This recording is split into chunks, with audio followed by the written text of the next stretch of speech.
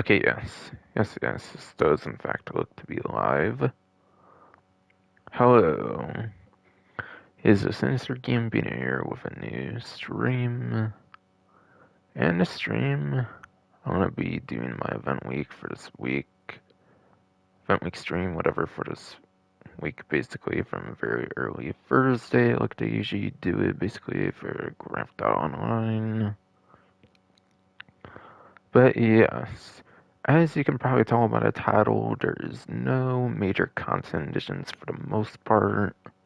It's pretty much just a clothing item, as I kind of put in the title, and that's pretty much it. And it's like the only thing that you could really call new content this time. Figured since there was new content at all, I would still go week 5 editions and whatnot. Since there'll probably be plenty of opportunities to put the like 2 times on like the different files when they don't have much interesting going on for your feed or anything anyways. Probably ought to do like brute force 2 times at some point in the future. Into the current DLC for title down the line. But yes. Fucking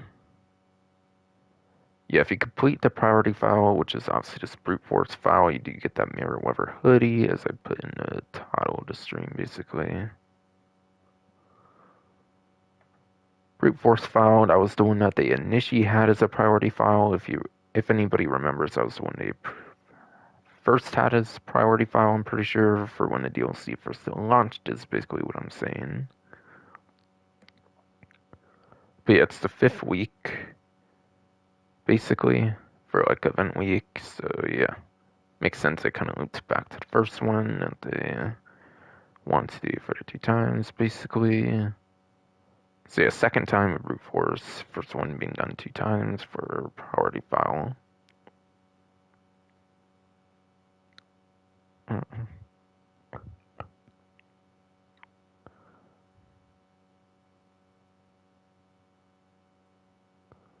And yeah, that's the one where you infiltrate for San Kudo, where you get to choose like the 4 different getaway vehicles, like the Crusader, the Mesa. Crusader is like the one in the image, I'm pretty sure. Yeah, the Merryweather Mesa, the Barracks, and like the Viter, Tier, whatever the hell. People say it's one of the slower and like not so great ones usually. It's not really my least favorite. I do actually kind of like that one. I'm kind of like, I feel like Black Box is kind of my least favorite personally. If I were to say, but I could kind of see why people don't like that one too much for the brute force. And for one of the mission challenges, you have to like destroy a few vehicles at the Skira, which does take some time to do basically. So I can kind of see why for something like that.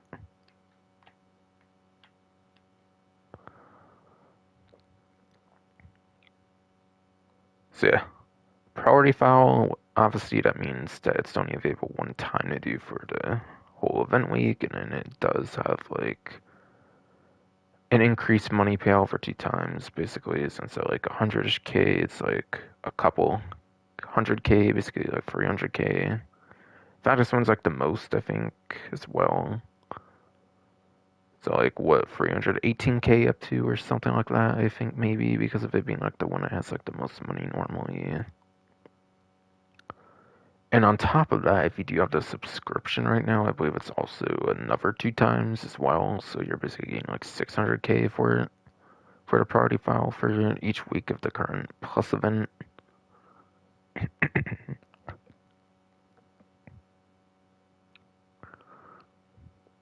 So if you are on the subscription, you will get like 600k instead. Not a big deal considering you can only do it like 1 time anyways, but oh well. Just letting people know, not that I support that subscription much anyways, but I never bought into it 1 week or anything, or like a month early.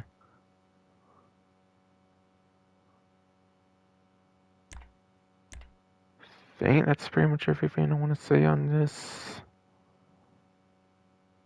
I may go over mission challenges and stuff for those not as aware of it, since I won't have to focus on like all of them like I did when I initially kind of went through them all, kind of. But I think mission challenges were like 2 times or something the last event, so I think I went over it like last event pretty much.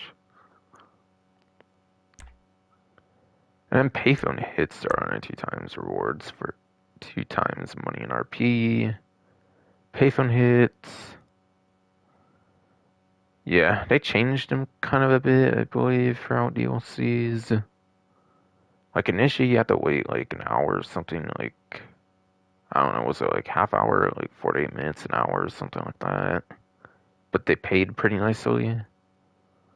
So 2 times should make it closer to the what was the good pay for it initially. And plus it's like what, like a 5-10 minute plus what, like 5-10 minute cooldown or something like that as well, like more recently. Sometime I think after the Drug Wars DLC, I forget if it was like Sandra's Mercenaries or Chop Shop, whatever one did the change where the cooldown got like reduced again to like 5-10 minutes, whatever. It's pretty nice that you can do them pretty quick. The main downside is you have to get the bonuses for the like assassinations, basically to pay for hits to get the good money out of them. But if you always fail the thing, for the most part, you can just like go into a new lobby, I'm pretty sure. Possibly, unless it's the one where you have the taxi or whatever. I forget if it's the taxi one or if it's some other one. There's a certain one where it just ends like after the task is failed or completed, I think, for whatever reason. Besides for that, if you fail one, you can just re-lobby, so you don't have to deal with the cooldown. Not that it's on cooldown anyways, even if you do fail. But yeah, one of the more unique career progressions, actually, one of the couple most unique career progressions of the Yuga custom that you can obtain in the 9th gen version requires like 100 with the assassination bonus. Very good time to be going for the tier 4 for the contract. It should be for that Yuga custom. Whatever weed van vehicle that you can't really get aside for the career progression.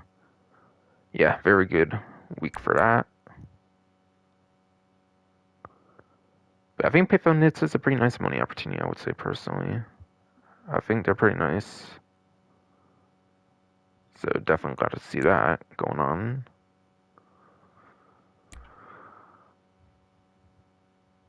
I don't quite know if I have anything else to say on that, quite honestly. I could say what the different types of them are if I even remember much, but bonuses change pretty constantly and stuff, so eh, if I have anything else to say about it, I'll probably say it in game. And then there is 2 times rewards for overtime rumble, apparently, or 2 times money RP for overtime rumble, which looks to be making a return for this particular week. Nowadays, though, keep in mind they do vault contents pretty constantly, like on a weekly basis instead of like a monthly basis, I think, nowadays. So if you want to play it as a game mode here, I would definitely suggest doing it this week, because it will probably be gone by next week. How the random races, the Rockstar created ones are already gone for the week, even to already checked, I'm pretty sure. So yeah, seriously, they do keep things only for like a single week, so yeah, I would definitely suggest playing that for the week if you need to for like tier 4, like adversary mode for some reason, for example. But yeah, tier 4 adversary mode, probably one of the more annoying tier 4s complete nowadays of how to go about vaulting contents. Worst they ever have before. But yeah. I forget if it's Rumble or Shootout, whatever one people prefer. I completely forget. There's a similar mode called Overtime Shootout as well. I feel Rumble came before Shootout. I feel it's whatever one came first would have been the one that people tend to like more, if I remember. But I cannot remember too much, and it's just mostly a mode of fun.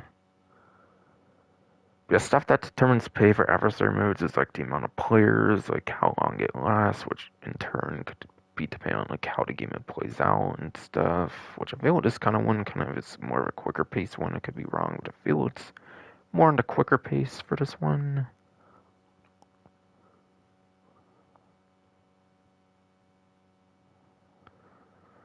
And then, yeah, fucking, I think I said rounds, like, how it plays out, and that kind of stuff. I mean, regardless, you don't really make more than like a couple 100,000 an hour, I would say, no matter what time it's on. And since it's on just 2 times, it might just be like 100K or something an hour, perhaps, around there. But yeah, 100K, like 200K-ish, something like that. Nothing crazy for a mode of fun for like an hour, definitely not. And then payphone hits, obviously, you can do in free mode, so obviously that's the more ideal one of these two to do, along with obviously brute force foul for the one time you can do that. So obviously these two are definitely much better options than that, regardless, for money making.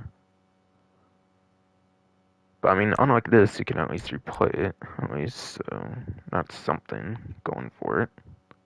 To where if you're dedicated enough, you can eventually make good, better money with this than that, technically speaking, because of it being one time for the week.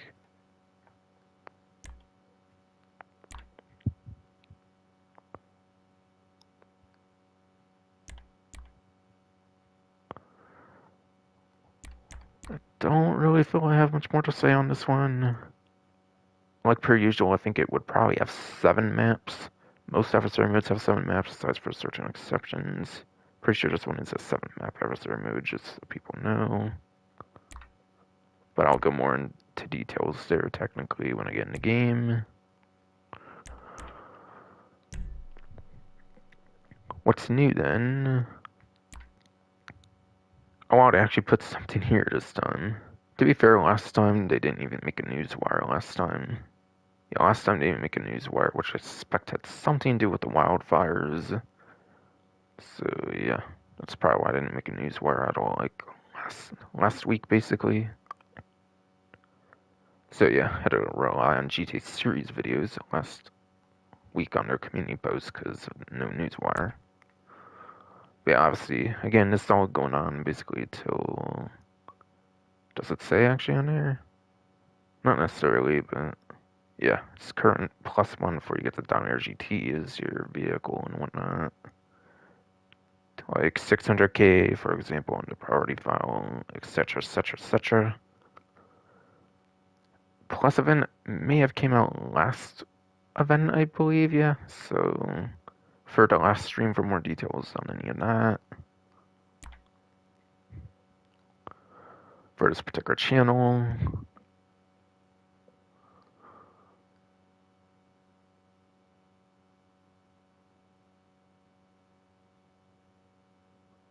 Okay, let's infiltrate, forcing Kudo into brute force file.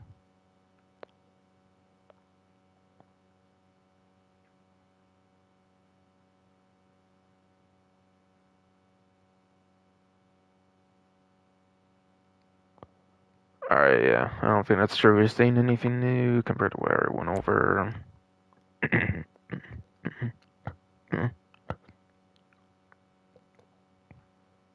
Wait, hold on. Hold on. Well, yeah, wait. My bad, I might have accidentally said the wrong stuff. Okay, for some reason, when I looked at the newswire, I read it as you had to do the brute force one. To be fair, with the F and like the B and stuff, I did kind of confuse it a little bit, so my bad there. You have to do the black box file, which is not priority to get the clothing item. So apologies for the mistake there. Yeah, I just saw like B, F and stuff, and I got confused. I guess is what happened there for me essentially. Which I guess, yes, is what happened there. Yes, fucking clogged up throat and shit. Come on.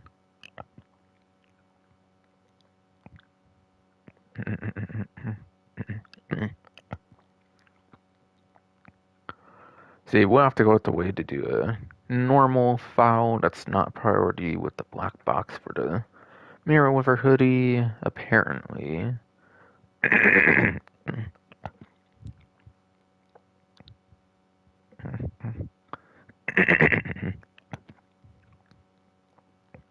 Ah, shit, sorry for being kind of a bitch.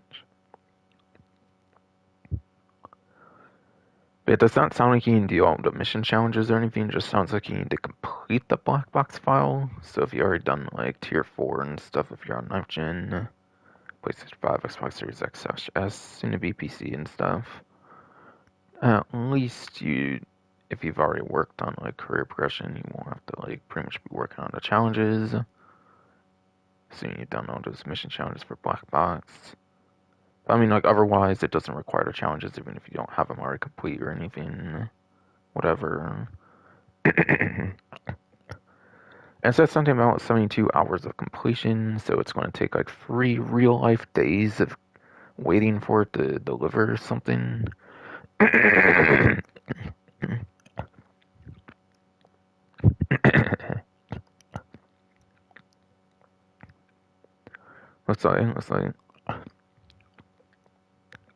Looks like, yes, fuck it, it's bro. Come on. Yeah, it looks like it'll take 3 real life days of completion or whatever after the fact, basically, to receive it, though. And then the rest is just your usual from there, it looks like. The rest of them does look just like the usual, though.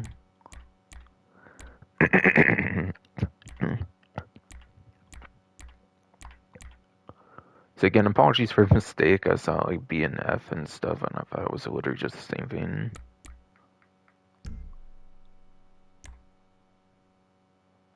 But yeah, you need to do black box, not brute force for clothing item, just to be clear. Just to be clear, yes, you need black box for the clothing item, brute force's priority file for the week. Okay, Felisa, Prison Break, Camino Labs, Raid, Series A, Pacific Standard, Doomsday, Time Casino Heist, Kyber Heist. Yeah, nothing going on with Heist, obviously.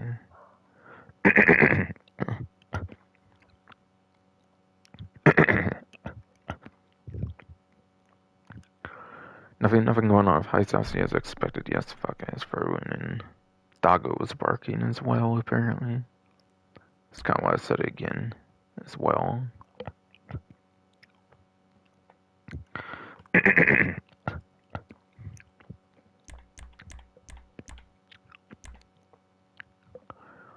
But yeah, heist money opportunities are mostly just for the heist challenge, I believe, nowadays. But yeah, as expected, nothing going on there.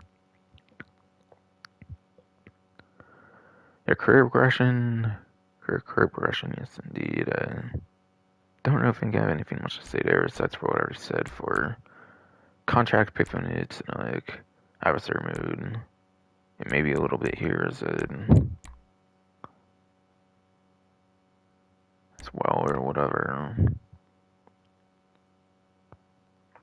And yeah, free mode. I do that through story mode invite only, so I can get right to invite only instead of having to go public then invite only, which is obviously dumb as fuck to do, pretty much. Though I think you need to do that if you don't own the story mode, obviously. But yeah, I do, thankfully, so obviously invite only first.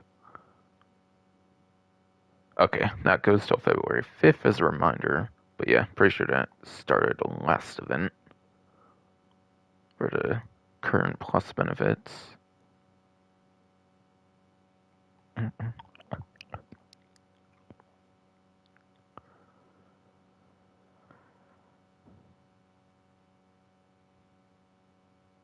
I don't think I needed to do anything else there, so into the invite only now. Into the invite only now, yes, indeed.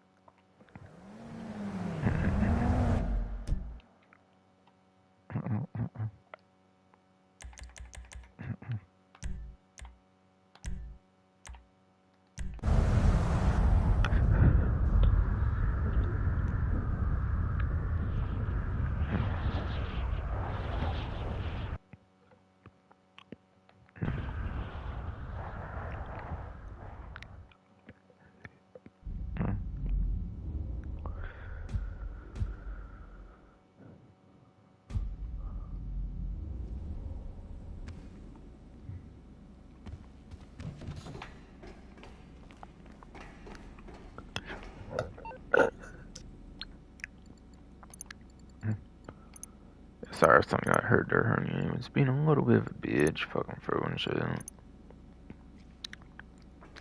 2,000 for good behavior, good sport, whatever the fuck all. For 18 million, for injury, 1,623 dollars.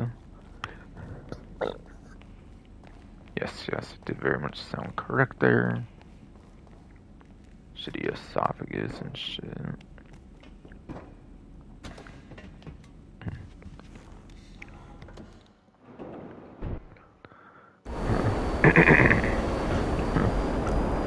Yes, yes, yes.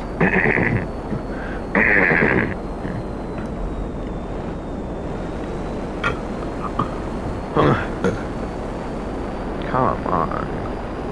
Seriously, bro, what do you let me fucking do this?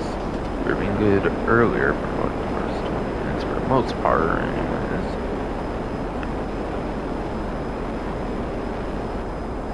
But right. Yeah, right now, for like the whole month or whatever, with the Strickler's initial release, they are revealing the gun ban location regardless of your Plus subscription status, so I can actually see the gun ban without owning a Plus subscription, which is nice.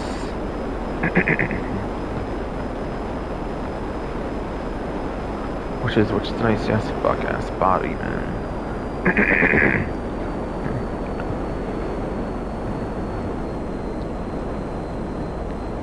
So I guess I'll show that first, I guess, before I even go over like the time trials and stuff, since I'm not the biggest fan of gun ban per se. Besides for obviously getting any like unique exclusive weapons over there, obviously. Like the Strickler that just came out must have been for everybody and not just for Plus.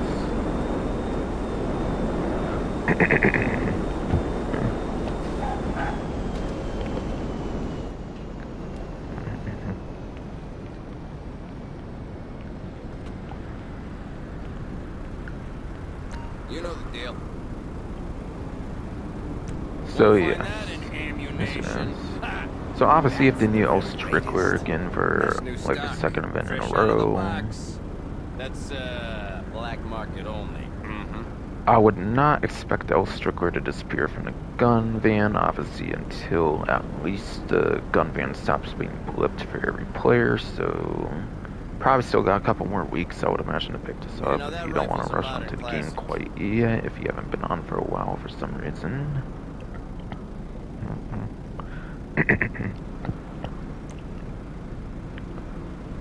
Oh, I was like, how the hell was this not locked? I thought it has a Mark II version, but yeah, it's not the special carbine, it's a service carbine, my bad. Trust me. Service carbine is another, like, assault rifle. And yeah, I went over the Strickler pretty in depth last stream, but yeah, it's a pretty unique weapon, and it's pretty new, so obviously you want to get the Strickler, I would say, if you're on the 9th gen version of the game and you have some good money to spend. Me, I got 18 million, which, yeah, even with 18 million, you probably might as well get that at that point. And if you have more than me, obviously, then definitely get it. Speaks for itself.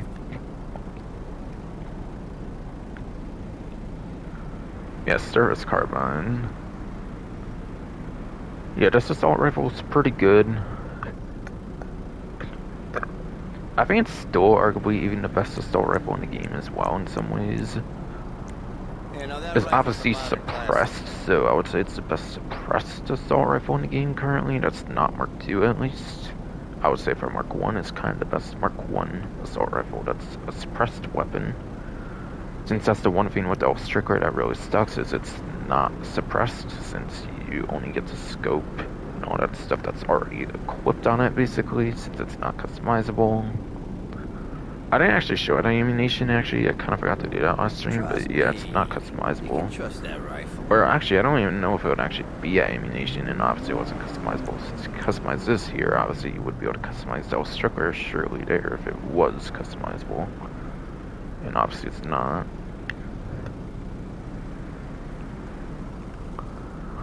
But yeah, in some ways it is arguably the best Mark I assault rifle, even still with the new Strickler, I would say. Combat shotgun is a pretty nice one, actually. Pretty faint with El Strickler being kind of themed off of like Juan Strickler, like El Strickler, the Caprico Heist character.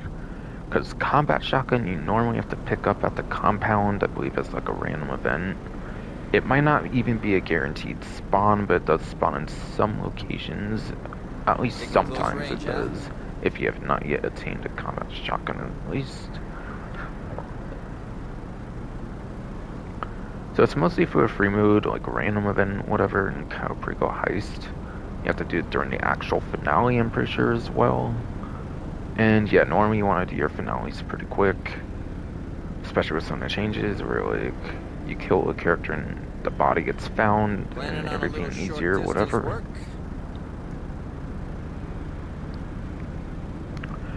Along with other general changes to Caprico Heist that weren't exactly the greatest or anything. So if you want to skip finding the combat shotgun like physically in the Caprico Heist in the compound, and I would highly suggest picking it up in the Every shotgun I gun got comes guaranteed. van Not currently. literally, but you know. Otherwise, it's a lot more of a pain in the ass to obtain the weapon if you do not get it with the gun van. Then yeah, you have to find it for like that random event, Caprico Heist, which I don't really find it necessarily be the most efficient moneymaker nowadays with the changes to it, especially for solo Taking play. close range, huh?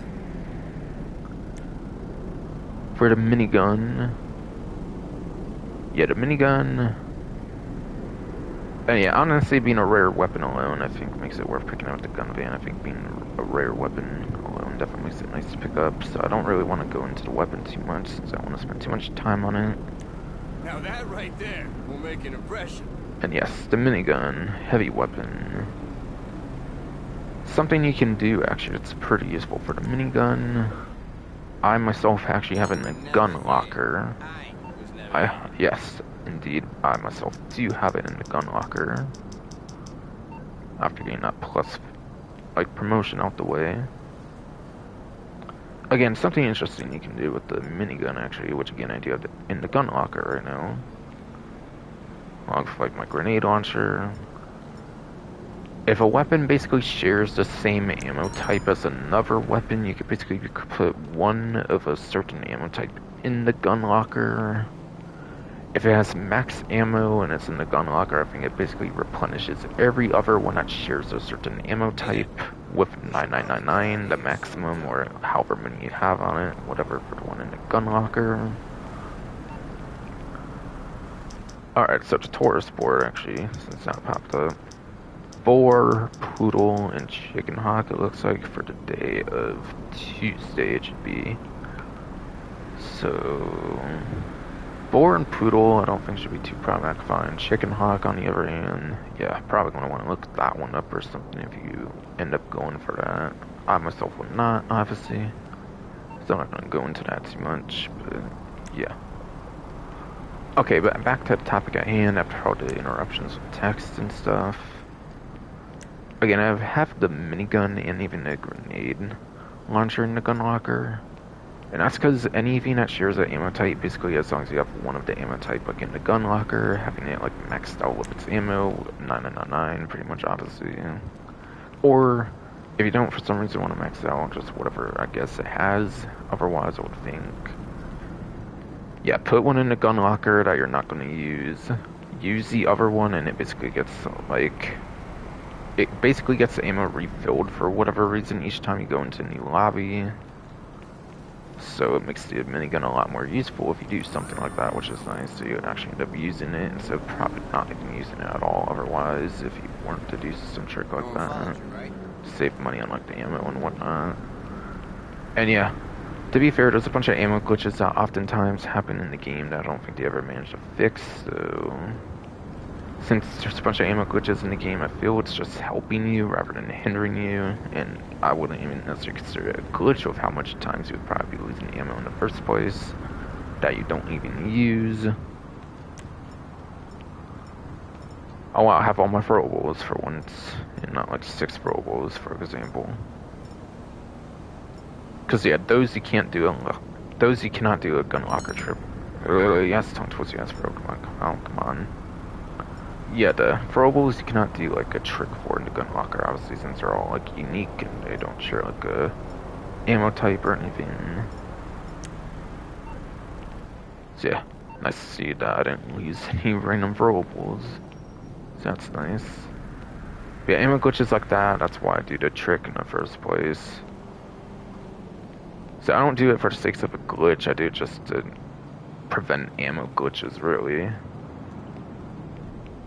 So that's why I do that, just so people know, for the ammo glitch thing. Is it the most ethical thing to do regardless? Probably not, but yeah. Fuck losing ammo constantly and having to pay for it and stuff when the game just randomly decides to take it. I'd rather go out the way to try and fix something with that and have a lot more use for my weapons in the first place. So hopefully I explained that all pretty good.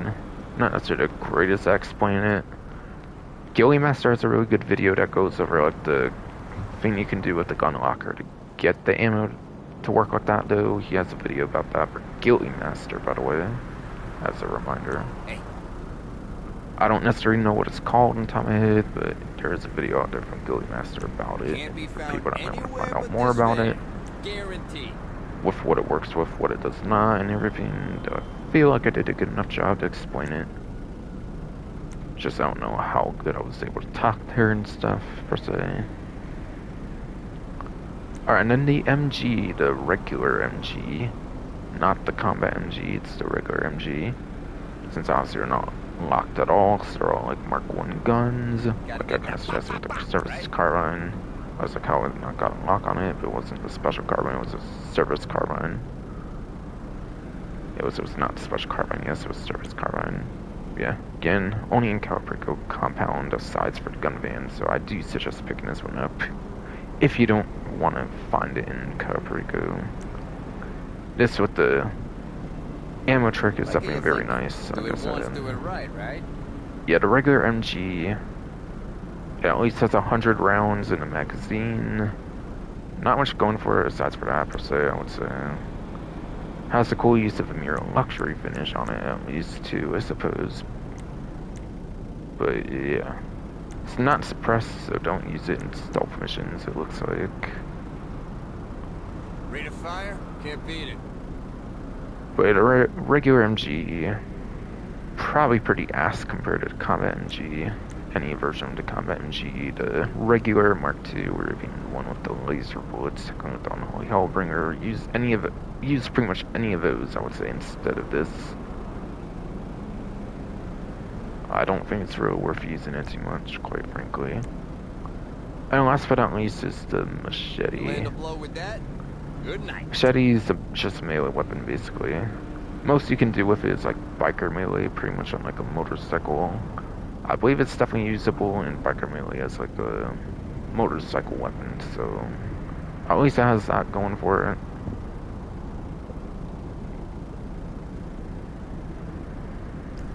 I do business with some Merryweather guys too. They're assholes. Honestly, I think all of them are pretty nice size for the last two, for the most part. The MG and the machete are probably the least useful ones of those two. Throwables. Pipe Bomb, which is from the Bikers DLC, pretty iconic throwable that was in the Grand Theft Auto 4, the Lost and Damned DLC, that obviously returned in the Bikers DLC because of that. It's kind of like a cross of a grenade and sticky bomb, I feel. It does also have a huge advantage. As far as I've heard, I've not tested it, but as far as I've heard from like a comment in like a comment section, apparently it cannot get shot in your hand like a sticky bomb can. In a good way. So that huge disadvantage, that huge disadvantage of a sticky bomb where it can get shot out of your hand, I don't apparently believe that applies to the pipe bomb, which is nice. So it could be one of the better explosive throwables if you're trying not to get it shot in your hand, which can happen, which is unfortunate, but like, yeah. I guess that's have a downside somehow for the stick bomb. But yeah. I'm not really too sure honestly how to describe this per se, like how it works. I don't use them that much to know per se, but yeah. Again, at least that has a nice advantage of apparently not getting shot in your hand, unlike the sticky bomb. Sticky bomb is nice, by the way, since you could use it on like the armored trucks, like the security vans, basically. So at least you can do the like random like free mode event with the like armored truck security vans. Yes, I know it's not as good as back in 7th gen version of the game where the armored trucks could spawn like crazy, I think at times and stuff over like glitchiness or something. Primers included. But regardless, having a kind of exclusive moneymaker with the sticky bomb with the armored truck security vans is definitely always kind of nice.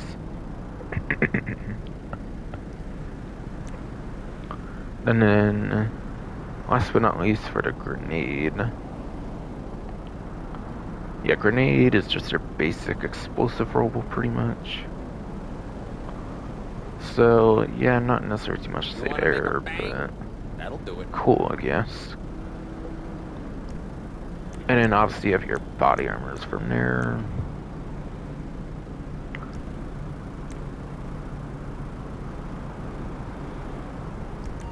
But yeah, I try to say something positive all the time about weapons, but yeah, sorry if I disappoint people with the MG, but nothing really necessarily came to mind on the MG, per se.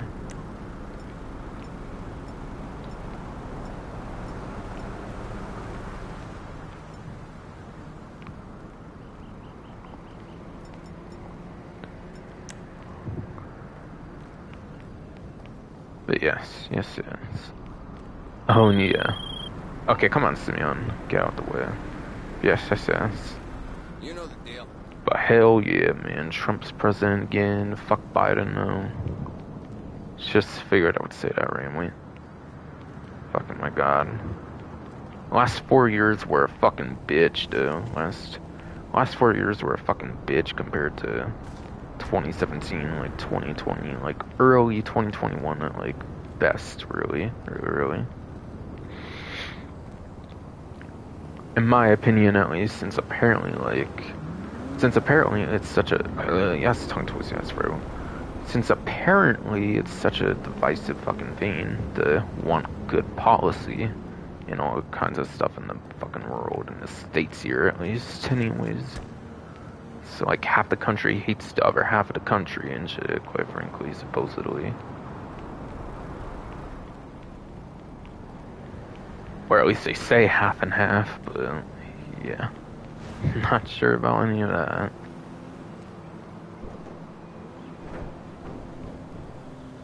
I don't know, man. This world fucking weird as shit, man. Yeah. My opinion, this world's gonna be in a better place for the next few years, hopefully. At least here in the States.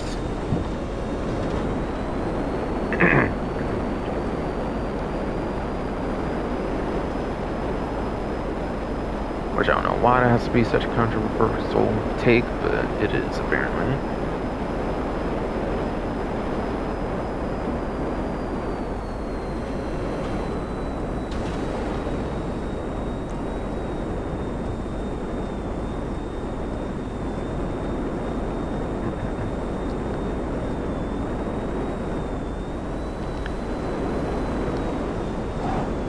Oh, and also, Rockstar has released a new patch today, actually on the 21st of January, on Tuesday here, in fact. Only a couple hours after I start streaming here.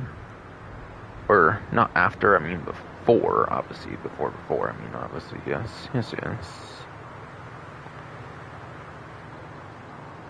Oh yeah, let me refresh my desktop version of YouTube Studio, yeah. I figured the stream was going fine, obviously, but just to be sure. Basically.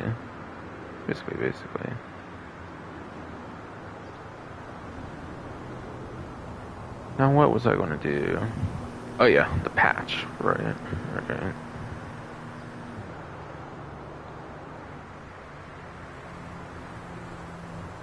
So yeah, on January 21st, 2025, it looks to just be for the 9th gen version of the game, so for PlayStation 5, Xbox Series X/S. It looks like only 9th gen consoles got the update. It looks like not 8th gen or PC for whatever reason.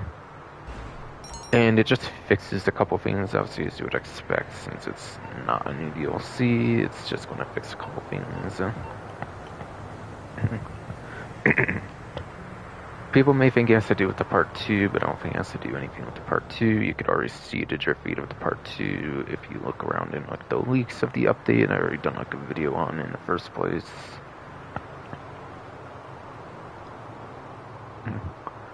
But all three of the changes have to do with game stability and performance, or at least the three that they tell people about anyways. I don't necessarily think there'd be anything hidden in this update or anything per se, for the small like bug fix, like stability performance update, whatever. Yeah, January 21st, 2025, PS5 slash Xbox Series X slash S. Alright, cargo shipments, or whatever, but yes, just S again. Again, is like getting interrupted by fucking Tony. 240k as well, actually, gonna say, but yes, again. January 21st, 2025, PS5 slash Xbox Series X slash S, whatever the fuck all.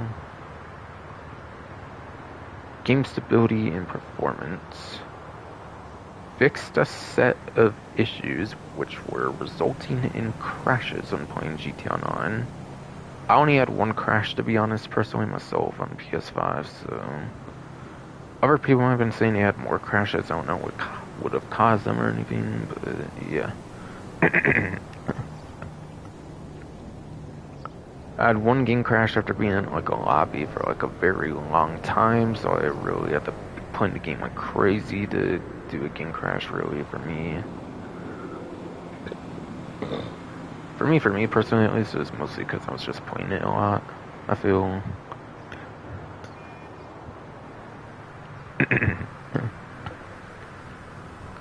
But regardless, the game should be more stable now, as of the January 21st update, which is nice.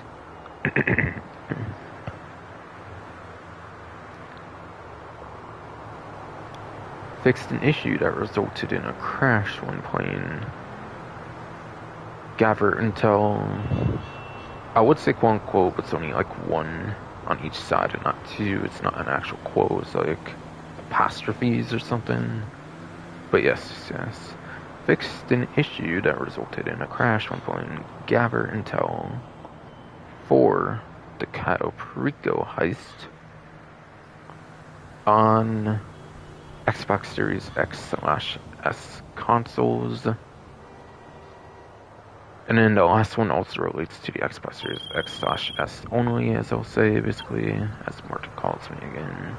Yes, the last of the few, like, bullet points relates just to Xbox Series X slash S, and actually impacted the single player of all modes, apparently.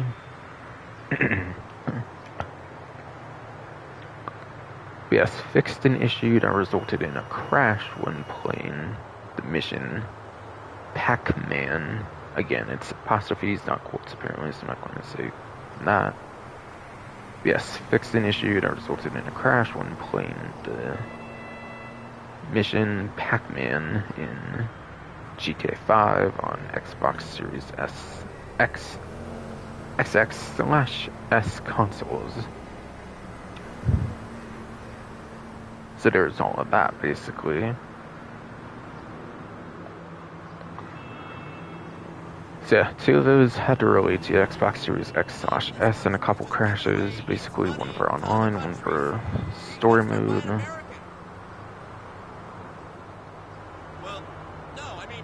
And then yeah, the other one was just in general when it comes to crashing for both of the next-gen consoles.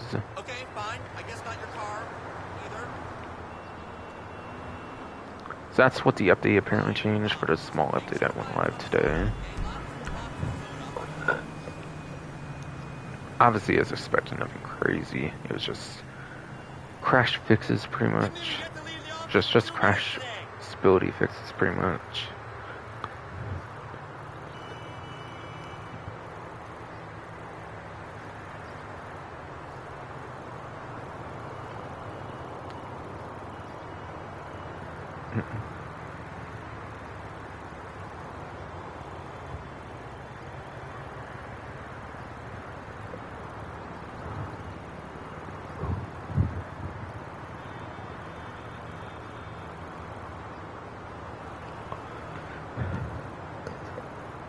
Oh, there it is. Okay.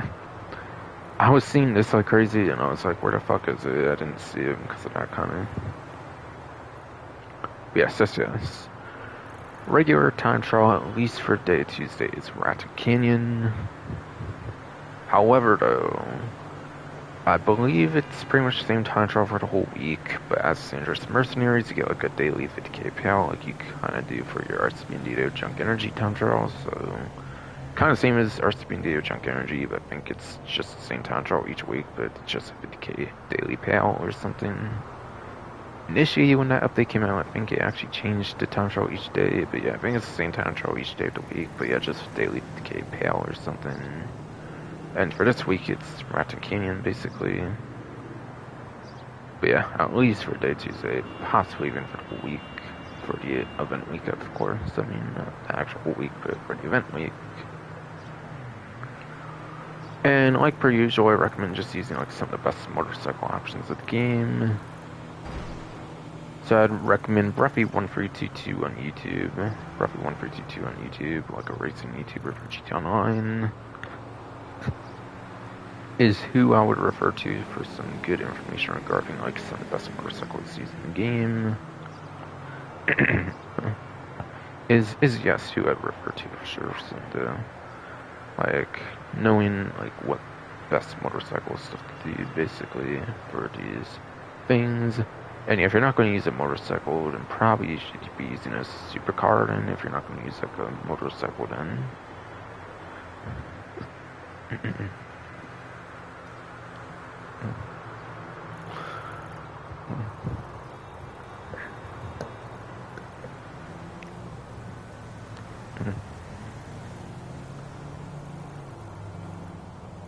and then yes. RC Ditto time trial, except for day Tuesday here, it's construction site 2. I personally do have a video guide on like the construction site 1, which could probably kind of apply to construction site 2. Otherwise, I think I did cover the initial 10 RC Ditto time trials, like all of them, like my video guides when I was doing like video guides initially when like the 9th gen version first came out, when they were actually doing like a lot of the details on the like what's it called, what's new section essentially. I'm pretty sure I went through obviously earlier in this stream, so refer to all that there.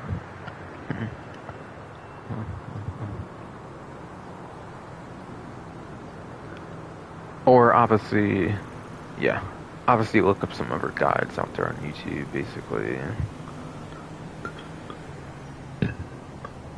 Obviously, yes, I would say look into this kind of guides somewhere else on YouTube, for the most part as well, even if you want.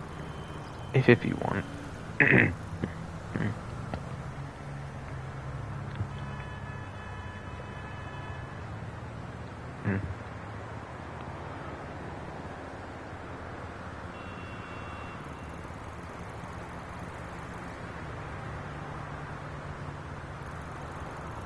Yes.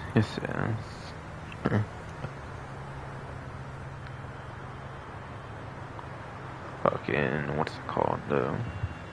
But yeah, you can only use one vehicle as the name means just for RCB Ditto time trial. You cannot even use something like an Invading Persuade tank. You're pretty much stuck with the RCB Ditto, obviously, as that name suggests. So yeah, you gotta mostly just learn the turns and corners, which yeah, just look up some video guide or just learn yourself basically, which I would prefer just doing the latter. I usually say that one first, by the way. Yeah, fucking just respawn with like triangle Y on Xbox or a key on PC basically until you get the turns and corners. Or if you don't want to do it manually, like I kind of suggested, just look up a video guide out there on YouTube. If for some reason you're struggling on the time trial, or the RCB Ditto time trial, that is.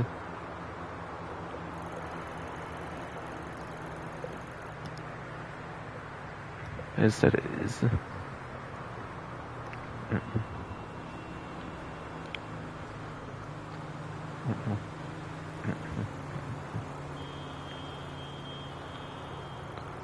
Looks like the HSW time trial for the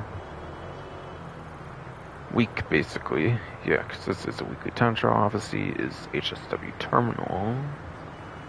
This one goes over from there over to here.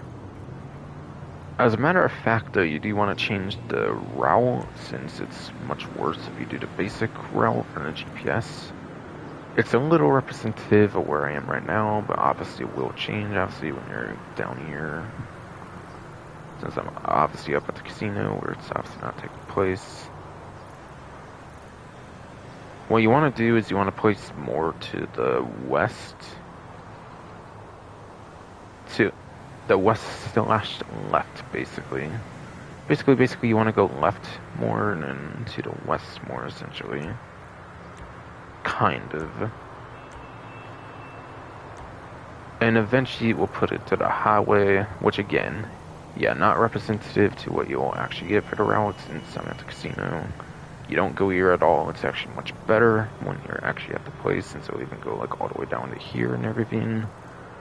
So then you're maximizing on your top speed, which is pretty much what the HSW mostly prioritizes in them, as far as I understand. As far as I understand, HSW mostly prioritizes that top speed, so obviously it's a really good route when you change it that way. When you're at the docks and everything, so you're maximizing on the highway, like top speed, which is apparently what the HSW mostly prioritizes in.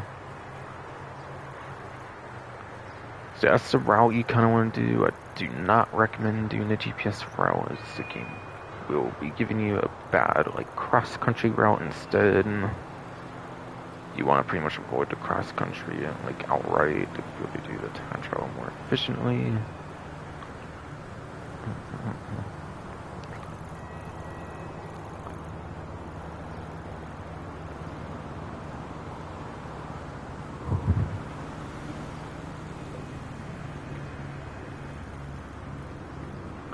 No. Yeah, as for vehicles, yeah,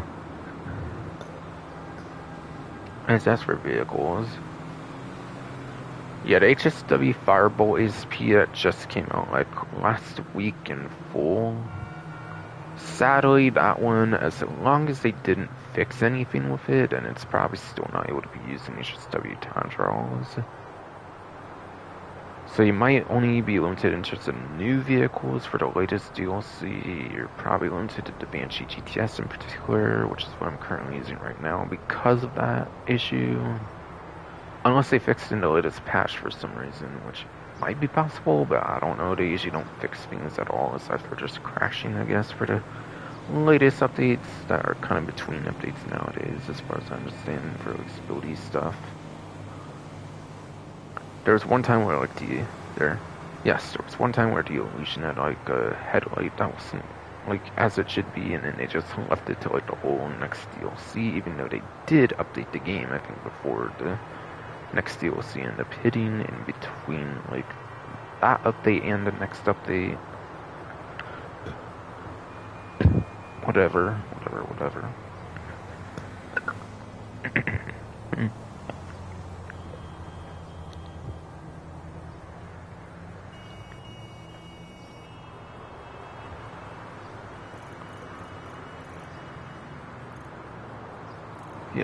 Yes.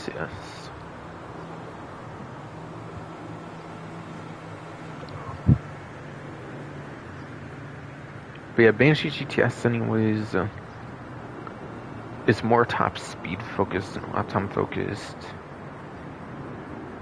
Has the best top speed of any sports car in the game. It's even got better top speed in every single helicopter in the game, as far as I've heard as well, which is pretty nuts. Which is pretty nuts. It's actually got the best top speed compared to any helicopter in the game as well. Only 13 planes in the game, apparently, according to Rugby 1322, even beat the Banshee GTS, I'm pretty sure. Only 13 planes, yes, indeed, do beat the Banshee GTS, as far as I remember. Hearing about Rugby 1322, yes.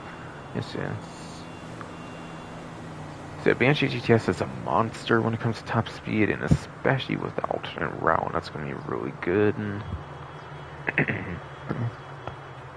Otherwise, if you somehow can use HSW variable ASP now with the latest update that they kind of pushed on Tuesday, your fucking Tuesday, January 21st here, obviously, I mean. Then if they fix the variable ASP, then it's also a good top speed option over lap time. And that's off-road class, so there's only one other one, and it's Monstrosity, which is actually a better one for lap time. Not as good for top speed for the Monstrosity, which is the other off-road class, HSW.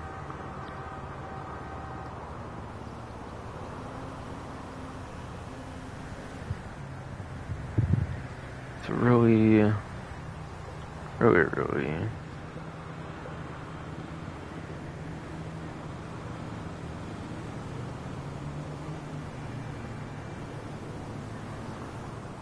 fucking yeah, both of them pretty much fill the same role for the newest ones that got released in each Sabotage DLC, just different depending on like the class, basically. Whereas obviously Fireball ASP is not going to be anywhere near as crazy top speed as like the Banshee GTS, no doubt.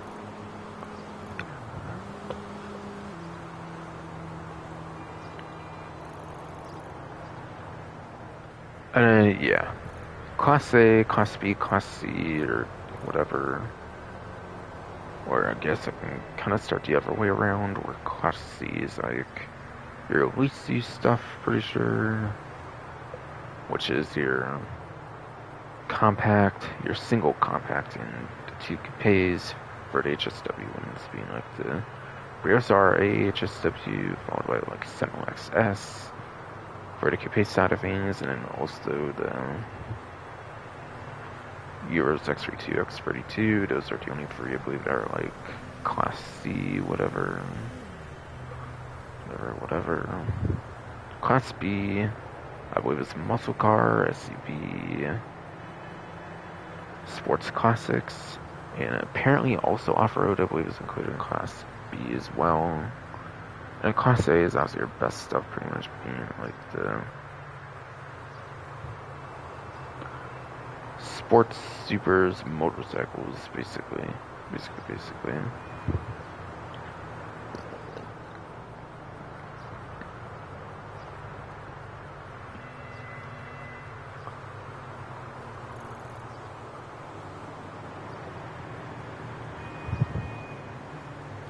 Yes.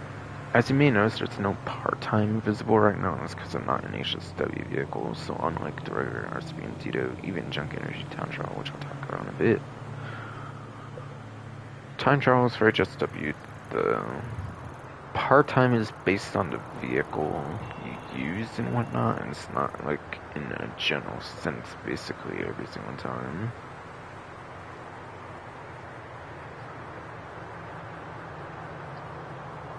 Basically, it's our ass body, yes it is.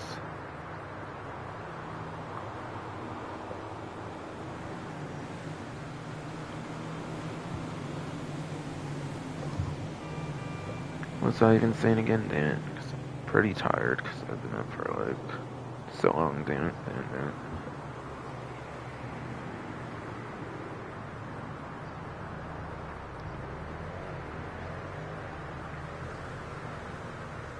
But yeah, part-time obviously depend on like the vehicle instead of like just the time trial in general. Having a set part-times, and it's not like a regular RC and Junk Energy where there's a set time, or like in a general sense. Because of your limited, because of obviously your like limited vehicle choice, probably you're like too much vehicle choice like in regular time trial or whatever.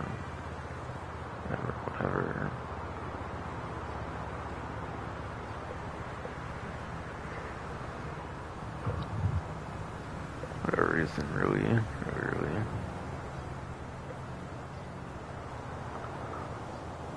But I don't know. I think I pretty much went through just about anything I could think of, and even if I did not, yes, indeed, I am very much tired right now, dude. Yeah.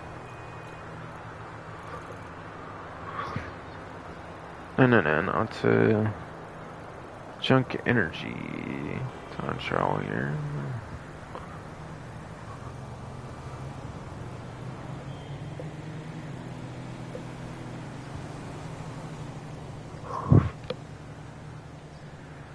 Current body damage delayed in yes. Looks like it is Quartz Center for the junk energy time trial right now. Yes. Yes,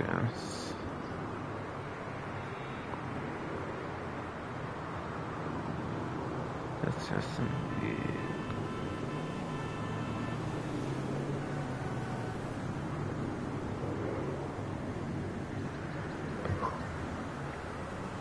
Yes, goddamn fucking indeed. Tired bodied in. Up.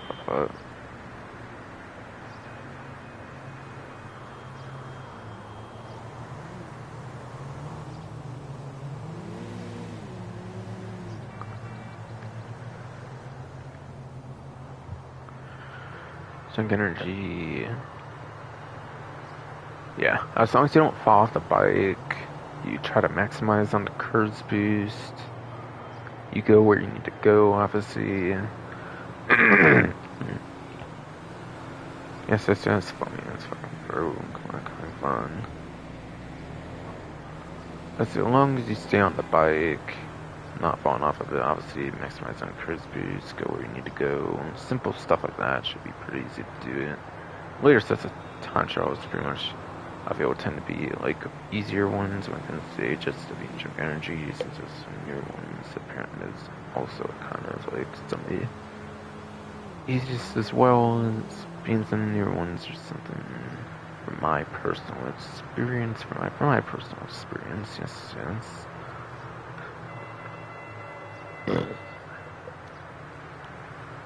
Yes.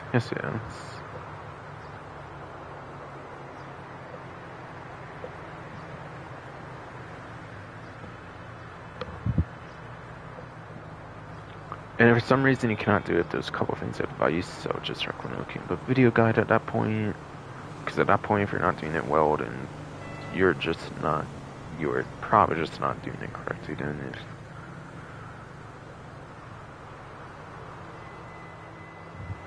if yes, fucking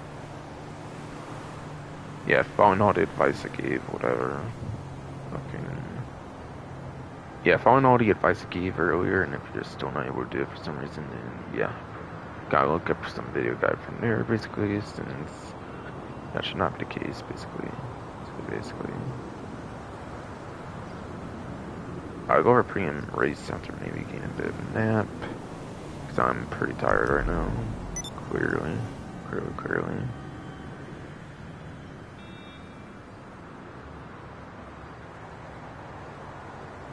I'm gonna pause my stream, I think, as well, as people know that I'm idle, basically.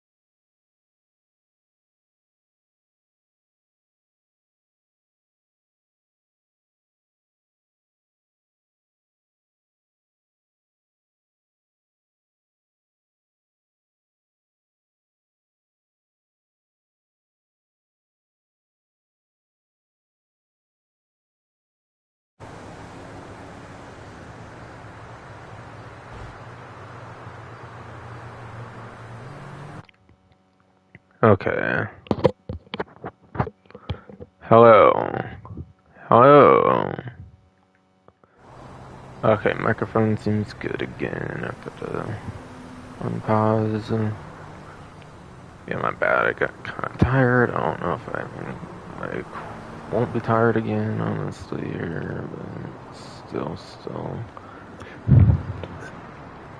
Honestly, I've been up almost 20 hours of things. So I guess I'm getting kind of tired. But again, as a reminder, junk energy. As long as you don't fall off the bicycle, try to maximize on the curves boost, go where you need to go. Should have no problems beating that or any of them. I would say for any junk energy time trial that I've done anyways. If for some reason you still struggle, I'd just look up some video guide or something from there. And then onto the Priam race for the week. It is for the supercar class. Supercar class, there's a few different HSW options. If you are on the 9th generation version of the game, PlayStation 5, Xbox Series X/S, soon to be PC. You have the Weaponized Ignis, which is basically the best one for lap time, of the few of them being the #1 lap time for HSW and non-HSW, so best supercar for lap time, basically, in the game for the HSW Weaponized Ignis. And it's like 3rd place for top speed, pretty sure. Again, I think that's in general, so between HSW and non-HSW, it's for best for top speed, apparently, for the class. Then you have the Cyclone 2 HSW, which is basically the electric car HSW vehicle, so that one's like 2nd place lap time, so it's a bit behind, I believe, the Weaponized Ignis for lap time. Shouldn't be anything too crazy behind for lap time, though. The one thing it's not going to be good at for the Cyclone 2 being electric is going to be the actual top speed, since electric vehicles have acceleration, which is how quick they get to top speed, but the actual top speed itself, because of that, the actual top speed itself, yes, because of that, will kind of suffer, basically, or will pretty much suffer. So yeah, just know you're trading, like, a very, like, good top speed. You're basically trading off, like, acceleration for top speed or something, so your top speed's basically not going to be able to be as good. Which I believe gives it the worst top speed of any of the HSW vehicles, but still I believe it's 4th place in a general sense for HSW or not, but it's still 4th place for top speed, regardless. For the whole entire class of like 60-ish supercars, it's pretty good, which is way better than the average electric vehicle, which also makes sense being HSW. And then they did add the Devastate 8 HSW eventually through like the drip beat of like the initial release of 9th gen version or something. Devastate 8 is more of a top speed focus compared to the first two. And it gets, yeah, I do believe it's 3rd place for lap time. I do believe it's 3rd place lap time behind the other 2 HSW ones, so it's 3rd place lap time in the whole entire class, whether it be including HSW or not. For HSW version Devastate, top speed is basically number 2, actually, not 1 but 2. It is the 2nd place for top speed, only being behind 1 HSW option. So HSW included or not, everything is basically 2nd best for top speed for the HSW version of Devastate.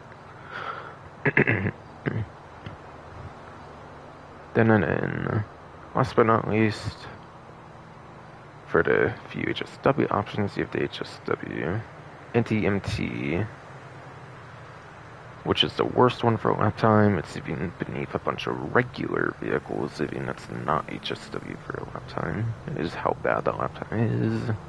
It's like 20-something-ish place, like 24th place or something like that for lap time, which is not good for HSW at all for lap time.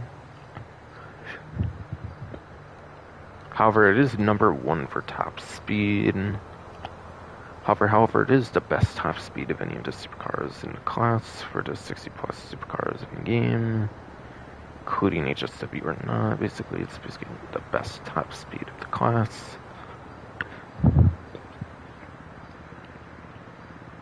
Though I wouldn't really say that matters too much, quite frankly, since lap time tends to be a lot more important on most circumstances. Top speed's a lot more niche, as I'll go into a bit later on here.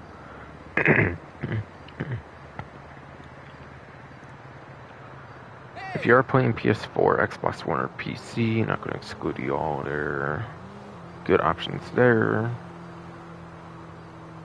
I believe the Progen Emirates is the best for a lap time if you're playing an 8th gen console or currently PC before the 9th gen version of the game comes sometime early this year, supposedly, according to Rockstar themselves in their Agents Sabotage DLC newswire, like leading up to the DLC before the DLC before the DLC name was even provided in the first place.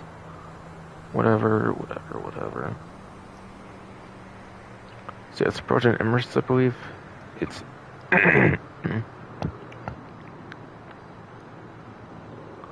for PS4, Xbox One, and at the current moment PC, I believe it's the fucking Progen Emirates is the best for lap time for those platforms.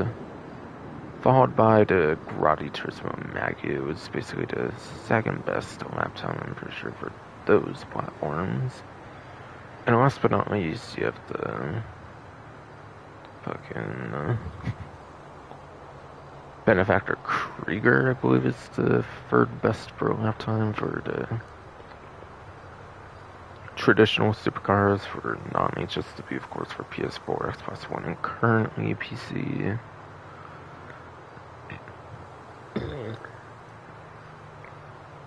And then for top speed options, I believe it then goes to Torero XO for 8th gen, PS4, Xbox One, soon to be PC. I mean, not soon to be, but currently PC. But yes, currently PC, yes, goddamn fucking indeed.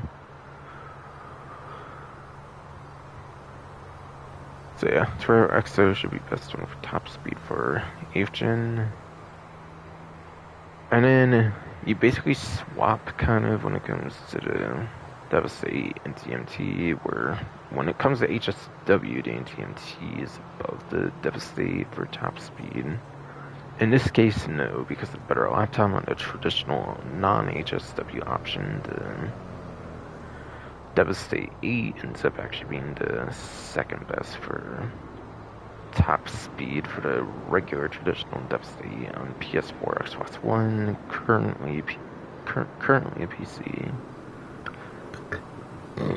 And then you have the non-HSW version, obviously, of the NTMT, which is going to be your third best option, basically, for the top speed for the supercar class,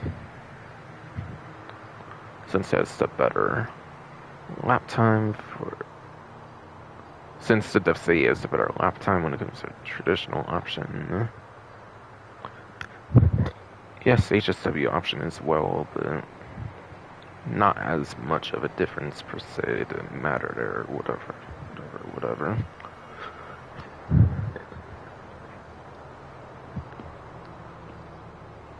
That's vehicle advice regardless of platform, basically.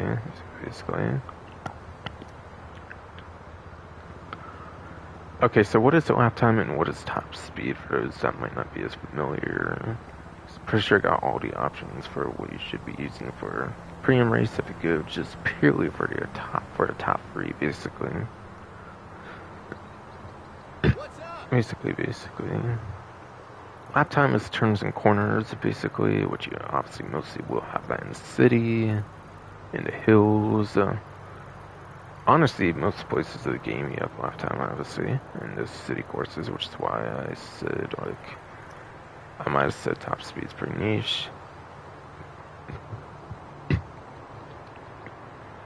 But if not, then that's fine, because, yes.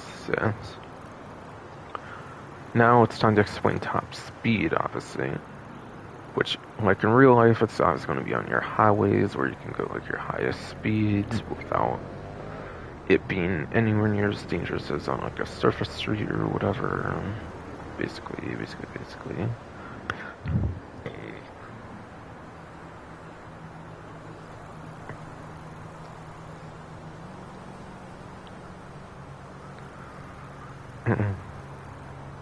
The airport runways as well are good top speed areas, whether it be the actual airport or if it's in Kudo or even the airstrips like Sandy Shores and to minor extent Grapeseed for the basic map, I would say, for your good top speed areas. So yeah, with how niche those areas kind of are, you would probably see from there why lap time tends to be a lot better.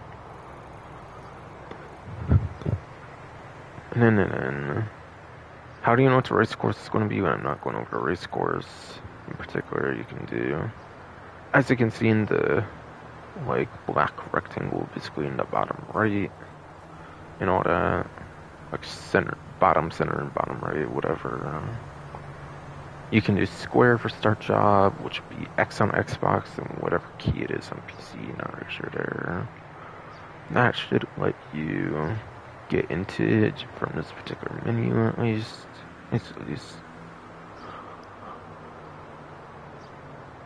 And yeah, yes. That will take you into a lobby screen as well, and when you get into the actual lobby screen, I believe if you do square X on Xbox or key is whatever key on PC is as well, then you should be able to see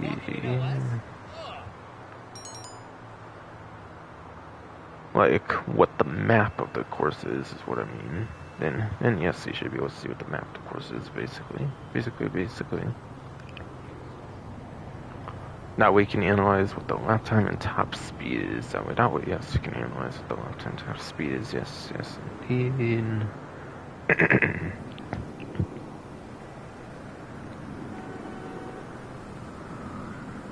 So I'll make sure on Breath 132's vehicle spreadsheet, that sounds like I got all the vehicle options correct. That was going through basically.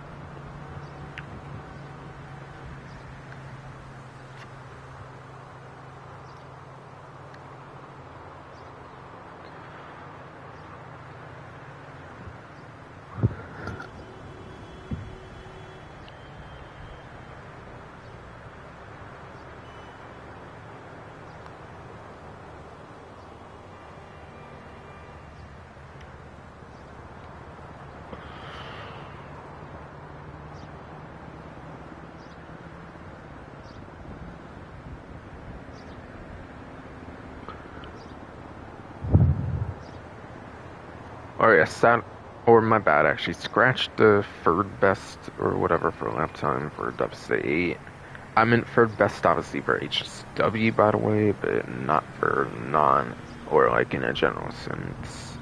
But still, when it comes to knife gen, you should be just using HSW stuff pretty much anyways, surely, so doesn't really change anything regardless there.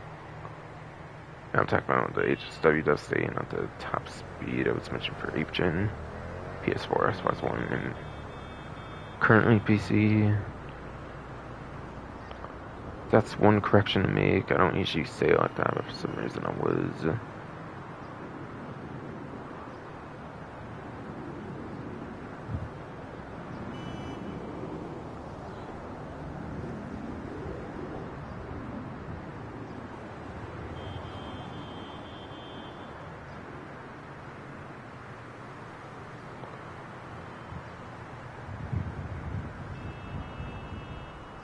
And yes, it did look like it, in fact, it did get everything else correct. It was just kind of a little bit of a slip on it.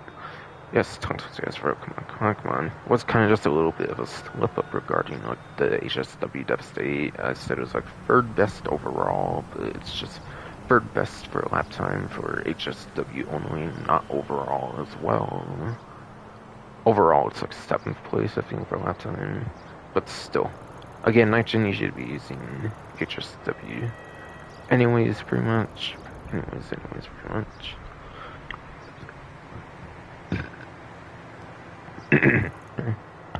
Yes, as a reminder, in the black rectangle, obviously, from like the bottom center, like bottom right, square, X on Xbox, where key and PC should start job. Doing the same thing basically for each platform should then let you see the map of the race when you get to the actual lobby screen. And also when you choose your vehicle as well. Also actually when you choose your vehicle as well, by the way, which I don't think I mentioned this stream just yet. Yes, indeed. Okay, finally time for the casino. Counterfeit cash, it looks like. Okay, yes indeed. What can I do, man? Man, you gonna get your money.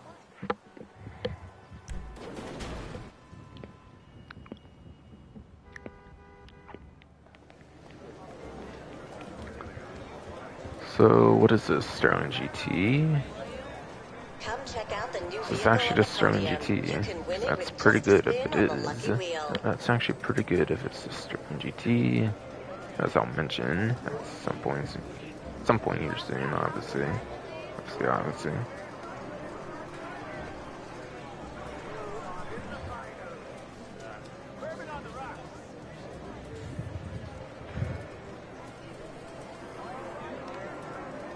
Alright, yes, it is in fact the Sterling Become the GT. center of attention and play our hot table games, such as Really good blackjack, vehicle there, three-card at least poker, on and certain roulette. platforms, at least on certain platforms it is.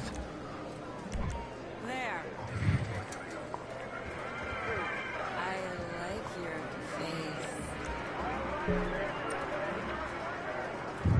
Yes, got the 1000, like, chip visitor bonus, obviously, for one time for the week, whatever, along with this wheel spin, that's basically like the one time and do that at all for the week. I almost got another mystery upgrade in a row, it seems. Red Mist XI Dark, 11 Dark, basically, for the Roman numeral, for the Roman numeral. To give a recap, whatever, like I usually say for clothing, any clothing in the traditional clothing store from like 2019, 2020 for the most part, like before I already have collected back when Cowboy Heist was like really good.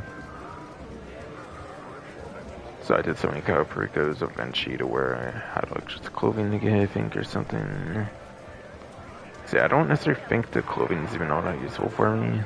Like, I think any of it would already be collected. And because I don't think it adds anything new to the pool for clothing, like, past the Diamond Casino Resort update, when they first introduced the wheel, so...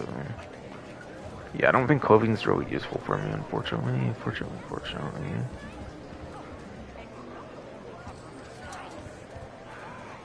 You're probably right.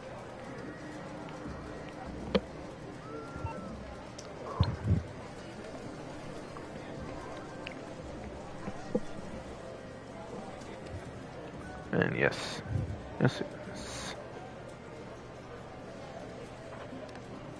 Sterling GT was actually recently added back to the vehicle website, actually, which is cool.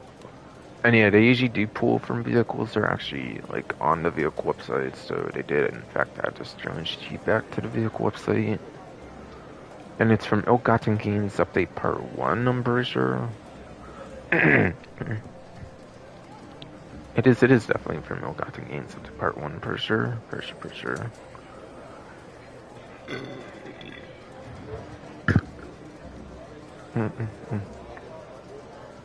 Yes, yes, yes, indeed. So after being gone from like the website for like around a year and a half, it finally did make its triumphant return in the latest Agents of Sabotage DLC. It used to be the only vehicle that had HSW upgrade that was vaulted. Well, Sandra's Mercenaries, Chop Shop, and Bound Bounties, but now with Agents of Sabotage, it's back. But now, now with Agents of Sabotage, it is in fact back. And the reason being is it got added with a lock-on jammer as the latest update as well. So.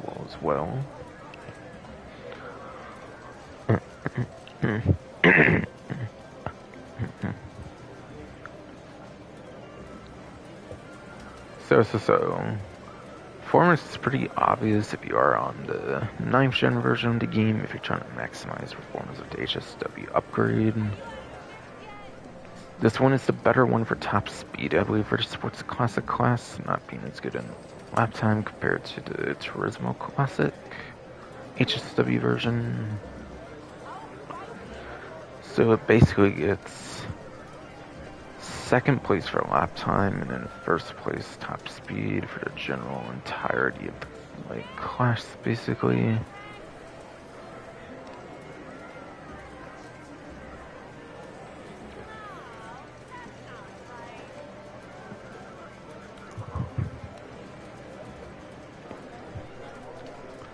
Yes. It is in fact second place lap time, first place top speed, by the way. So on average, it is going to be better to go for the, what's it called?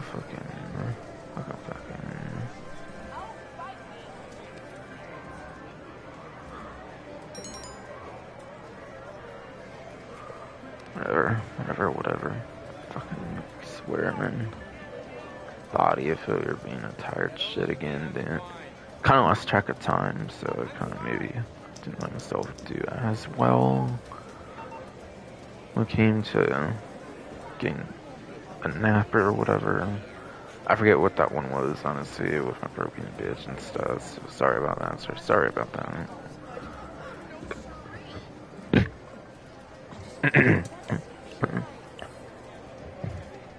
Yes.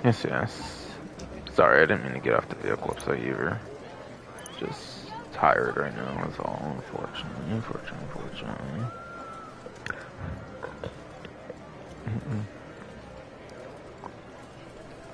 Yes. Sterling GT. Sterling GT.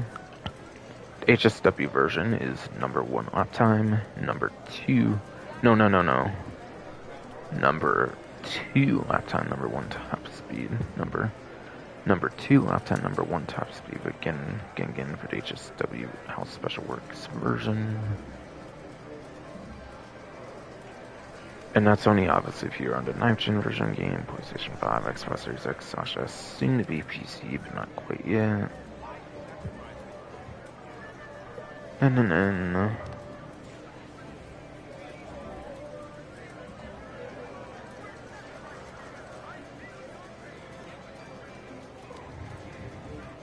yeah.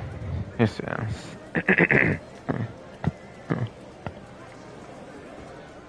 Bucket ass pro, come on. Bought flame and shit. But yeah, the vehicle costs $975,000. I think they added livery support later on, I want to say, as well, with the Criminal Enterprises DLC, I think it would have been, where they added like a livery support and the HSW upgrade and everything.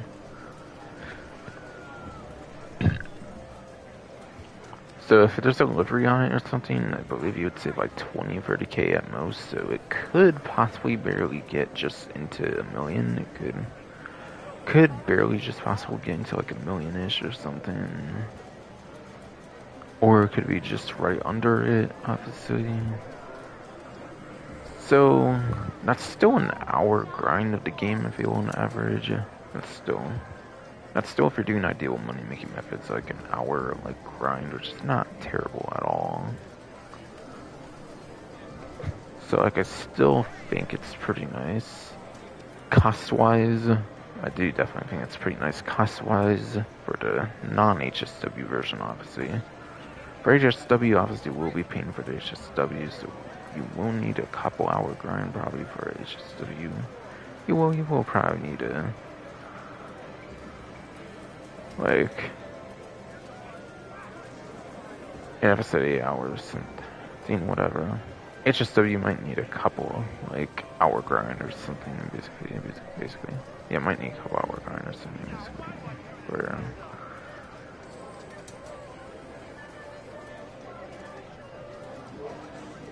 what's it called? Oh yeah, couple hour grind if you do the HSW version. Couple hour grind if you get the HSW version, obviously with all the crazy speed upgrades at least. Bad. But yeah, that's what I meant to all say, pretty sure. That's tired of shit. And then I'll go over performance for the 8th gen version currently as well. There is, by the way, one sports classic that needs to be released, so it would only change by like one placement, I'm pretty sure, if anything, so just keep that in mind if for whenever the one sports classic does get its release finally.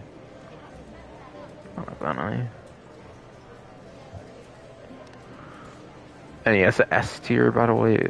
It's an S tier, by the way, being HSW. But the HSW version, it's obviously an S tier HSW vehicle. And then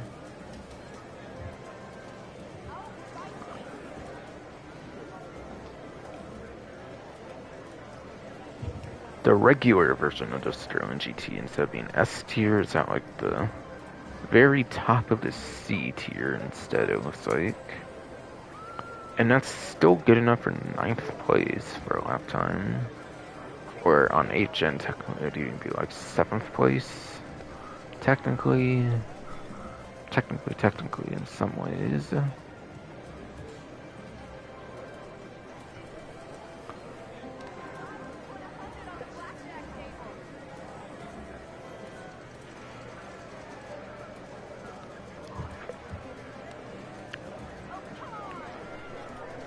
Yes. Top of C tier for the non-HSW version.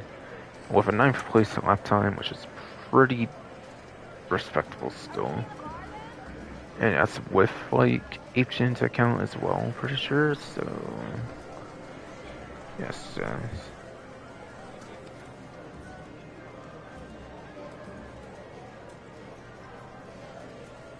Whatever. I'm so tired again already. Jeez. Yes. Regular version is in the top of C tier. Again. For 8th gen, currently PC, for the non-HSW version. Giving it 9th place lap time. That's technically with HSW into account. Without HSW into account, it's even like 7th place. Which is definitely really good. Which is definitely real good for, like, lap time, whatever.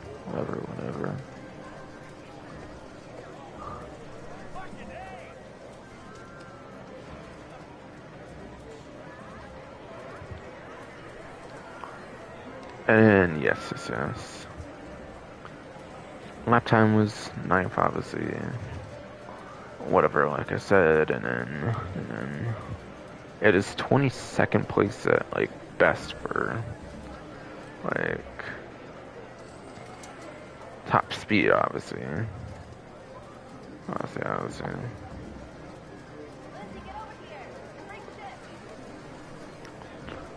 So yeah, nothing crazy on the top speed in terms of the regular version. Regular version is definitely not as good for top speed.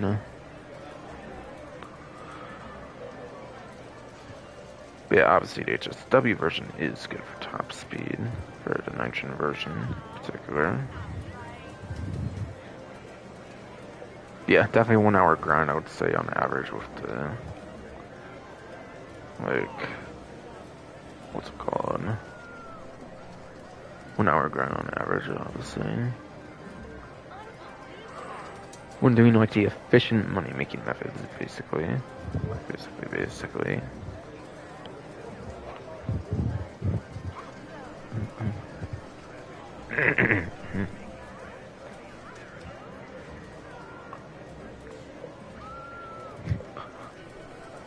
But yeah, 22nd place, whatever, by the way, that is actually a little, just barely above average for the class.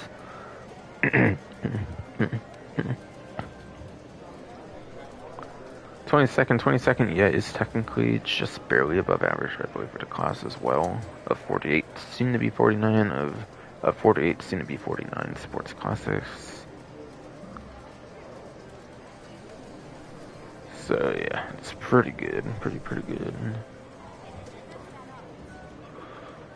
For the civilian version in 8th gen. So we're not exactly the greatest. Sterling GT is pretty good for 8th gen and currently PC as well. Well.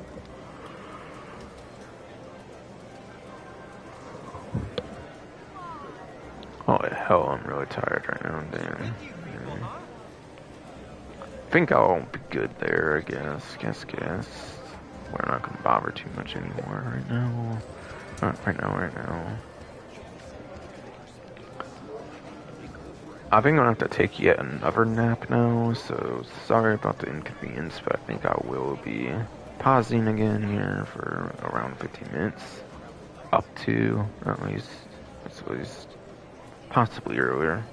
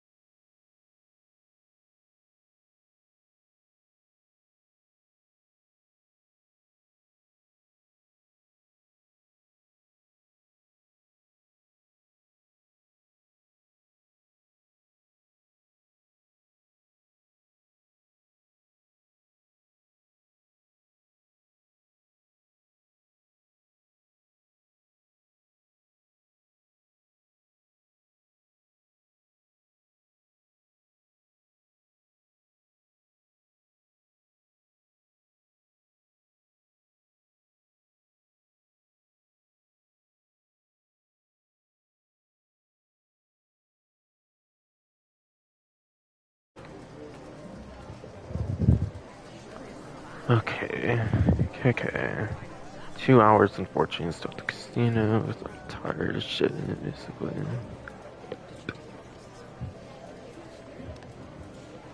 Like, test again here. Hello. Hello.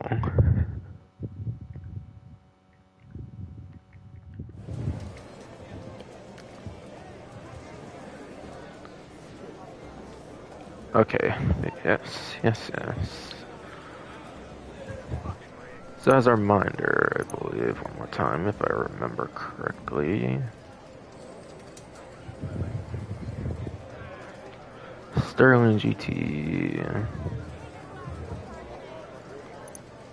HSW version is number 2 lap time and then number 1 top speed. Getting more proper than this time there, so good, good. And for the 8th gen, only the version now. Whatever. The only version that 8th gen can get access to, I mean, with the regular non-HSW one is 9th place lap time and then 22nd place top speed, pretty sure I said. And there's 48 sports concepts and maybe 49, so it's above average for both lap time top speed. It's S tier, it's bottom left. It is the bottom of the S tier, yes. Bottom of that S tier. That's the HSW version, and then it's at the top of C tier, as a reminder. If you were to be put in a tier list, according to Profit 152, racing YouTuber on their spreadsheet. 975,000 with a livery on it, like 20-30K, that could be like up to like low $1 million. Again, that's like a 1 hour grind, I would say. Pretty good vehicle. And it got a lock-on jammer added as well to DLC with Agent Sabotage, which is the whole reason they added it back to the website. So you can put a lock-on jammer on it, including the HSW version, not just the regular one. HSW can have it on too, surely. Surely. And with its crazy HSW speeds, especially, it's going to be really good for that lock-on jammer as well.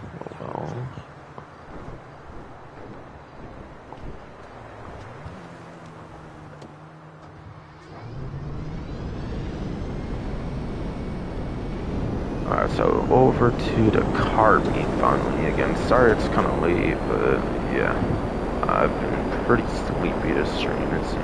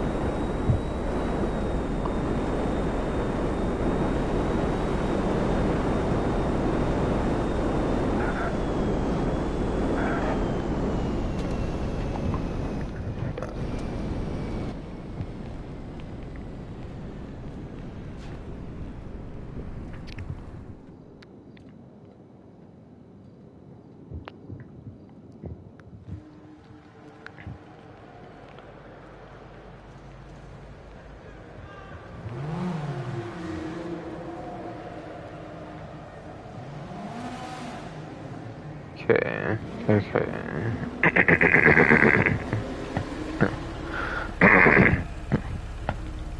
Bro, fucking throw, bro. Oh, come on.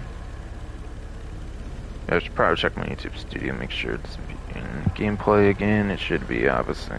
Should be, obviously. Oh, looks like it just showed the current thumbnail. Cool. As expected, everything should be working fine.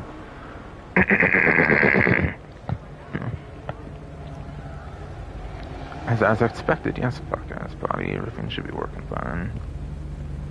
Okay, so there's Dinka Akumu, not Akumu, but Dinka Akuma. Sorry, I think I got confused with a YouTuber I'm aware of or something. I don't watch him, but it's just aware of him. I think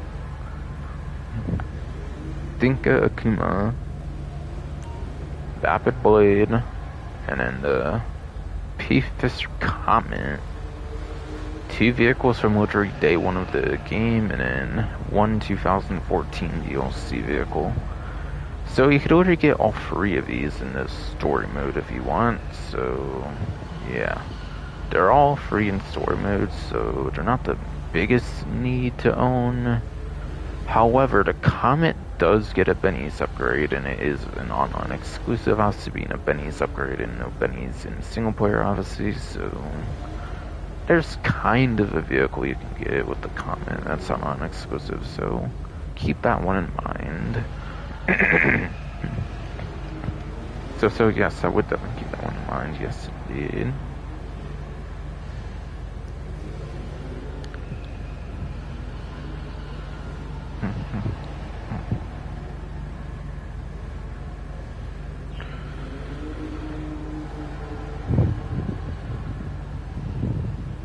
So I need to see if any of them are on discount or not, really.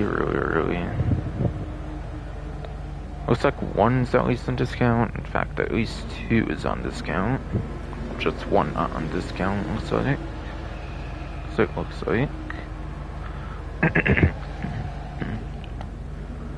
it looks like the Dinka Akuma, again, I almost said Akumu, but yeah. I think that's the name of a YouTuber I'm aware of, but don't watch, really. But yes, it says Dinka Akuma.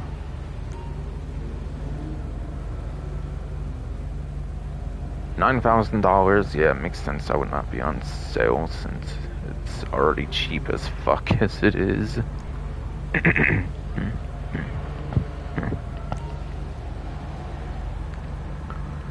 But yes. Supposedly, as long as you find it on the street, since it's like under $100,000, you should be able to find that on the street. Yes, fuck ass body, man. Come on. Yes, theoretically, since it does spawn on the street, and it's a street spawn and everything, it should be... And it's under $100,000, like a 6-digit amount. It should be able to be stored if you just find one, like, out on the street. But it's only 9,000, so it's not really a big deal.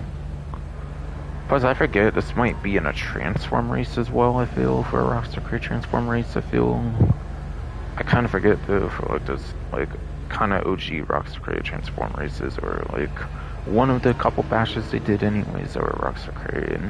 I do believe it might feature as a featured vehicle in one of those. I'm not 100% certain, and also not really too sure, like, which one would be in, since there's so many of them, but still.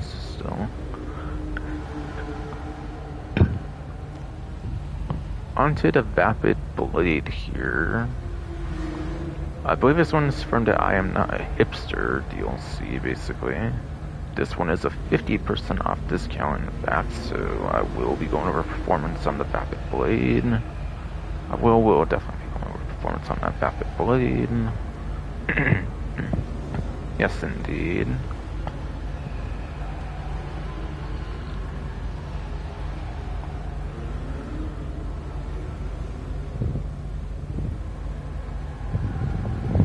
So that should be in the muscle car class, definitely, for the Vapid Blade.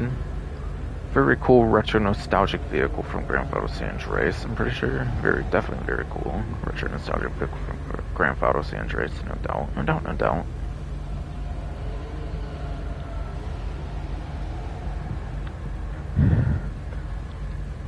But yes. Looks like the Blade is in the D tier, and that gives it 27th place for lap time, and then it also gives it 52nd place for top speed. And there is 86 muscle cars in the game, so D tier, 27th place lap time is above average for the class, but it's only in the 20s, obviously not the 10s or top 10s, so obviously not going to be super amazing lap time, regardless. And then top speed is just no. Fuck ass body, man. Top speed is pretty much just a no, I would say. No reason you'd want it for top speed in particular. Seems. Since the top speed is below average for the entire muscle car class. Yeah, retro nostalgic vehicle from Grand Theft Auto San Andreas. From Grand Theft Auto San Andreas, very retro nostalgic vehicle from that. Honestly, for the most part, that's probably all you should get it for, is the retro nostalgicness from Grand Theft Auto San Andreas. But at least it does have above average for the lap time. I will give it that at least. But yeah, not really much going on for the blade as you would expect performance-wise.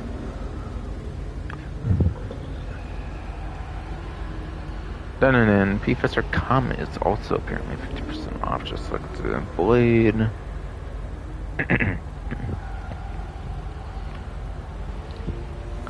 So it should be 50,000, I believe, exactly here. Yes, 50k. Since this one's exactly $100,000.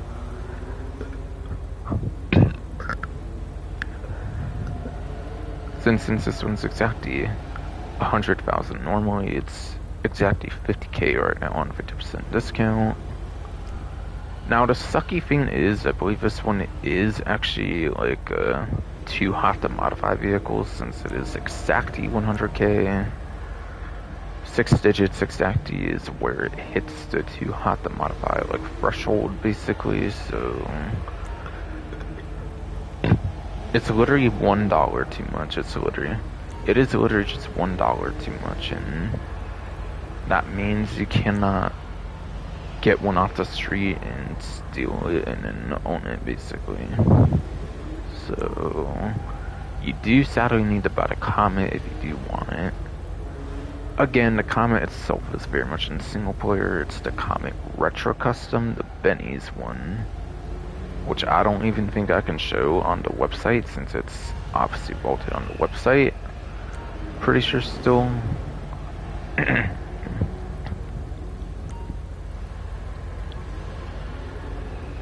So I can't really show the customized example, but like, it does have a Benny's upgrade available to it, so you want that Benny's upgrade available to it, I would definitely suggest picking one up this week before, who knows how long it will be before it becomes available once again. But yes, for the sports class, how good is the Professor Comet exactly? Exactly. Probably a day one. With it being a day one vehicle, I could see it kind of probably not being too good anymore nowadays. Yes. The regular Comet though, it's apparently in the F tier.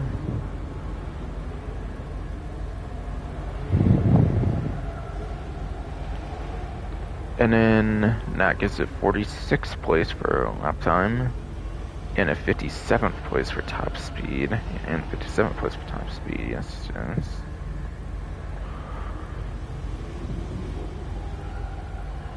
Which seems there is exactly 114 sports cars.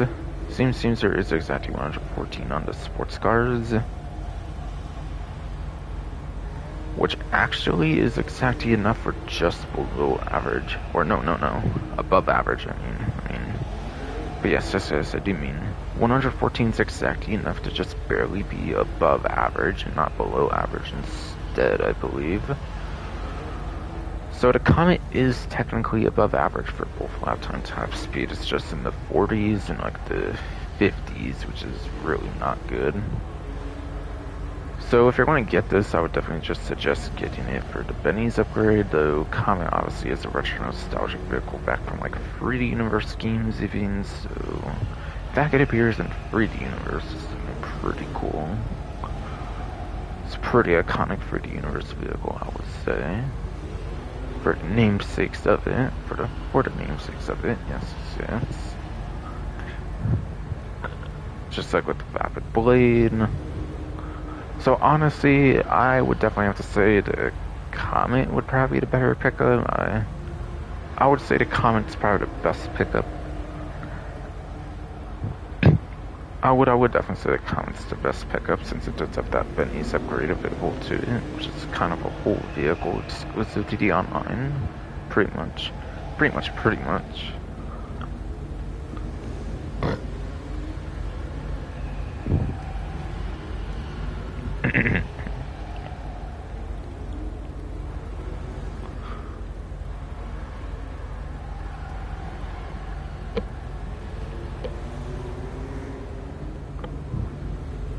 Any autos vehicles should be vaulted, I'm pretty sure, as well, since I don't think they got any lock-on jammers or anything. I don't think they got any lock-on jammers or anything. Plus, these vehicles in the showroom do tend to always be vaulted vehicles as well, just so people know. Just so people know. Yes, that's fucking goddamn fucking indeed. Just so people know these kind of vehicles on the showroom usually do not have a lock-on jammer or anything, so they're probably definitely vaulted vehicles then.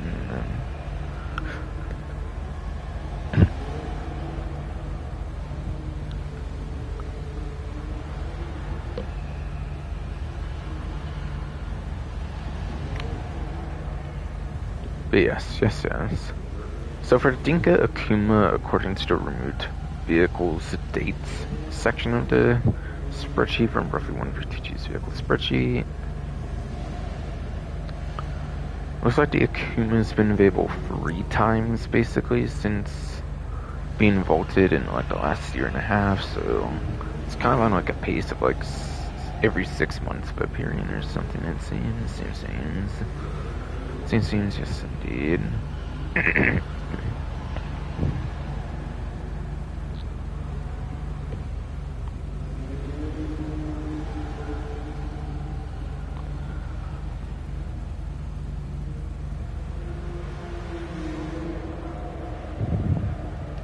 Then between the vehicles on this showroom, Vapid Blade is the one that's been available the most of the vaulted vehicles, being available 5 times in this particular showroom.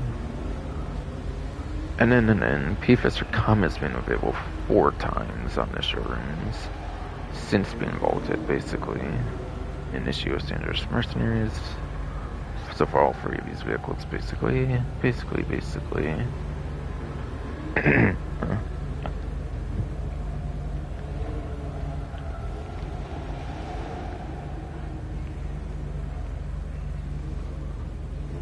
So again, available 3 times since being available on dealerships, 5 and then 4 apparently. In like the last like year and a half on any dealership of the game, basically.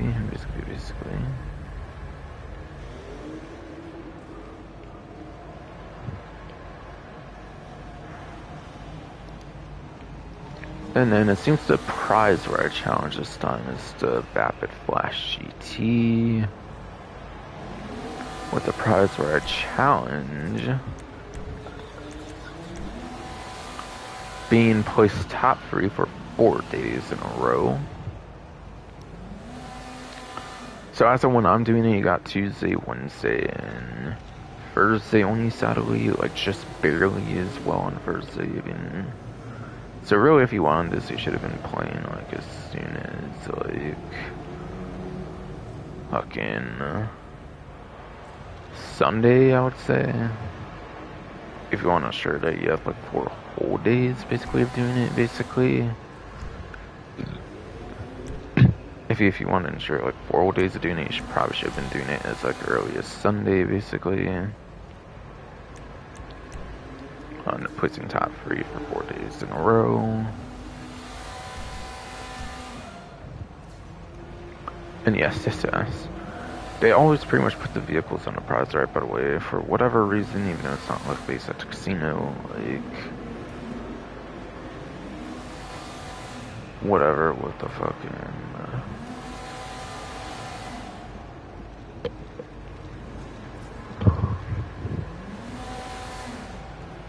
she's secure, whatever. I forget. Tire ass body, man. Swear. Yes.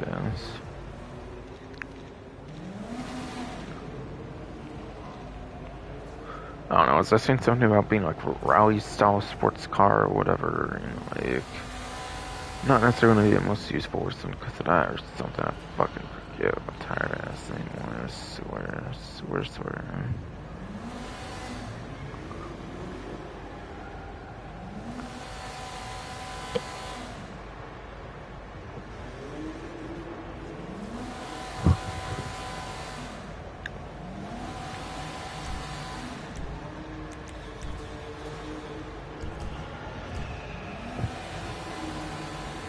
But yes, that's it.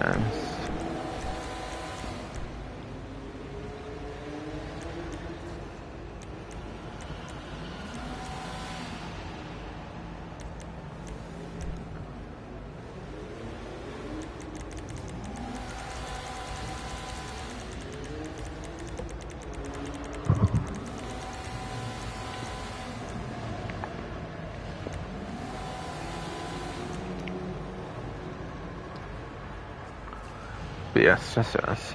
So pursuit races was it top 3 for 4 days in a row? If it was top 3 for 4 days in a row, that's a 75% chance in being free force, basically, of a chance, whatever chance. So yeah, basically a 75% chance if it's like top 3, which is not terrible per se, but also you might as well go to one that can guarantee one with the street races, which I have like a 16 player, obviously, or whatever, or 8, whatever. Since I randomly did that, I guess.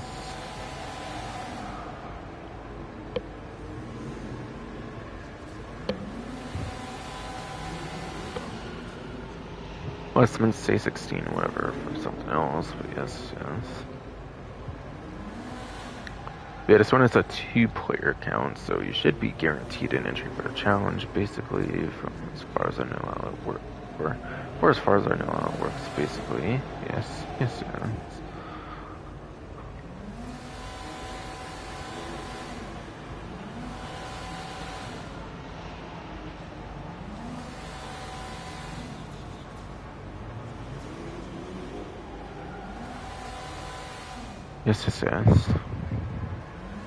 Yeah, 2 players for street races, so top 3 should be guaranteed then.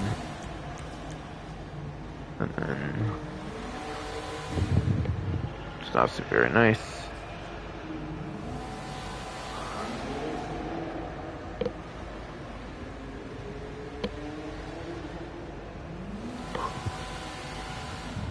Which is obviously very nice.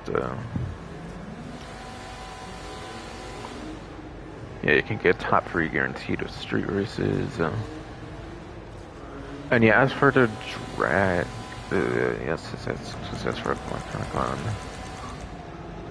As for like drift and drag races, as for like drift and drag races, like drag and drift races, whatever. Okay, it is drag first. I should have been saying that earlier. I should have been saying it like earlier.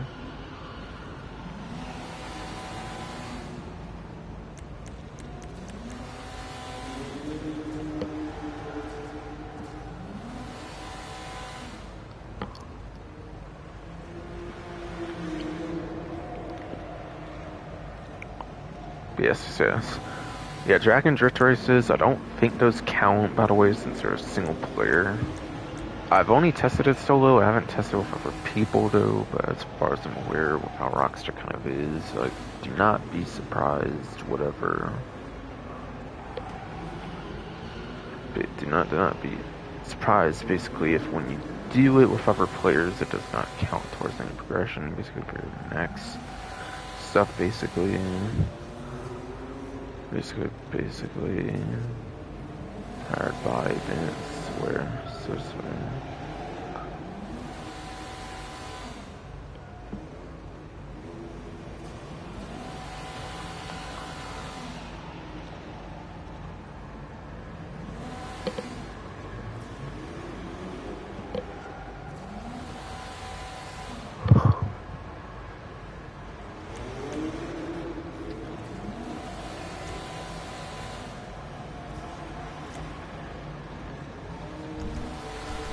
Man, honestly, pretty tired, dude. Pretty tired, dude.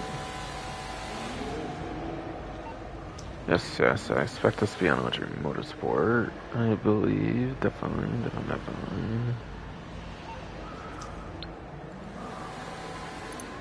Is this one 2-door or is it 4-door? Kind of forget. Kind of forget. I feel it might be kind of two. I feel it might be kind of 4-door. I mean to say, but yes, indeed. No fucking dude.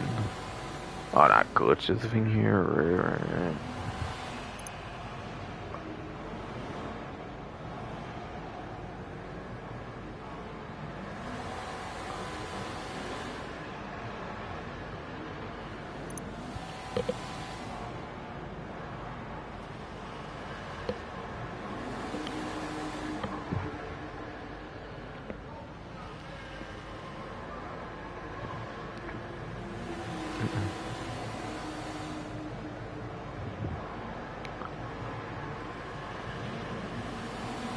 Yes.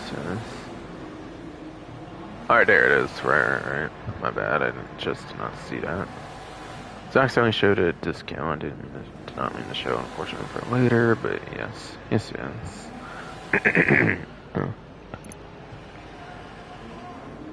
Onto the Vapid Flash GT.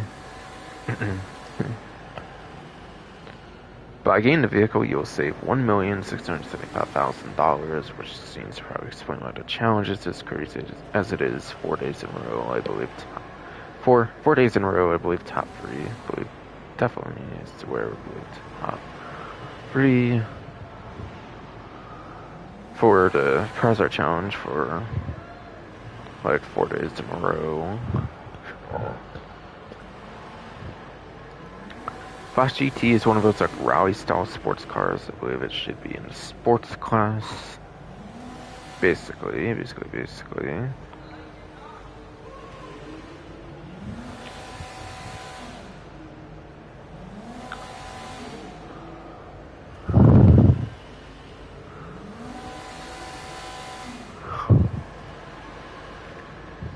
Yes. Flash GT is it's apparently in the F tier, similar to the Comet from earlier. Except it's even worse, it looks like, for lap time. And it gets 54th place for a lap time compared to the 46 of the Comet. But yes. So it's 54th place for a lap time, and 84th place for top speed, and an 84th place for top speed. Yes, indeed.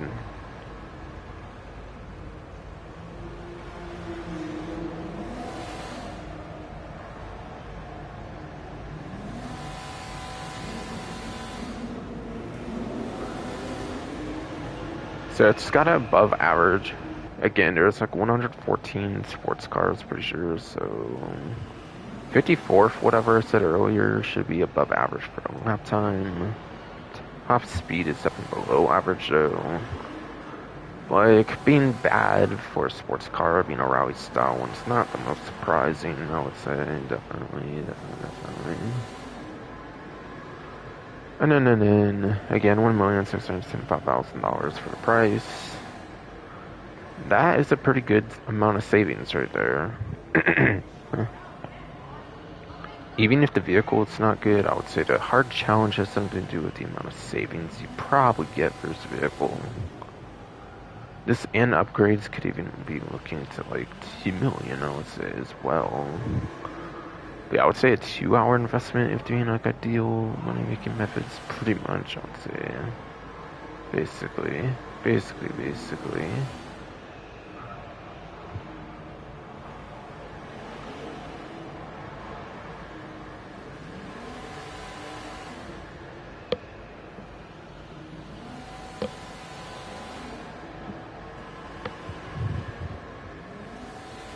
So yeah, on average should be like a 2-hour grind, basically, of doing efficient methods, I would say, for the Flash GT, if you weren't to get it free, basically. Basically. Reverse GT. But again, it's like 54th and 84th laps on top speed, basically, which is not good. Again, F tier, just like the regular comment. Again, definitely F tier, just like the regular comment. 54th and 84th, yes. 54th, 84th, yes, indeed.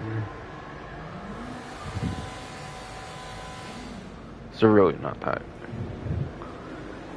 good, but does have at least above average, like, lap time going for it, basically.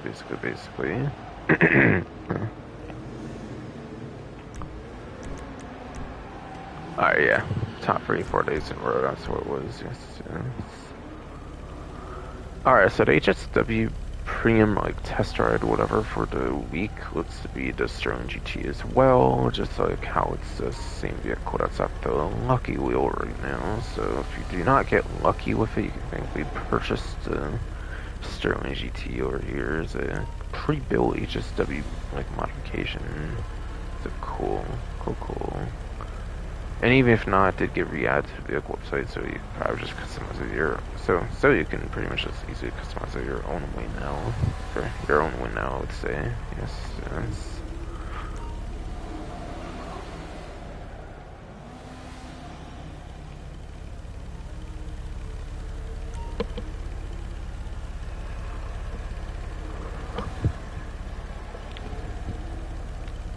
And then yes. Yes, indeed, fuck ass body, man. Swear. So Sterling GT or one over to HSW Performance is the one that's over here. If you want like a pre-built HSW one with at least some slight HSW modifications. And then yes. That Fireball ASP is on that list, even if it's some reason, even yes, if it does not decide to work for some reason. At least if my like light is still lit up, basically. Whatever. Whatever way. Yeah, I think I pretty much went over every detail in this interior. I would say I went for every detail in the interior, at least for this particular week, obviously.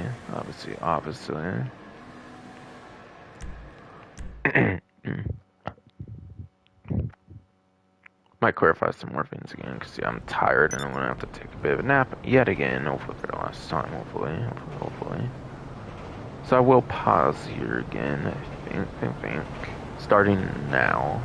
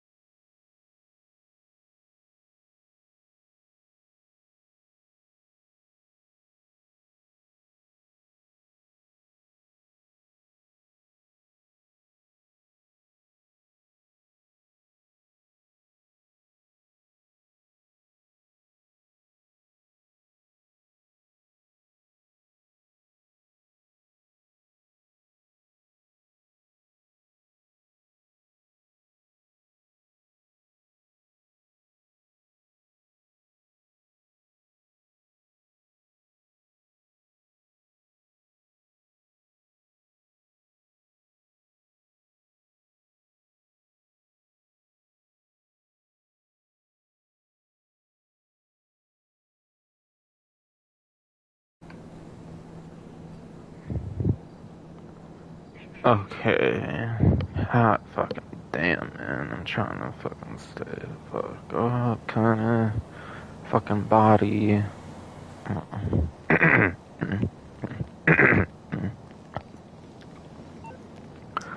So again, as a reminder,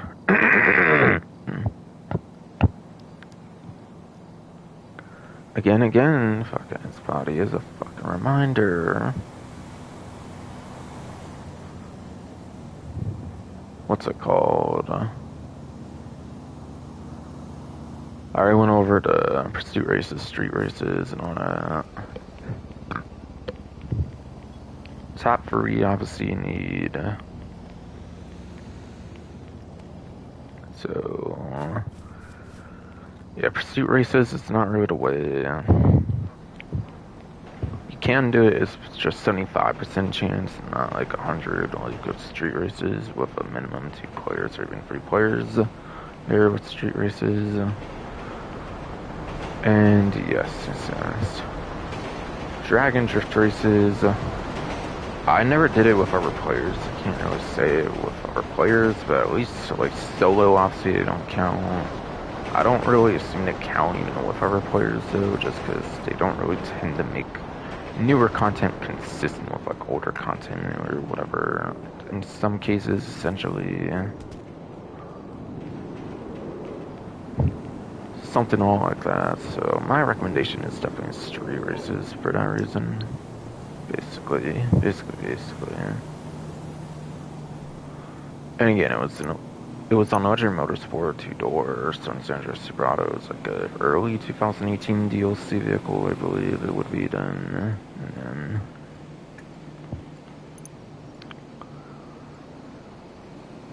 $1,675,000, which is like kind of a 2-hour grind, which is pretty nice savings there. The thing is, I'm not really sure when you customize if I would even say if it would get to like 3-hour grind. I don't necessarily think so. Maybe almost, but not quite. I would say really.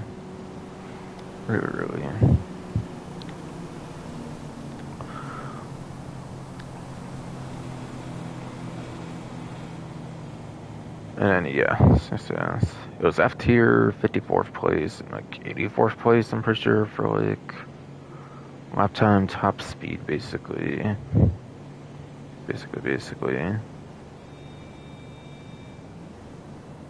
Yes, indeed. Again, above average technically between 114 sports cars for the lap time. Top speed is where it's below average.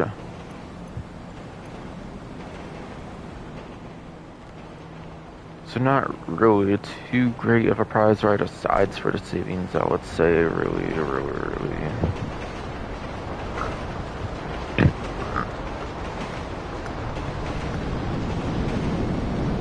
Really is indeed.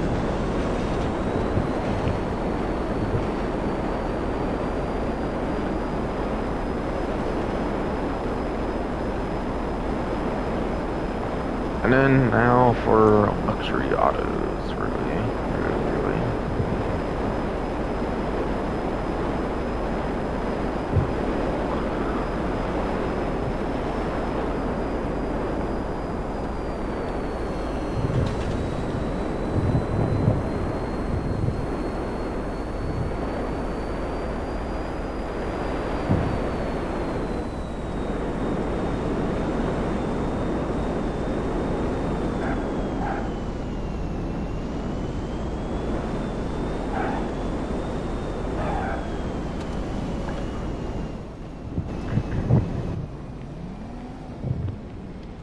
And over here is that Vapid Dominator GT, the same vehicle that's in the Plus subscription right now as a free vehicle.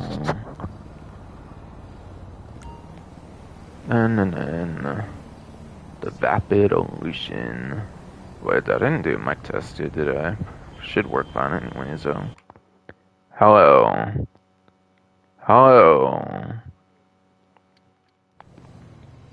Yeah, I don't think I did a mic test this like third time since kind of waking up from a nap and shit. Yes. 15-minute nap, basically, of countdown each time. Around there, basically. Yes, yes, yes. I don't assume any of these two are even on discount, so it's probably gonna be pretty quick for here.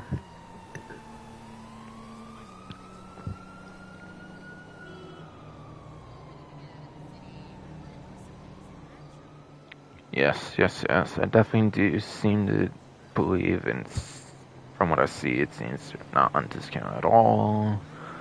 Probably, especially this one's definitely not, since it's obviously in the Plus subscription. They want people going into that for that vehicle. Surely, surely. I talked about it last stream, basically, but it's pretty top tier, like non-HSW lap time vehicle. In fact, I think it is the best lap time that's not HSW for muscle car class. For muscle car class, I think it is the best lap time that's not HSW. So pretty good. So if you are on 8th gen PC, it's a good one. Otherwise, the Vapid Illusion is an Amani Tech vehicle, pretty sure. Pretty sure.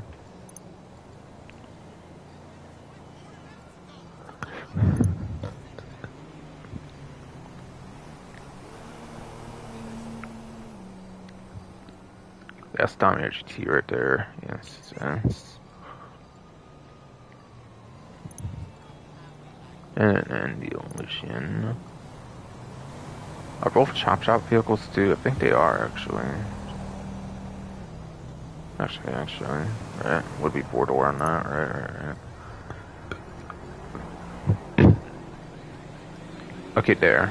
I'm the CGT, but I'm the CGT. I'll go over that discount later. I'll go. Yes, yes, bro. Come on. I'll go over the discount for this later. Yes. Yeah, Vapid Illusion does, in fact, have a Money Tech. Seems to have a good bit of this stuff, too.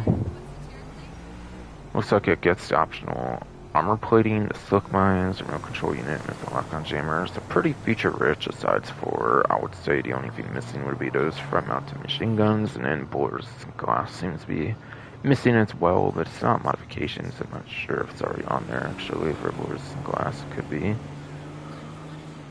So yeah, especially the Illusion with a Money Tech could be pretty nice between these two. I would definitely say. But both of them are definitely pretty nice vehicles, as you usually tend to have at the luxury autos in my experience.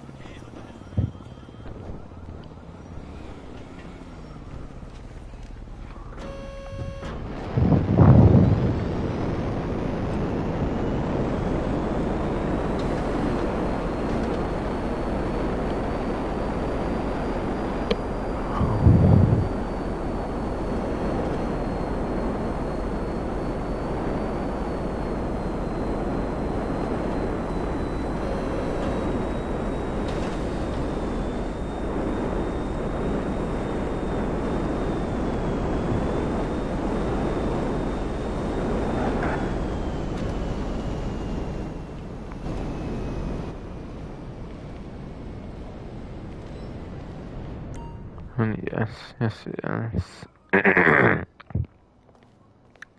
Yes, indeed. Fuck yes, for me, for a woman. Gasieski, Vapid Hustler, Western Wolfsbane, got to Power LE, and then OCC Hexer. A lot of these seem like vaulted vehicles, and yeah, that's probably gonna mean all 5 of them are vaulted at that rate. So probably no lock-on jammers, as in this religious DLC, and like something like the Sterling GT, or like the Lucky Wheel, and kind of HSW Premium Test Drive basically as well. As well. So I'll see if any of these are on discount, first of all.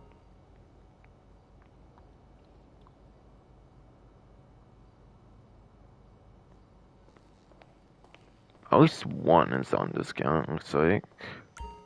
In fact, 2 even at least.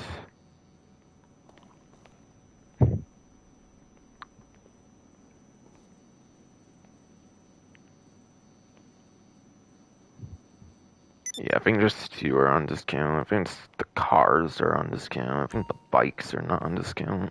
So it's only the car ones on discount this time. Which kind of makes sense, because bikes are usually a lot cheaper. That's the Esky here. $287,370. It looks like for that, for like a basic price. Got the Esky. Can't not remember exactly, honestly, if it's like a very good motorcycle or not. In any way, shape, or form. And since it's not on discount, I don't really necessarily exactly feel the need to go over that. So, I will just do it on their own, basically, if they want.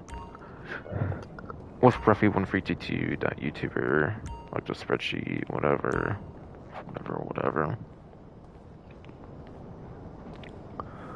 But I mean, it's a motorcycle. If you like motorcycles, it can be pretty nice, because motorcycles at least do not take up a lot of the road, which is nice, which is why I really like my motorcycles. Because then I get a lot more freedom with like where I can take them and stuff.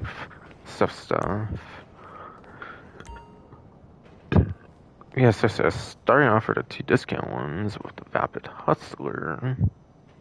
Looks to be half off. In fact, it looks like any of the showroom vehicles on discount between the 4 will be half off.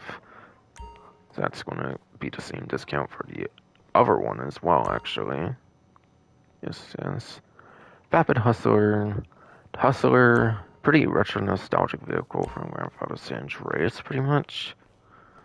I believe it was like I think it was like a girlfriend's vehicle actually in San Andreas. I think it's the niece's. I think it's, yes, that's right, come on. I think it is the niece's vehicle, basically, if we're calling it right, for like a girlfriend vehicle. Literally it's the one you get through the story, not when you just have to find around the world. So yeah, Denise's vehicle, basically, with the Hustler is pretty cool, I guess, and interesting in some ways. Surely it's going to be vaulted. Yes, that's fucking spotty source for.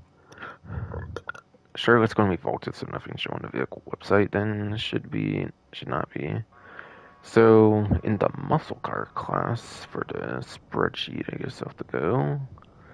I believe this one actually has a pretty surprisingly good top speed, but I think it sets for that not that great. SS fucking ass bodies, I swear. I think this one does have a surprisingly great top speed, if I recall, but aside for that, nothing too crazy. Aside for the retro nostalgicness, obviously.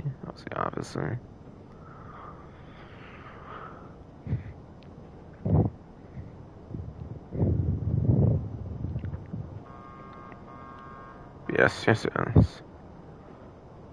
So according to the spreadsheet, it looks like the Hustler is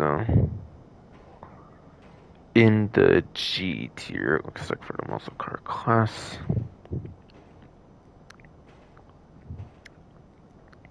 Which apparently gives it 48th place for lap time. So lap time is outright terrible. As a reminder, there is 86 muscle cars. So it is below average on the lap time, unfortunately, which is the most important metric for a vehicle, pretty much on a usual case basis, whatever.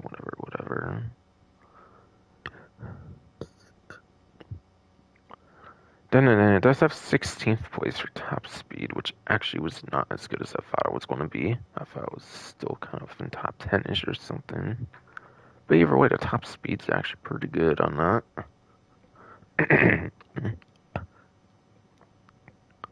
Not quite top 10, but it is still in the 10s. Not quite top 10, but it's still in the 10s for the top speed.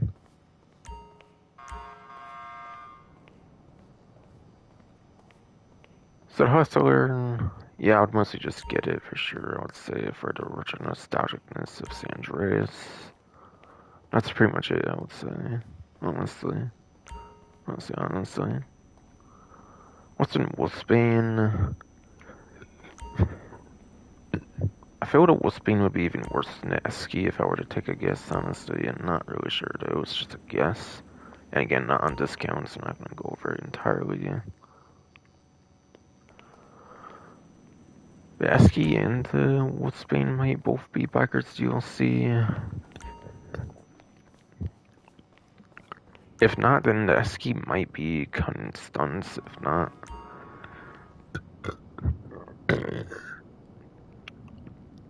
not, yes, fuck ass body. Esky might be Cunning Stunts if it's not Bikers DLC, like motorcycle. Wolfsbane is definitely a Bikers DLC motorcycle for sure. But then, yes.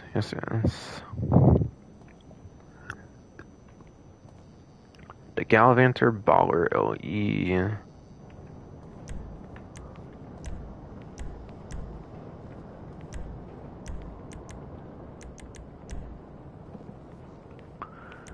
Yeah, there's the Baller LE WB, but that's just a regular LE, it looks like. Looks like. Fuck ass body. Come on. You're supposed to be being better, man. Damn it.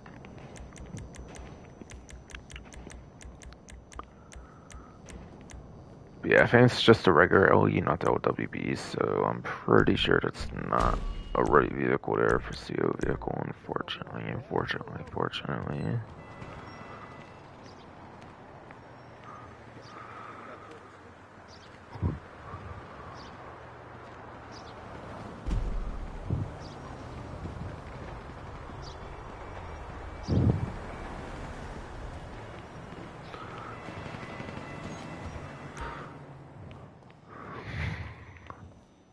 Yes, not LWB, it's the LE. True. So, yeah, this vehicle, and it's also the civilian version when there should be an armored version as well, so it's really not that great, I would say, on the Baller LE, to be completely honest. However, it is on discount, so I shall go over it for the SUV class for performance, for where it's half off discount, basically. So yes, for the SUVs, I don't really see it necessarily not good, by the way. The Baller LE is apparently in the bottom of the E tier. It is in the way bottom of the E tier, basically, for the Baller LE. For the civilian one there. And that gives it 22nd place for lap time, and then it also gives it 16th place for top speed. Both of which are above average for the class for SUV, but yes. At the same time, it's in the 20s and the 10s, which is not that great compared to, obviously, higher up ones. So,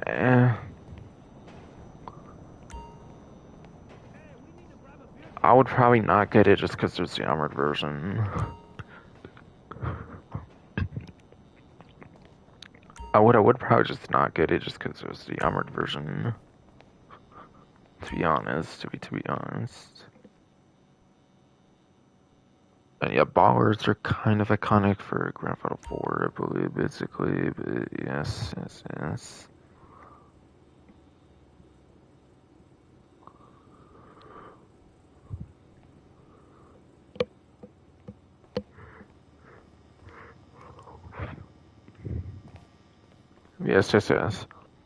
Ballers are kind of a little bit iconic, if I recall, from Grand Theft Auto 4 episodes Liberty City.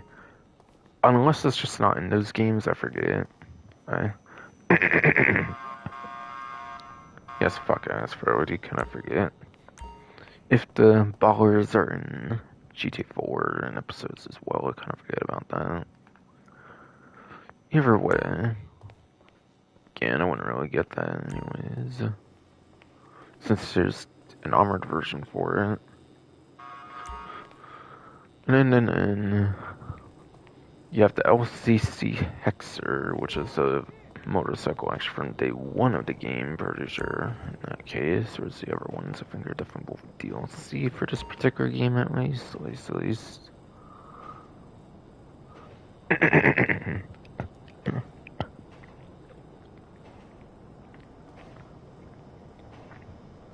Yes. Found a these from best to worst, I guess. Maybe I would say the Hustler might be the best one just because it's 1 or 2 on discount. And being Sandra's girlfriend vehicle, I guess.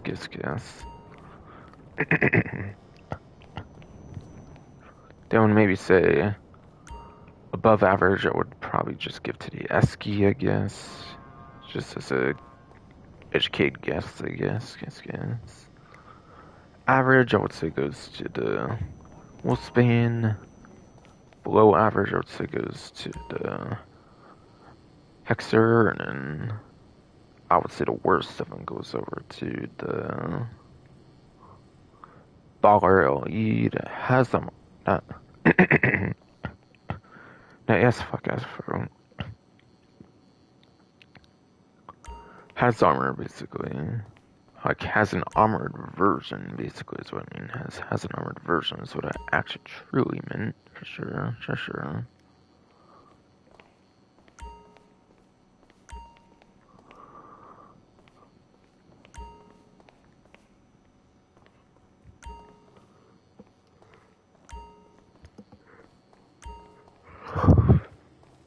So again, way I would rate it.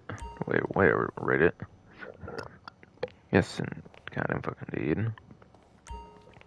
Best above average. Average below average and worst.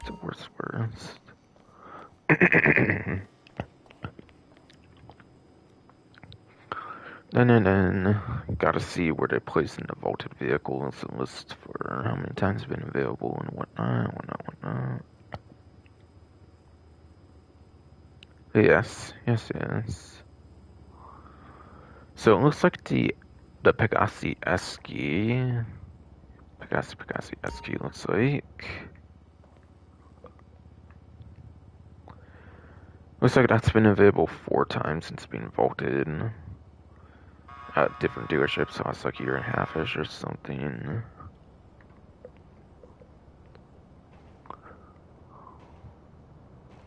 Just like the comment from earlier, basically. Just a comment from, basically from earlier. Yes. That's kind of fucking indeed. The Hustler, Vapid Hustler, looks like it's been available a massive 6 times since being voted on the dealership. Or not a dealership, obviously, but the website, it's like a year and a half where you cannot get on the website. Basically.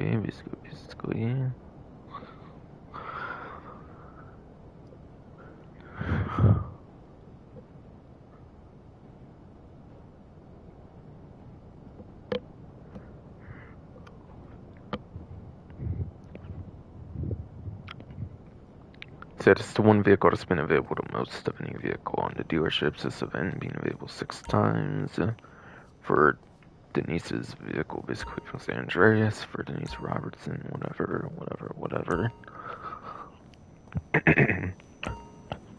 Then Western Wolfsbane. That one looks like it's been available 4 times for different dealerships and whatnot since being voted on a vehicle website, along with the Esky and the Comet being the last of the ones to be available 4 times, particularly for the event. Then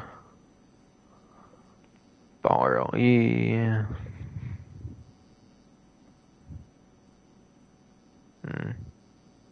That actually might be available on the vehicle website? Okay.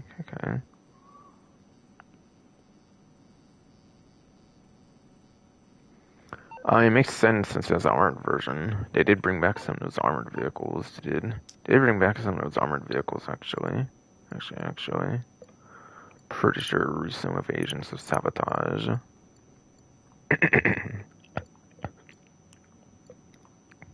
Okay, yes, it is on discount.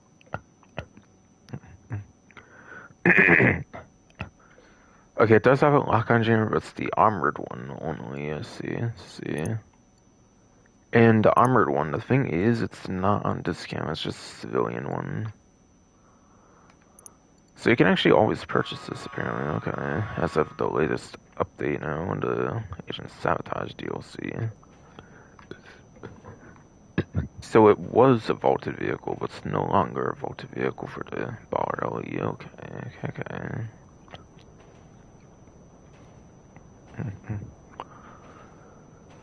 Yes. So yeah, I wouldn't even bother with the regular one on sale here. You might as well just get the armored one, but you can get any point, it looks like, as of this latest update. For that lock-on jammer support and everything.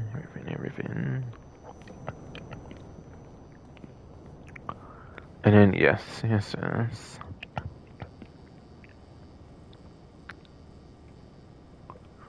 OCC Hexer.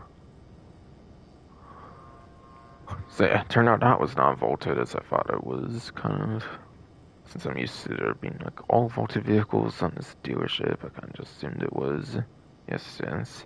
Hexer has been available 3 times in the dealership, apparently, just like the Akuma over at the Alice Carmi ever since being vaulted. So like, kind of like every 6 months or something. So far, it seems that the rate's been going then for the one's available 3 times for the first time, basically. Oh, whatever.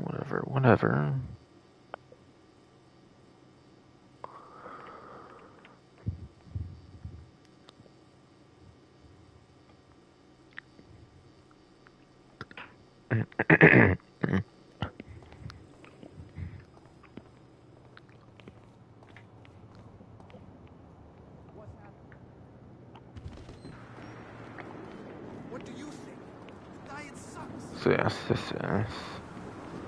Pretty sure I went over everything I pretty much wanted to on all those, basically. Alright, so already, even though this would have been at 2 hours of the stream, I did not kept falling asleep, kind of like having to take naps and stuff to have a little bit more energy to stream, maybe not, obviously. Yeah, I would have been done with this kind of quicker or something. So sorry it's 3 hours, I was just really tired, sadly. Because I haven't slept for like fucking 20 hours, I feel, at least at this point. Still. Kind of just putting an all-nighter today, honestly.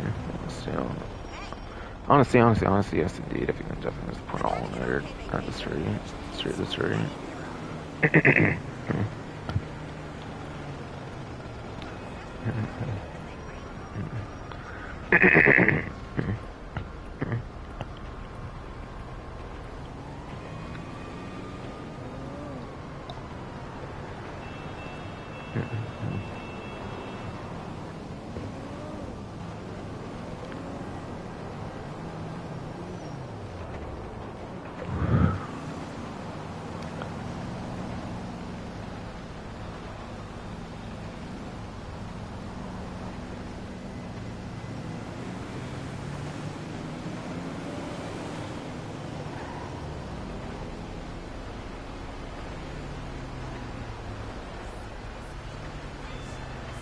Hey, what's up, man?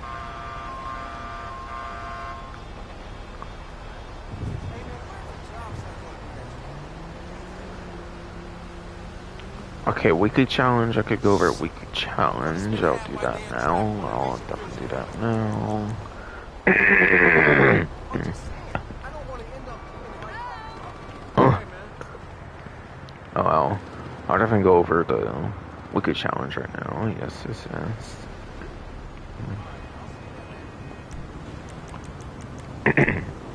Fuck it, bro. Why are you so funny today? Damn. For a weekly challenge, you have to complete 3 FIB files, apparently, so, yeah. Just complete 3 things on here, basically, for the challenge. You only have to go out the way for one of them if you're, like, not being a completionist for the event. So I suggest obviously doing brute force for priority, especially if you're a plus member for like 600k, 600 like 32k or something if you're plus basically. Otherwise 316k basically otherwise. And that's without doing the mission challenges by the way as well. Which means just 50k for every player right now, I believe, for this event. Because those mission challenges, I think the last event that was like boosted. And then yeah, black box I would also suggest so you can get the Merryweather hoodie, obviously. And then from there, it's pretty much whatever, honestly. So you do have to kind of go out the way for one of the files. Finer and Project Breakaway are both some of the better ones, technically, so I think either of those ones as a third one would be good if you want to do it with that all kind of for the weekly challenge. Basically.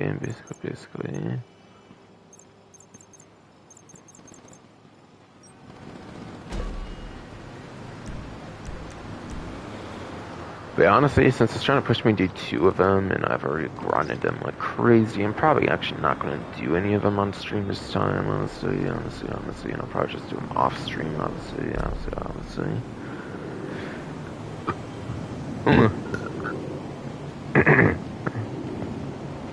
Yes, fuck ass body, man, swear.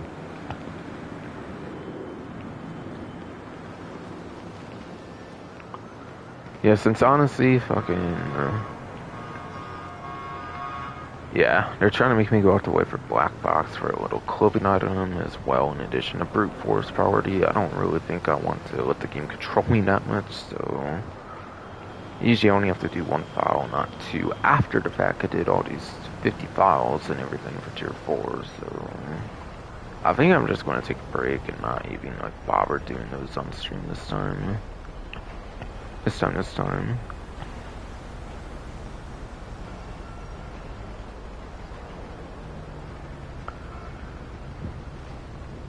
But yeah, completing 3 of them is easy. You just have to kind of go out the way for one of them. Besides for the priority and the clothing item.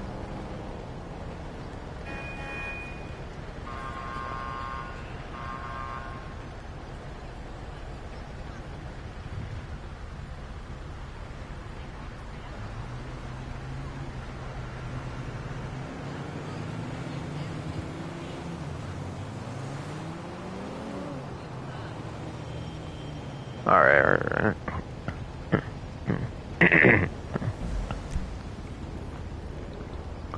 Yes.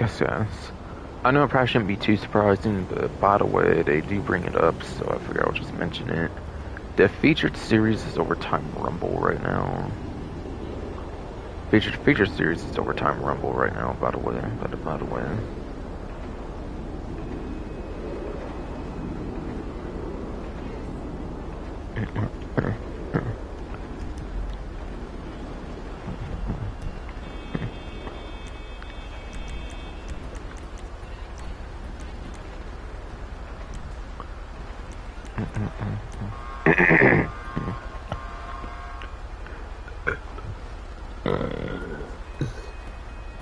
Fucking hernia, esophagus and shit. Come on.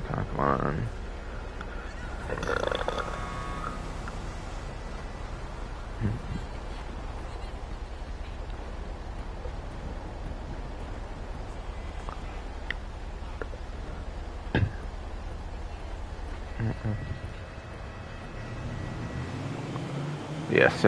There is in fact 7 maps for Overtime Rumble. First one's at Pillbox Hill. Second one's at Stab City. Third one is at Palomino Highlands, whatever. Fourth one's at Del Perro. Fifth one's at Polito Bay. Sixth one's at Davis, and 7th one's also at Paleto Bay. I like the 5th one. 5, and 7 are at Paleto Bay, just different spots, I guess. Just guess.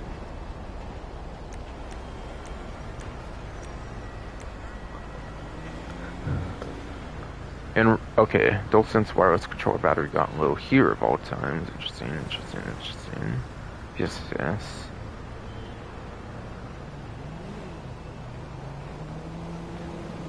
Fucking.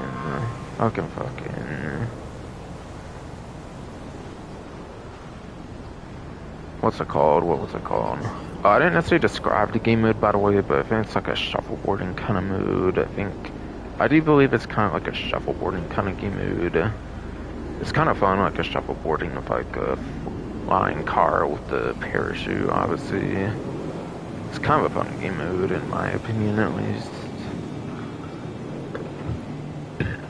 Again, though. I kind of forget which one's more popular, usually with Rumble or Shootout. I feel Rumble came out first. I feel it's whatever one came out first. So I feel like Rumble is the one that's more popular, but I could be wrong on that.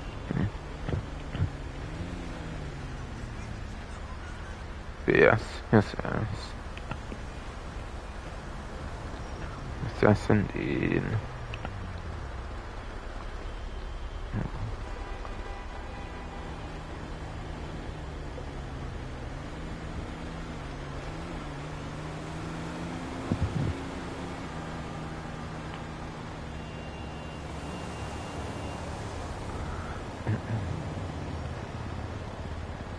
But yeah. So seems like mode that would be quite fun. I haven't played in like forever though, to be fair, but still.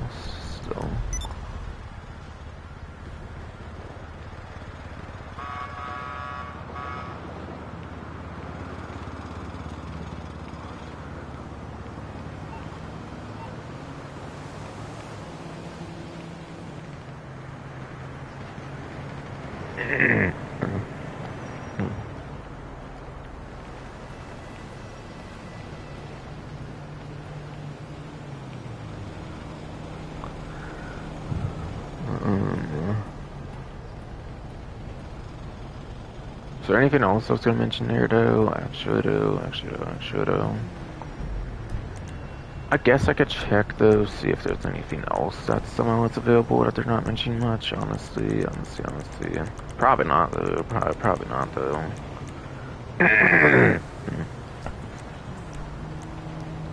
Probably fucking not though, yes, fucking his bodies, I swear. Yeah, they did vault the random races, like I said. Like I said, they vaulted their own random races for this. Known unknowns and unknown unknowns is what they call their own, basically. So it's once again only stun and transform, apparently, right now. Right now. That's fucking gotta indeed fuck that spot even, I swear.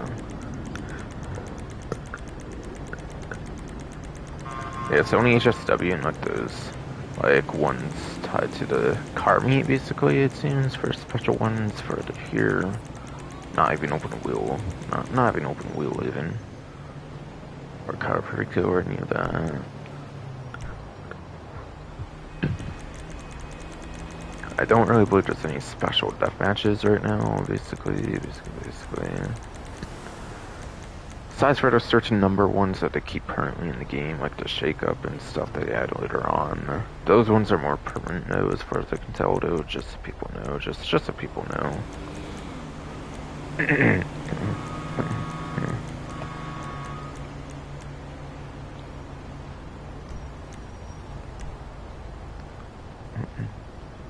Yeah, I don't really do anything for capture, last team standing, King Hill, I'm pretty sure. I think it's all just your standard stuff there. Pretty much all the time. Pretty much all the time. Yes. Yeah, there's regular survivals, obviously. Fuck ass body. Yes, obviously regular survivals.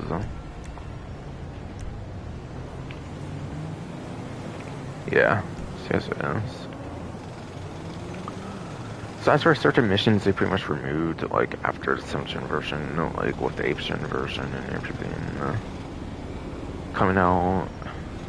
They've only removed contact missions. I don't think they've ever, like, cycled ones in and out. I don't think they ever cycled them in and out. I think they've only ever, like, removed certain ones, like, for good, basically.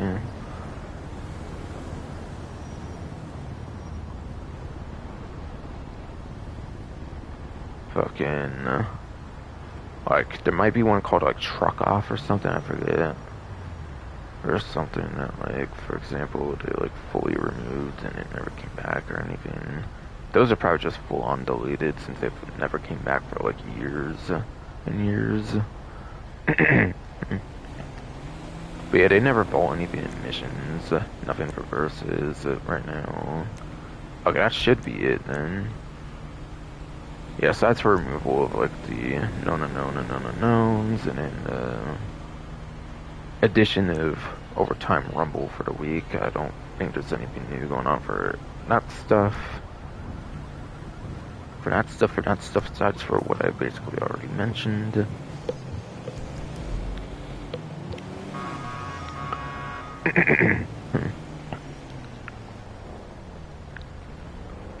Yes, SS. Yeah, honestly, for payphone hits, I don't really know if I want to bother mentioning that stuff. There's just so many of them, I'm not going to know them all on top of my head for all the different bonuses and stuff to be able to go through them all pretty in depth. I like the one with the taxi for sure. Taxi has some pretty easy, like, bonus objectives for payphone hits. The hotel ones are pretty easy if it was, well, the construction site one if it was some of the harder ones for bonus challenges, because sometimes you have to, like, shoot, like, a character in, like, a bulldoze and whatnot. There's, like, a multi-target one that's pretty nice.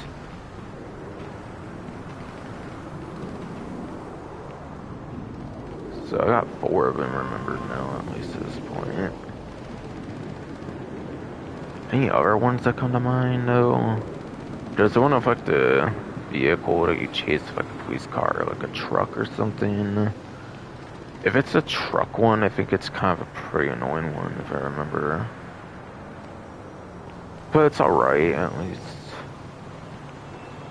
If it were a construction site one, that's to definitely be, like, the most annoying one in case you get one where you have to, like, shoot the character in a bulldoze, and then timing the shot with the container is also a bit more annoying, I would say. I feel that one definitely is some of the more annoying ones. If you were to avoid any, it would probably be the construction site one, but even then, again, you can just find a new session anyways. You might as well just try it, I feel. And if you don't get it, just find a new session with pretty instant invite only once again or something.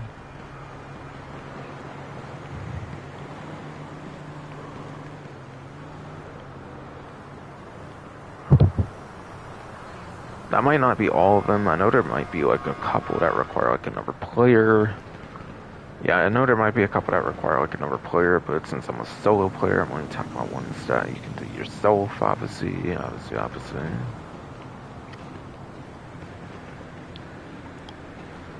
I think that'll do for the advice, to be honest, since I'm not going to remember every single challenge out for every single one or anything. So I think my payphone hit advice there will be all I provide that I've not yet provided earlier on in that main menu.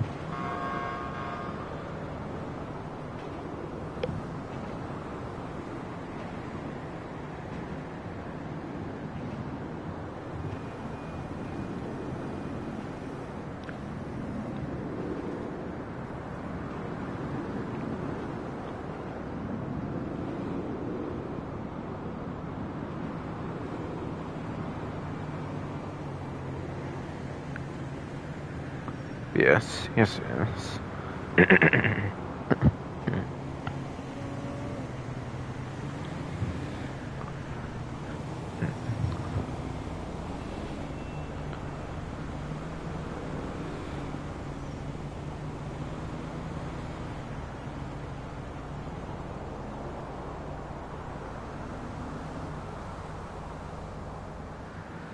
I think that already does the extra money opportunities, so it's really just discounts, I think, at this point, and then doing like the HSW time trial, like stash house, stuff like that. For me, really.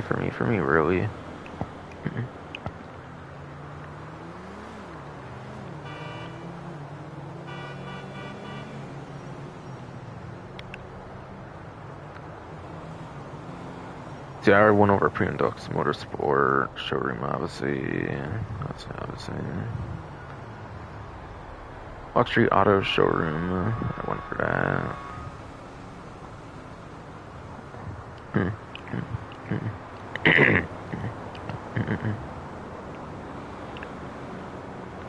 Prize Ride, House, Premium Test Ride. Test Track, I went over. Lucky Wheel, yeah. So just discounts. Oh, I forgot to say which ones were on discount for the gun van. My bad. I kind of just skimmed through it since it's available instantly.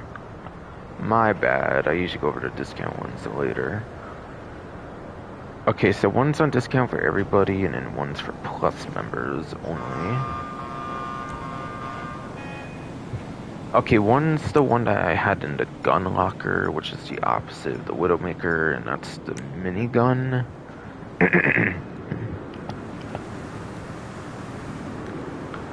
Again, it's the opposite of what I'm holding right now. Again, fuck ass body. It's the opposite of what I'm holding right now, so it's the minigun, not the Widowmaker pictured, it's the minigun. That is 40% off. And then if you are on the subscription and you get the...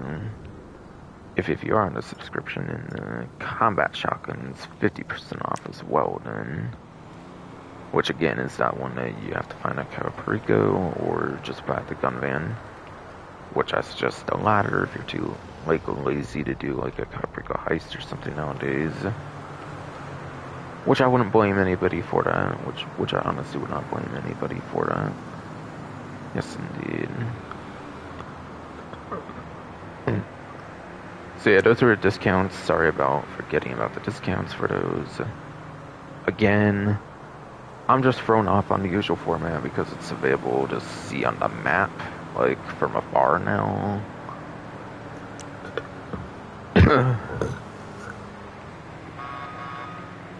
Again, a fuck-ass body, man. Yeah, sorry, I'm just confused with, like, being able to see the gun van all across the map. That's why I kind of forgot about being able to mention the gun van discounts. But yeah, 40% off the minigun for everybody, 50% off the combat shotgun, but only for Plus members. We're the two on discount.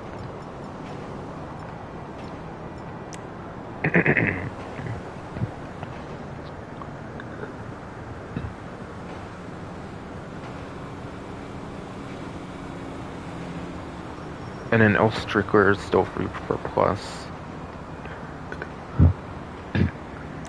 And then for Plus, Elf Strickler is still free for Plus.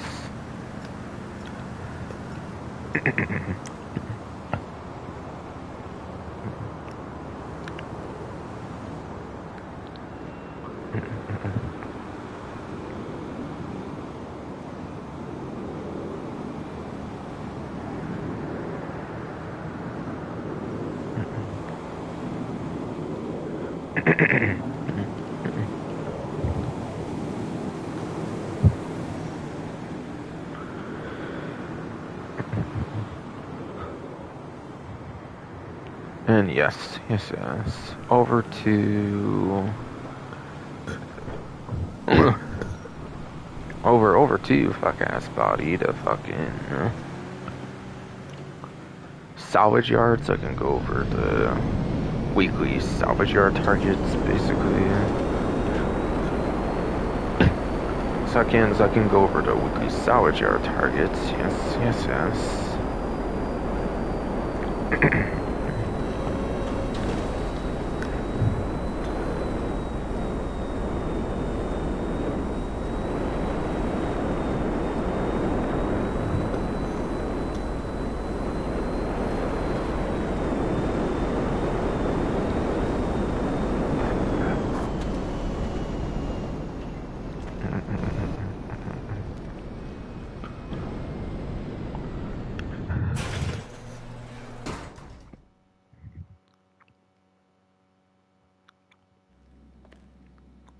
What's up? Take care.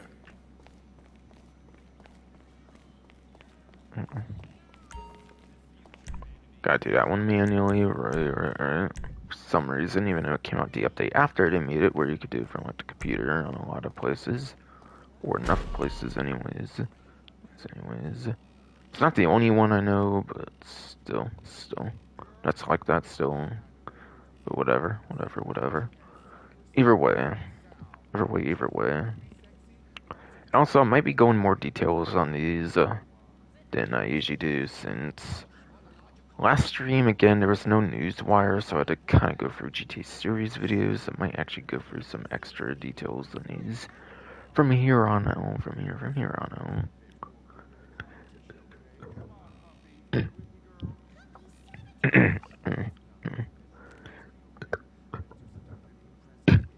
Come on, fucking bro, what's your problem anymore? Shit, man.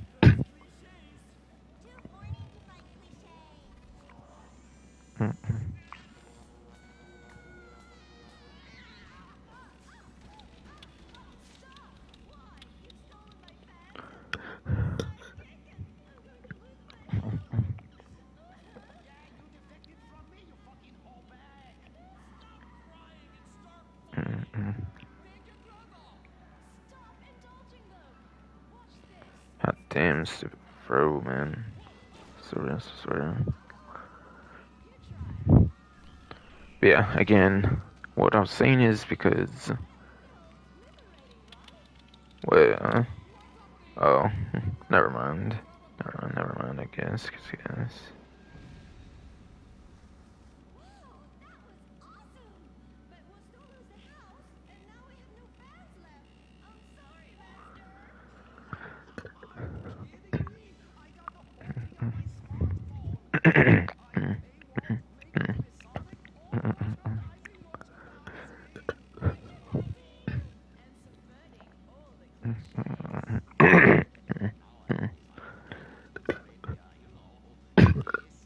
Come on, bro. Anyways, as I was saying, yes. Yeah, because the last one there was no news wire, I started to have to use the GT Series videos community post. So I guess I can go into more details here, like go over like exactly which robbery it is and whatnot as well.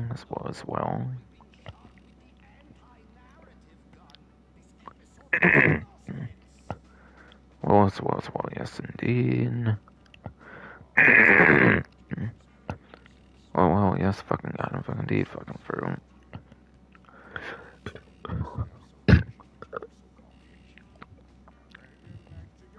Cause the fucking GTA series videos. Community posts how to use that instead of Rockstar Newswire last event. Because of there not being a newswire, yes. Can go in more details here, basically. When my dad had a heart attack, we rushed him to Central Los Santos Hospital. I was so scared. Thanks to the treatment he received there, he unfortunately died. My family learned our lesson. That place sucks. Heart attacks won't kill you. The wrong choice in hospitals will. Take your life.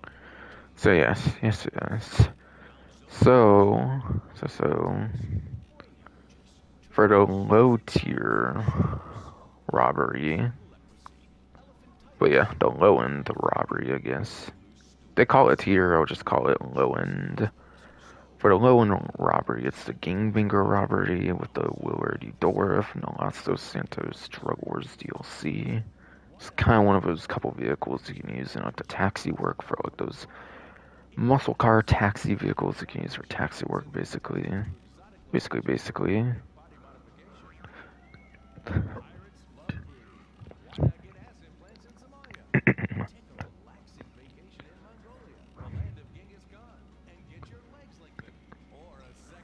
Over to the mid end.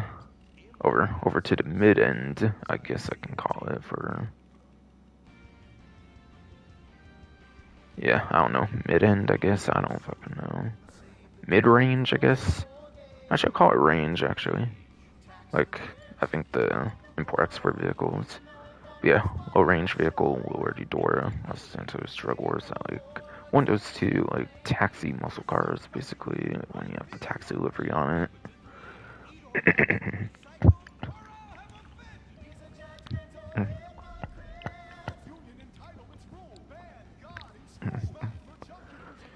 Benefactor Shogun GT.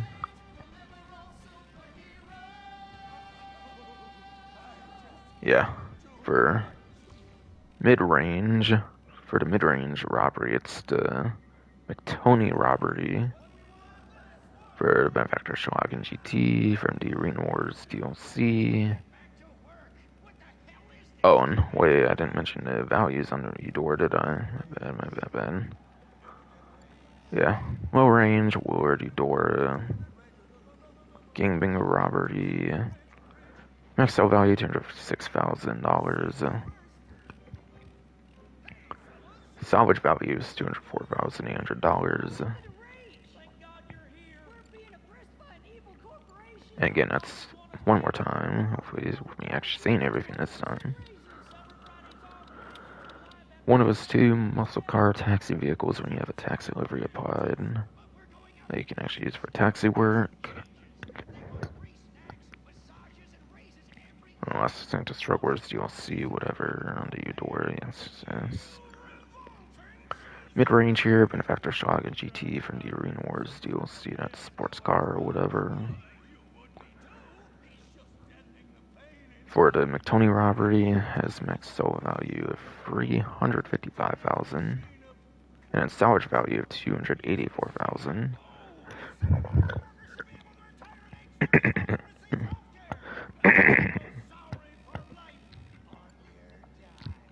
Then last but not least, high range,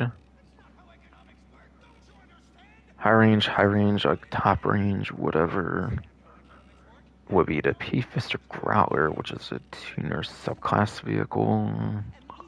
One of the, like, anywhere from, like, 15, 17, like, 20-ish, like, tuners in the game or whatever. Anywhere from, like, 15, 17, like, 20 tuners, yes, indeed. And that one is for the podium robbery. That one is very much from the podium robbery, yes, indeed. Has a max sale value for $195,000.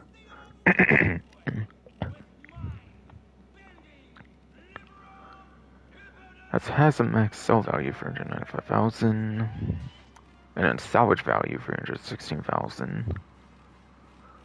Okay, so it looks like I still will not have the license plates to show. Seems I'm still not going to show the license plates or mention what they are, basically.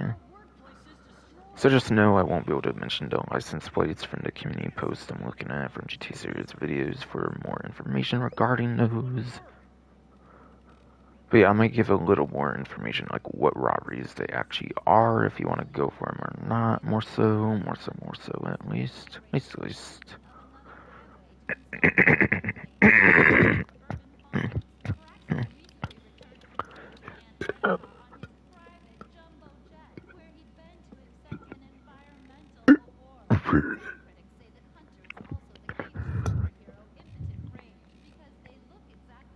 yes, yes, yes.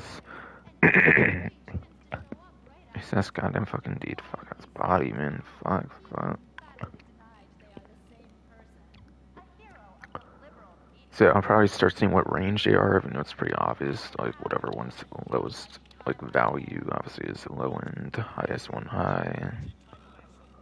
But I'll mostly go over the what actual robberies they are.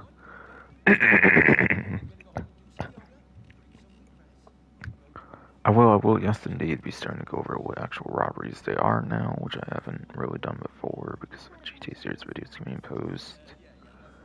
Not having Newswire do like last stream to kind of have an excuse to do that as well.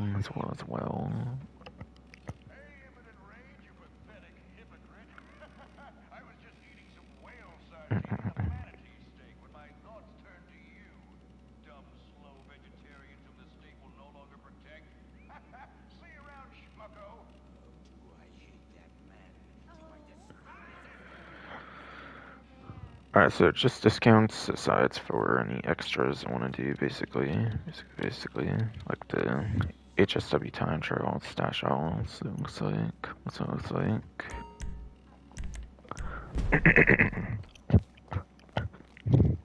See you around.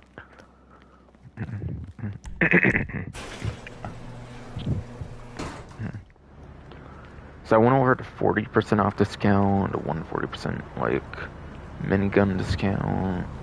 Went over to 50% off discounts, like the 5 of those vehicles and the combat shotgun. Now there's like 30% off discounts left, it seems, and that's pretty much it for discounts. I'll obviously, like per usual, start with properties. I'll obviously, like per usual, start with properties. I would say.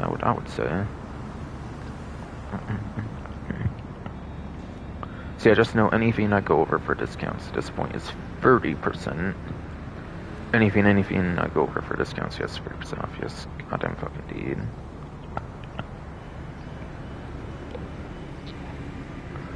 Yes, just know anything I go over for discounts.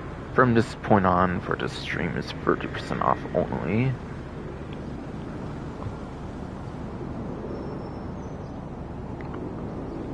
So, for the property discount this time, it is Dynasty 8.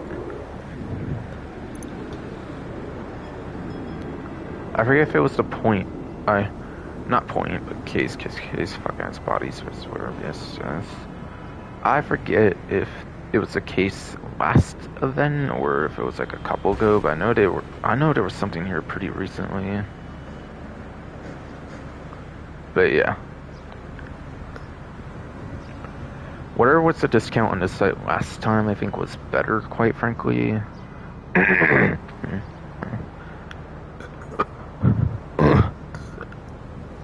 Black ass body, man, I swear. Yes. Whatever was the case, like, last time, whatever, I think had a better sale, quite frankly, than what will be the case here, because this time it's just standalone garage properties. Last time there was something on this website, I think it was like actual like apartments where you could actually get like heist locations, basically. But no, this time you're limited to garage properties. Whether it's 2, 6, or 10, obviously you should probably just go for 10 only. Even then, I don't think I even suggest going for these just because you're not going to be able to do heists from them. Unless you don't care to have multiple heist locations. Unless you do not care to have actual multiple like heist locations, then I would suggest maybe going 10-car garages. But even then, I think going for just garages would be a mistake. You have to go all the way down to this one. That's 150k to 105k for 30% off to get to them.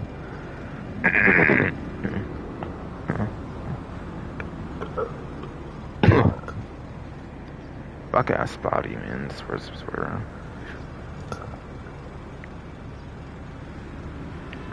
Seems.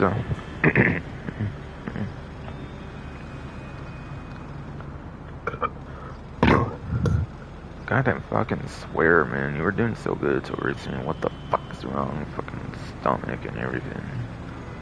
Yes, yes, yes. Have to go all the way down to 150k to 105k. It looks like they get to one at all for a standalone garage. 10, 10, 10. 10, 10, 6, 6, 6, 6, 6, 6, 6, 6, 2, 2, 2, 2, 2, 2, 2, 2, 2, 2. So what is it, like around like 20 of the 75 properties or something like that? What a joke. What a joke. And only the 10 car ones are even like not worth it, I would say, in the first place. Unless you want different variety with the properties you have, I guess. If you don't care about all the vehicle slots, you just want more variety with your property slots for some reason, which I doubt really anybody's gonna do. Then yeah, so only like not even 10 of them even fucking matter then, where the discounts here. And again, I'll just go for apartments over a garage so you can actually have different locations for your heists, basically.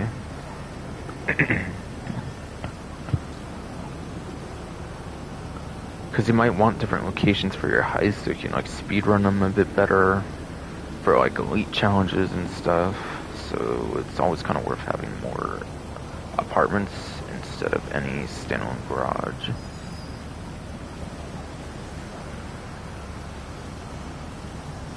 And from there, every single thing will be a vehicle discount. From there, every single discount that's 30% off will be vehicle discounts.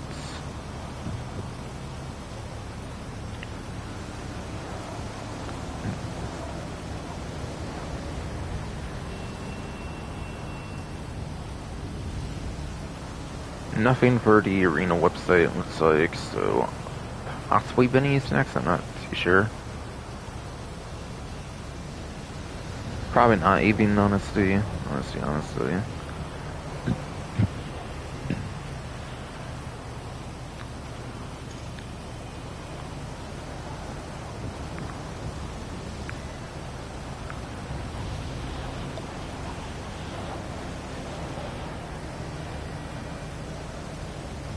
Yeah, no Benny's either. Starting with Elitist, it looks like actually.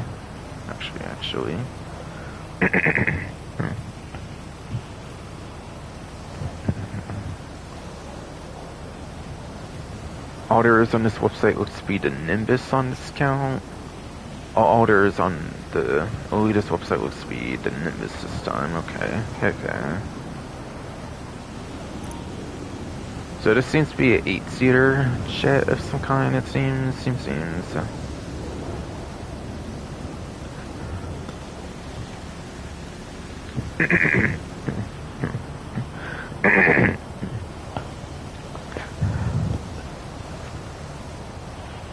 Come on, do better your fucking ass body. Swear. So it goes from like 1.9 million, it looks like, over to 1,330,000. I don't think it's 990, I think it's 900, definitely, so yeah. On 30% off, you're getting like 570k off, it looks like. Okay. And yeah, it's a Pegasus aircraft, so you might as well just get it if you want. As long as you have the money, you can basically just get it. It's not locked to the hangar since it existed before the hangar. So yeah, it's Pegasus, and you can have as many Pegasus vehicles as there exists, essentially, so... Yes.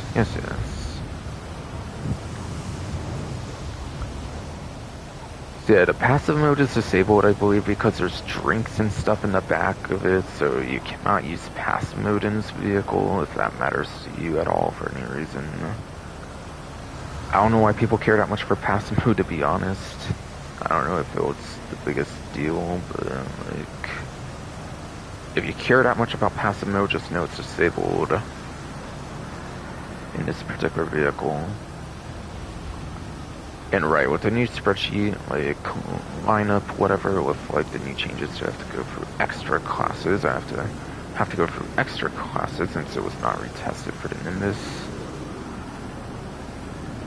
So yeah, there's going to be no tier for the Nimbus, just because there's no tier for planes. So for the planes class, the Nimbus has 17th place for lap time, as well as 16th place for top speed. And there is 39 planes in the game, so that is above average for both, but it's not within top 10, so if you don't care to collect all the planes, it's not the biggest deal to collect this one.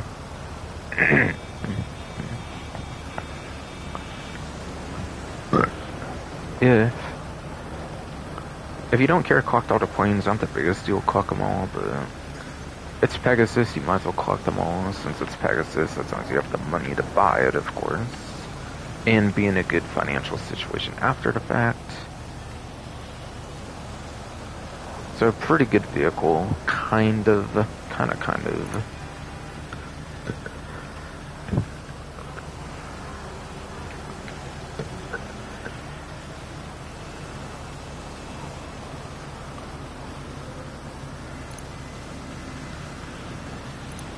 Military Motorsport, there was nothing for two-door, I'm pretty sure, on discount if I remember right, but I'll check through quickly just in case, just in case. So it looks like next one will be the Amis EGT then, that I kind of saw earlier. I already went over that one, obviously. Alright, yeah, it's just that for Legendary, it looks like, for the Amis EGT still to cover. From the Criminal Enterprises DLC. I forget if this one has a trade price or if it's only buy it now. I think it actually might just be buy it now, to be honest. So it goes from $1,795,000 over to $1,256,500.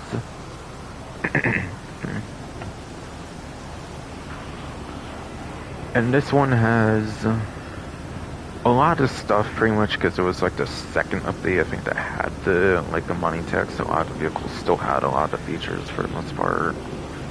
So it has missile lock-on jammer, remote control unit, your actual money tech features. It has the silk mines and then the armored plating.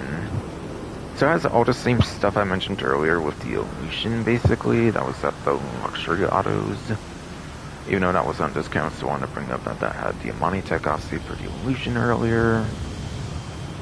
So it has all the same stuff basically as the Illusion, but it's still electric basically, and it's a four-door sports car. Pretty sure it's sports, definitely. So electric is actually a big deal, believe it or not, when it comes to Amani Tech compared to like your usual average electric vehicle. And that's because it actually allows your vehicle to take more explosives, which is nice. So electric Amani Tech vehicles actually have better explosive resistance than the non-electric Amani Tech vehicles. And that's because the homing launcher does the same amount of damage. Or wait, I might be explaining it wrong. I think it's because the RPGs do the same damage as the No. Talk to us, yes, bro. Come on. I think RPGs, since there's a lack of a patrol tank, it does the same damage as like a homing launcher or something like that. I forget. Something like that. I think both the homing launcher and the RPG do the same damage, I think, essentially, is what I'm trying to say here. So, yeah. I think both of the launchers that do like serious damage with like the homing launcher, RPG, I believe do the same damage if it's electric. Something like that because of the lack of a like patrol tank mechanic on electric Amani Tech vehicles. And you're getting like 500k off of this too, which is cool. So 1,795,000 to 1,256,500. This is a very nice discount vehicle right here, definitely. Only downside is there's no Boris glass, and I guess you could kind of throw the front mounted machine guns on there too. You know, they're not really the biggest deal, I guess. But yeah, no Boris glass, which is a downside, so just keep that in mind. But it is electric, so it's some better explosive resistance compared to the average Monte vehicle. So it's very good. I like it. I like it for that reason.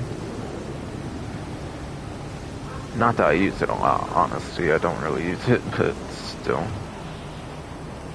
I understand it's good, obviously. I do obviously understand it's good.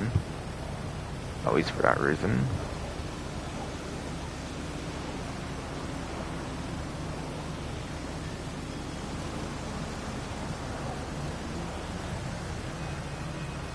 And then it doesn't look like there's anything on war stock, unfortunately, so nothing there. Nothing on dock tees, which, yeah, they don't really do both discounts oftentimes, so not surprising there. Nothing for the Cycles website, obviously, as well. Although last, like, few to several vehicle discounts are all in San Andreas then. And again, all these other ones are also 30% off as well. So the Vapid Click Wagon for 2-door will be the first one here for Southern to go through. Alright, so no trade price surely for this one. It's only like 300 to like 400k off, it looks like, around there. Not even 400,000, it looks like it's a bit under 400k.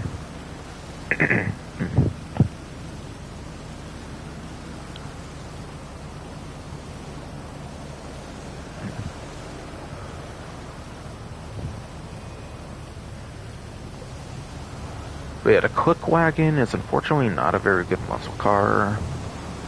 It's actually the worst top speed of a muscle car in the game, actually, believe it or not.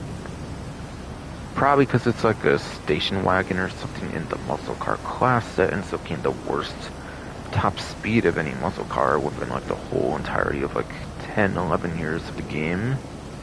11 years, in fact, of the game. Yes.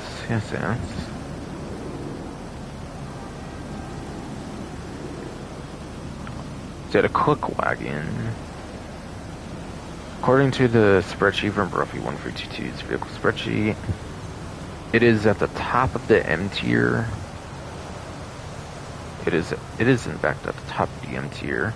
It's not the worst for a lap time, but it's still close to one of the worst for a lap time. And it gets 73rd place for a lap time, and it also gets 80th place. It gets 80th place for top speed. Every non-raceable option, I think, is also quicker, though.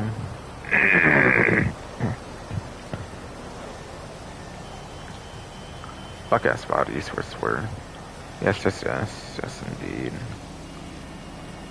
Yeah, every non-raceable option, I believe, is also quicker for top speed, though. So really, it's 86th place for top speed, then.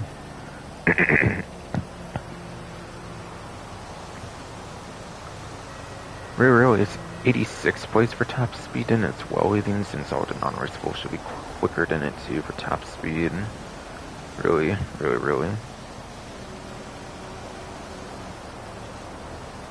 Wait, what?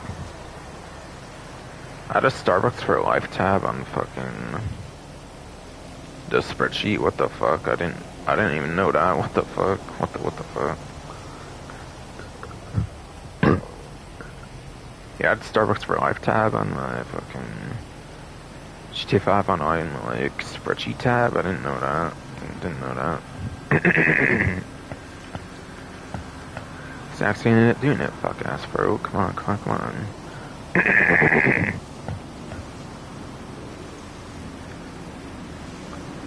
Yes.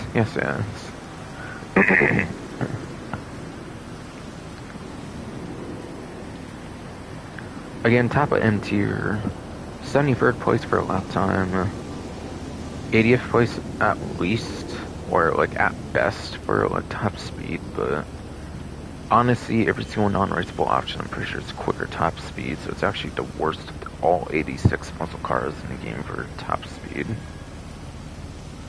So yeah, not really good, not really good at all.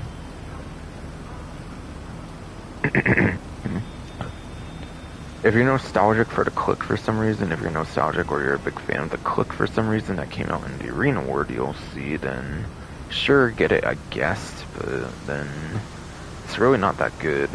Like, no matter how you sliced it, I feel.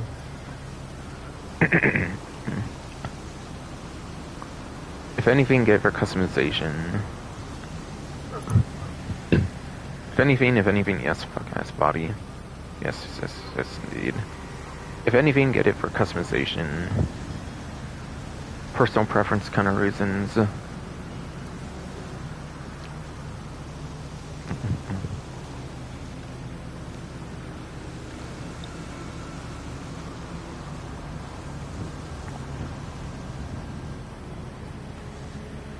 No. That's right, when I saw Sultan RS Classic, I forgot it's a tuner subclass as well. Forgot it's actually a tuner subclass.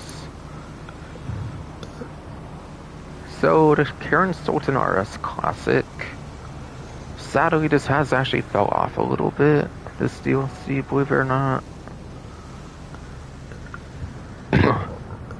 Fuck ass body, man. Come on.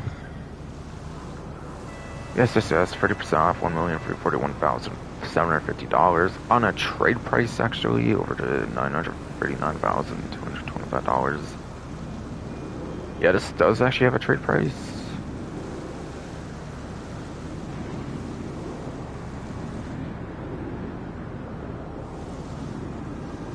And trade price is tied to anywhere from like rank 575 for like the car club, like car meet reputation.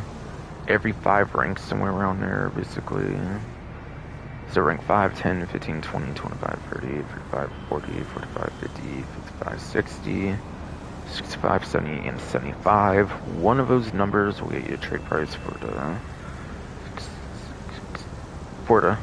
Sultan RS Classic. That will be how you get the trade price.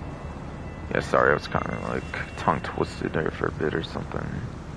For some delay there. Of course, go figure, my throat's being a bitch anymore. Yes. But like I said, it did sadly fall off a little bit, believe it or not, this particular DLC. And that's because the Jester RR wide body can actually be used in tuner subclass races as well. The one with the dragon livery that's forced on it that just came out this DLC. That is actually the new best lap time, where I think this used to be the best lap time until that came out. So it did fall off a bit, unfortunately.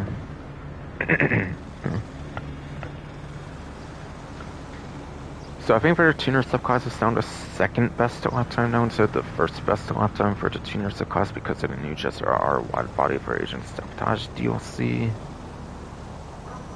And it's still pretty mid-tier, I believe, for the top speed as well. Still, I believe. So I don't think it changes much for top speed, I would say.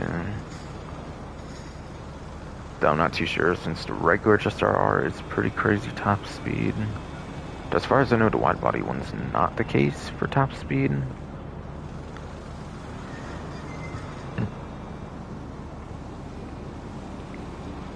So yes. Don't get me wrong, this will still be pretty good, but not as good. Don't get me wrong, yes indeed, bro, but still, yes indeed. Still really good for tuner subclass races, just not going to be as good anymore, obviously. Since it will have competition with just our wide body now. In addition to anything it might have already had competition with beforehand. Yes. And if you don't believe that just our wide body can be used in tuner subclass, just look at the new random race creator. Just look at the new random race creator if you don't believe that the just our wide body is usable in the tuner subclass races. Because it is, and it's in the tuner subclass like section of the random race creator if you do that.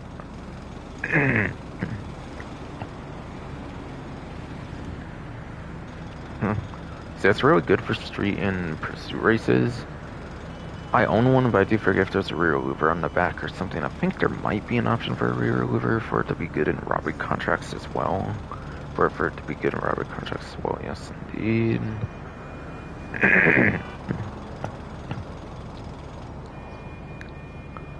So this is definitely a pretty good vehicle. And also, since it is in tuner subclass, I don't go over to sports performance, because sports performance is not good on tuner subclass vehicles.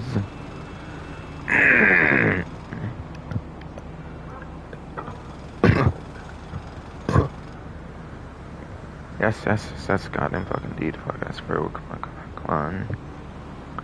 Yes, indeed.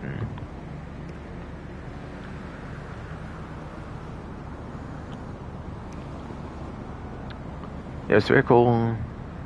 Yes, sport tuners are not really good for the sports class itself, so they're only really good for this tuner subclass, for the tuner subclass, yes, indeed.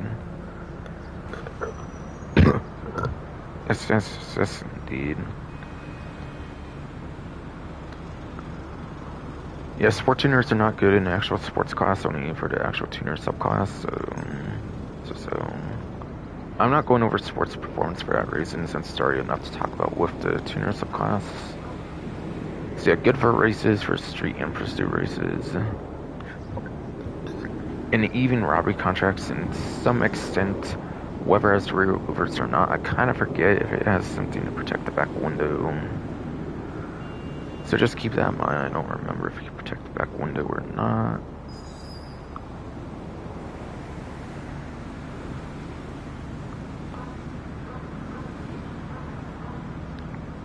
But yeah, it can be good for all street races, pursuit races, street races, and the robbery contracts. That should be good for all three, I think.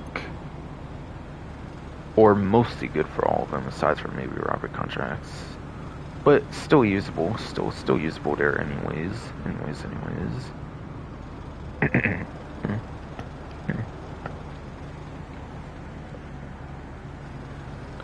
So I definitely do highly suggest picking this one up. Regardless, I think.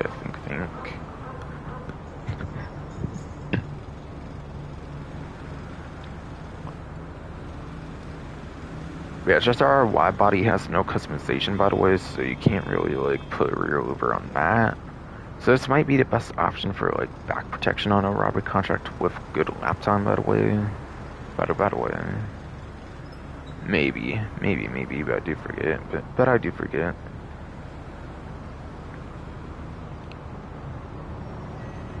Alright, so moving on finally, anything from that. After that. What did the Class A drift to Yosemite? I think this is the vehicle in the Diamond Casino heist. I think that's why it's a trade price, because I don't think it's tied to the drift races. I think it's actually tied to Casino heist somehow.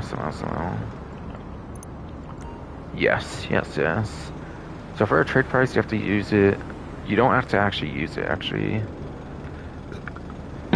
Look at bodies, where don't actually have to use it, you just have to, like, select it, actually, as it says. Complete Diamond Casino Heist Finale as a leader with the vehicle selected to unlock the trade price. Exactly as it says. Works the exact way.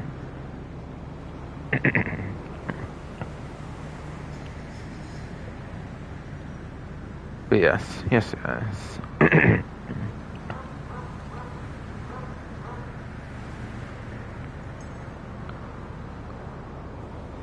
So, on Buy It Now, it goes from like 1.3 million to $915,600, it seems.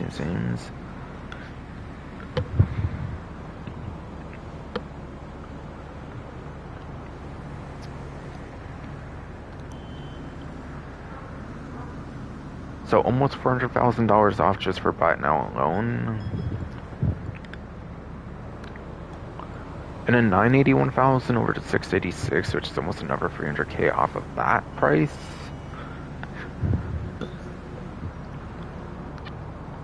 You could even go from like 1.3 million over to $686,700 even as well.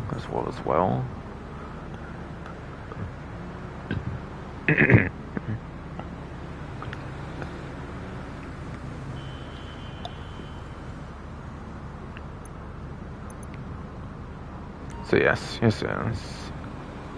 Oh, 240K now for my agency. Cool. I'll have to collect that then. Probably will be able to hopefully finish the stream by then, if my throat is being decent enough, of course, but still.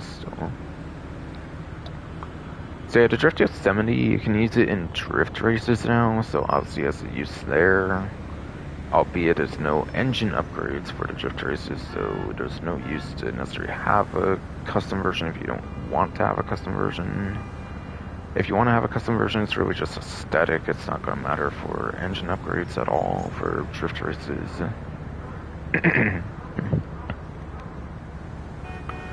Otherwise, it's kind of... Yes, bro. Yes. Fucking got him, fucking Dave, yes, indeed. Otherwise, it's kind of a fun vehicle to swap like the low grip tires on.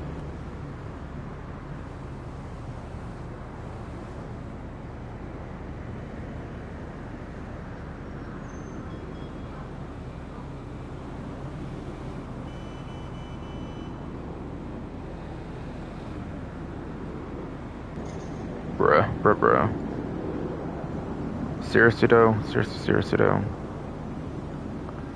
Not even 5 hours till my whole controller dies. What?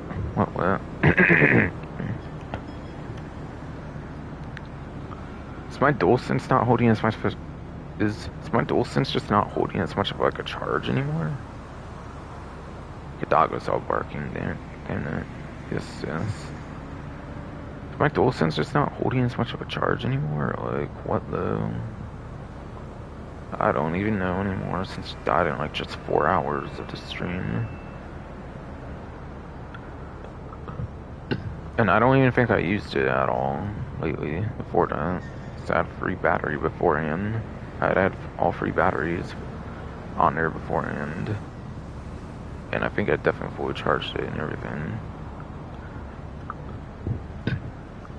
Yes. Let me do a mic test actually here though before I go further done.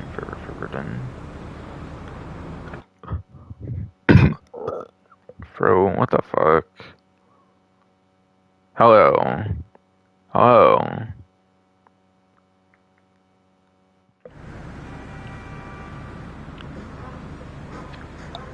Alright, everything seems fine. Still as expected.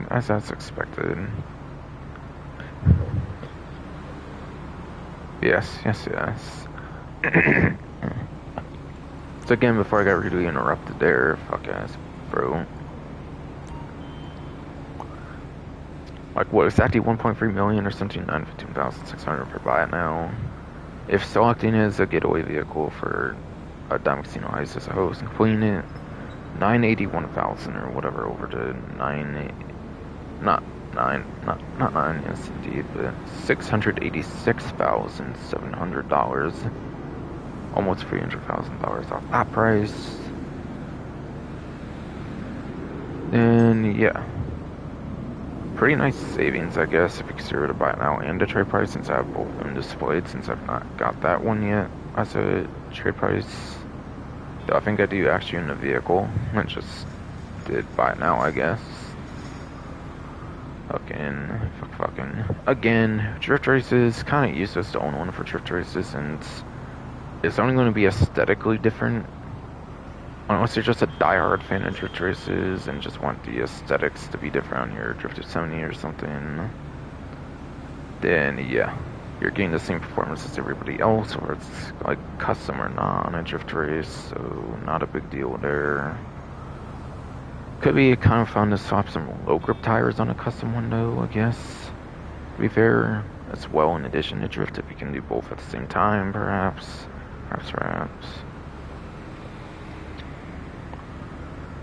Otherwise, honestly, I wouldn't necessarily say it's too great. I think the regular Yosemite is better than this, I believe. The regular one is definitely better performance, yes indeed.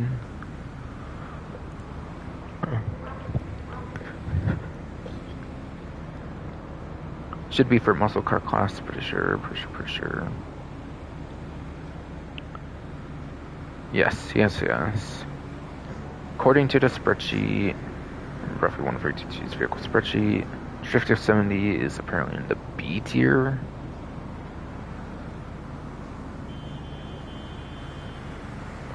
and it gives it 16th place for lap time, as well as 61st place for top speed. Well, as well as 61st place top speed, yes indeed. So it is above average for lap time. It's in the 10s for lap time even, which if it's out of top 10, being in the 10s is kind of as it's going to be. So that's kind of something at least, I guess, there. But yeah, 61st place for top speed is just terrible. 61st place for top speed is just flat out terrible. And after all, it is a version of the Yosemite, and the Yosemite is pretty nostalgic. I believe it does feature I do believe it does feature Grand Theft Auto San Andreas, I'm pretty sure, for the regular Yosemite. Yes, the regular Yosemite does exist as the actual true nostalgic one, but yeah, Yosemite is in San Andreas, I'm pretty sure, for the universe, so it's kind of a fun nostalgic vehicle to own because of that. I would say as well.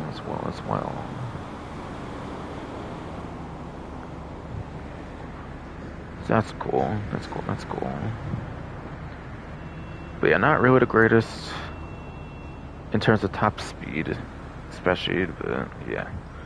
It's not too far from top 10 to be fair for lap time.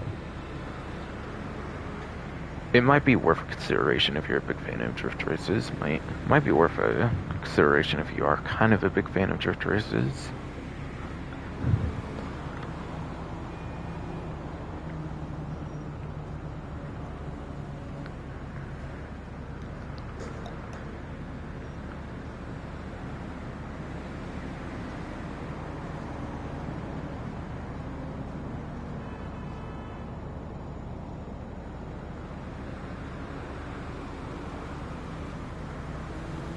Alright, then, speaking of drift, you have the Class A Drift Tampa as well. I don't necessarily think this one has a trade price, I think. And if it does, even then I already have it. Yeah, I'm pretty sure it's just the basic price on this one. yes, goddamn fucking indeed, fuck ass bodies, I swear. Yes, pretty sure this one does very much just have a buy it now price. A little under 300k in savings from 995,000, yes indeed, to $696,500. With either the option for rack of rum or hot ring razor for your 2 livery options. At least without it being drift tuning. Drift tuning, you might be able to get a bunch of, unique liveries for drift tuning at least. But yeah, yes. Yet another drifting vehicle that should be available. For those that like drift tuning races. I don't know why I said should be available, but it is available as for those that like drift tuning races and stuff. So it could be used for drifting, but again, kind of pointless when you can't really do the engine upgrades with it for a custom version unless you're just a diehard drifter, diehard like drifting fan basically.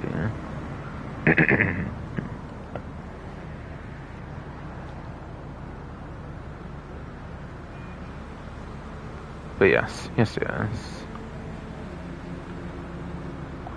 I believe it's actually in the sports class, believe it or not, which is a weird decision I feel, but yeah. Yes.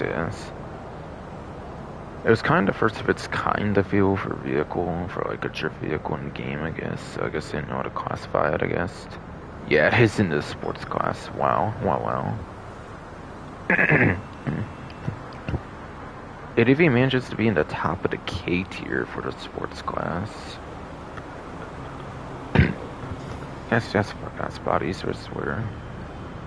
Yes. It even does manage to be in the top of the K tier for the sports class, which is kind of crazy. That's at the top of a tier, despite its weird classing. But yes, it is 91st place for lap time, and 88th place for top speed. 90s and 80s for a lap time top speed. That's embarrassing as fuck. Holy fucking shit, man. Yeah, you're not winning shit in this in a traditional race. Yeah, I would just get this one for drift tuning. If you want one that's also good performance, kind of, then just get the Drift Yosemite, I would say, between these two. But yeah, custom one could always kind of be fun if you can do low grip and like drifting, you know, to be fair. Like I kind of said with the Drift Yosemite to give it more of a purpose, I guess. Too, to be fair. Always try to kind of find a positive for the most part.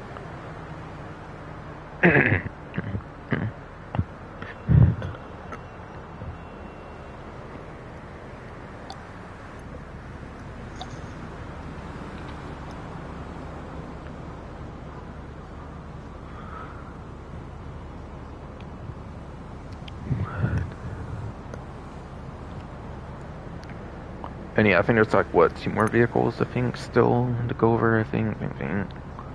Yeah, the Brigham, and I think something else. Maybe not, no? Oh yeah, okay. Yes, it is.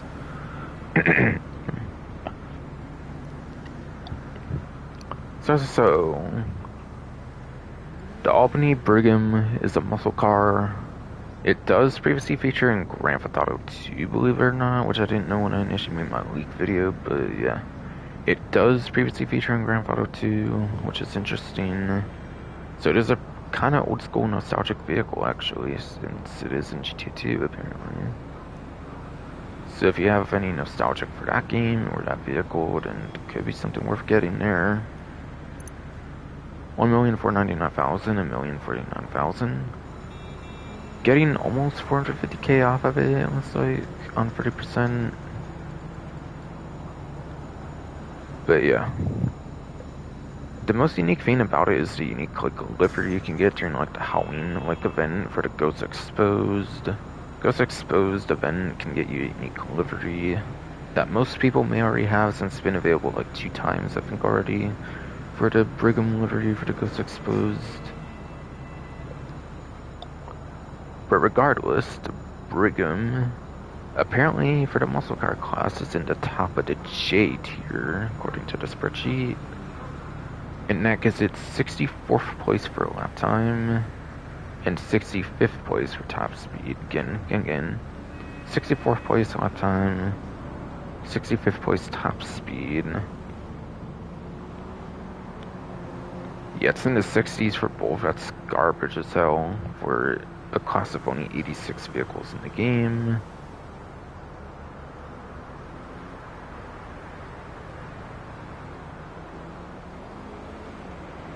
So yeah, I would not get it for performance. I would definitely not get this one performance-wise. And last but not least is an Amani Tech vehicle, actually. last but not least is an Amani Tech vehicle, so I'm not going over performance. I didn't go over performance on the CGT, I'm pretty sure, so I'm just talking about the capabilities of this one, like I kind of do with the tuner subclass as well. So this one is from the Contract DLC, which was the first DLC to ever have the Amani Tech vehicle, so it's kind of one of the more feature-rich vehicles. So it has the boards and glass. Fuck ass body, come on. Yes, very feature-rich for Amani Tech since it was one of the very first Amani Tech vehicles of the game for the initial Contract DLC. You can put armor plating on here. Not as armored as the Omnis CGT though, since it's not electric, so not as armored as the Omnis CGTs, just know that. So I think it's more weak to RPGs, whereas like the Omnis CGT I think takes the same damage from RPG and homing launcher, so it has more armor technically speaking if you use RPG. But yeah. Armor plating, boards and glass. Front mounted machine guns even, since it's one of the initial ones. And you can even use those in a remote control unit as well. So you can use the remote control unit and use it like as a remote control vehicle even for the front mounted machine guns, which is very good. Can be abused pretty crazy. since I think it's like a 2-minute cooldown for those vehicles, just like with the RC Bandito and Invader Sway tanks, so you have like 3 RC vehicles that might have like, what, 2-minute cooldowns? It's ridiculous, but it's a thing. It's quite ridiculous, but it is a thing. Silic Mines, and then yeah, I think from there it's just the Amani Tech features, Missile Lock-on Jammer Remote Control Unit. Now it is an SCV and it's pretty slow, so I would definitely probably recommend Missile Lock-on Jammer if you're trying not to get this destroyed, but again, you could maybe do a funny strat with the remote control unit, be able to use like the guns on the front with the RC vehicle version of it. And then yeah, it has unique yes indeed. It does have the unique quirk of having like a thing you could put on the back window where you cannot get shot in the back. Not a lot of Amani Tech vehicles have like back protection like the Patriot Mil-Spec does, where it can actually be completely protected from like gunfire in the back. Paragon S might be like that, I fucking forget for whatever reason, and then it's also quick as fuck apparently, so like Paragon S might be better at that, I'm not really sure. If I remember hearing right, I don't even remember if that's the case, but I think it's the case if I remember correctly. So Paragon S might actually be able to do that as well, and it might be quicker even as well, obviously, for sure. So just be aware of that, just be aware of that.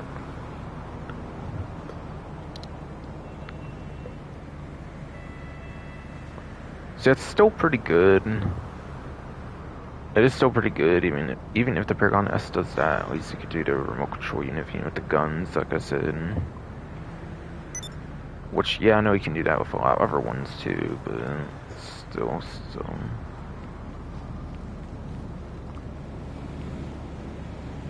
Yeah, that's every vehicle on discount, should be. I'll go to the agency, pick up my money there. Pick up my money there in case the 250k ends up happening, if it didn't already, of course. I don't think it did already, but because I want number 20k instead of like 10k, I definitely want to be going there right now. Right now.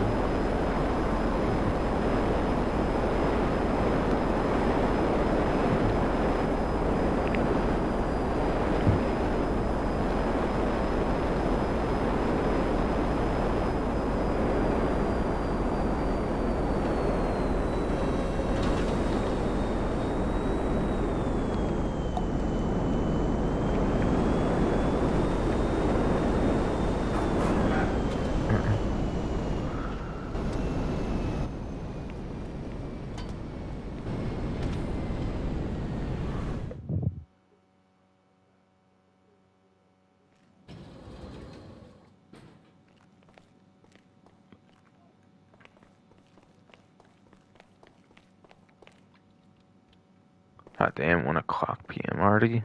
Thanks fucking for making it 1 o'clock p.m. before we can finish this shit. Damn it.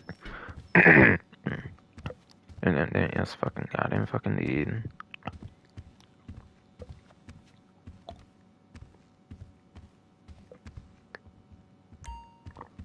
Let's see, that's 240k still. Make sure to collect it in before 250. That's for sure. Maximize on my money here. It's the only thing you're good for, Fro, is you do manage to make me more money doing this. To be completely fucking honest. The only productive thing you do for me, Fro, is give me more money for a GTA. When you stall my ass like a bitch.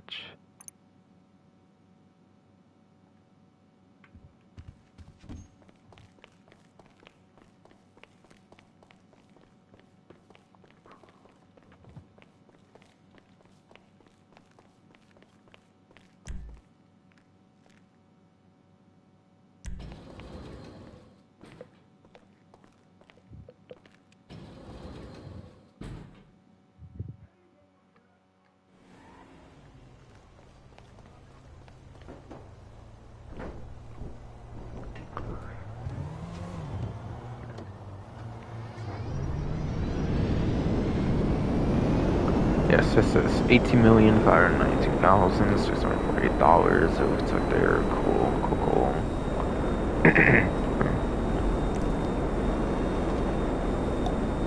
Alright, it's in the city. Okay, cool. For the stash house. For the stash house. And after that, it should be just HSW time trial, and it should be done.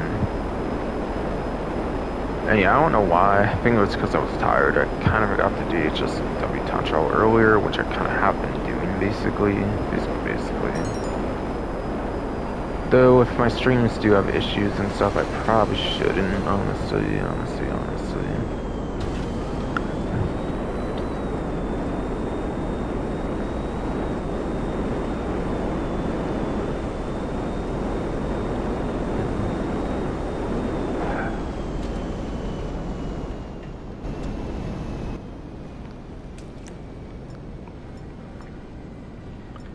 Oh, I gotta use the strict word limit.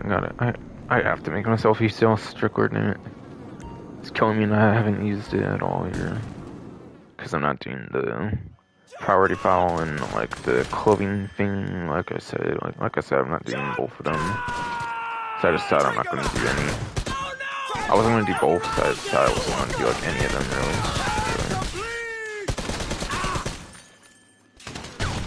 Oh my god, yeah. I was talking too much and shit. Damn it. Fucking. Yeah, blame that shit for why I died. But yeah.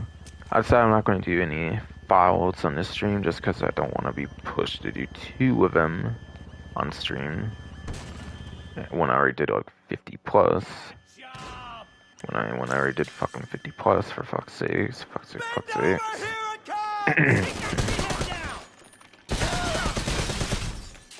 Fuck you, die. Okay, I guess he actually did die this time.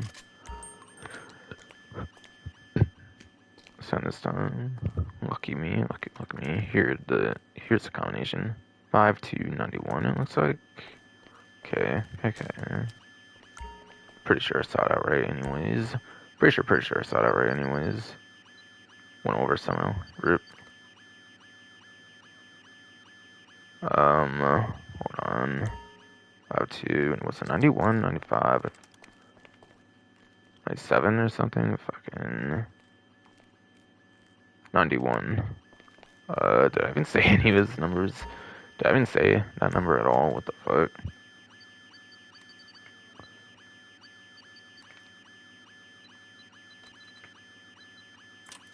Yeah, sorry about that. I think it was because of the angle left side, my throat being a bitch and stuff. I kind of messed that up. Basically.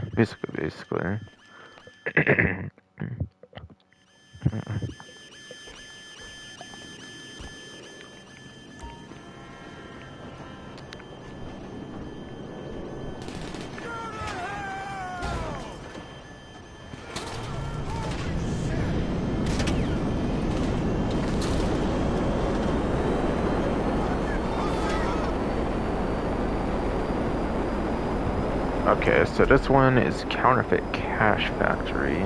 Wow. Go figure, I'm gonna get the worst thing possible, basically. Go figure it, I'm gonna basically get pretty much the worst thing possible. $1,000 as well.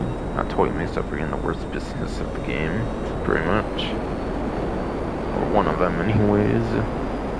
I think it is pretty much the worst.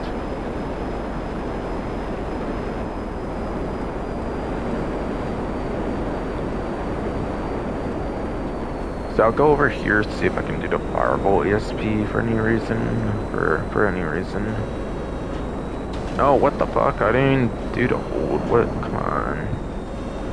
That kind of randomly happened, or I didn't expect it. My finger slipped or something, or whatever.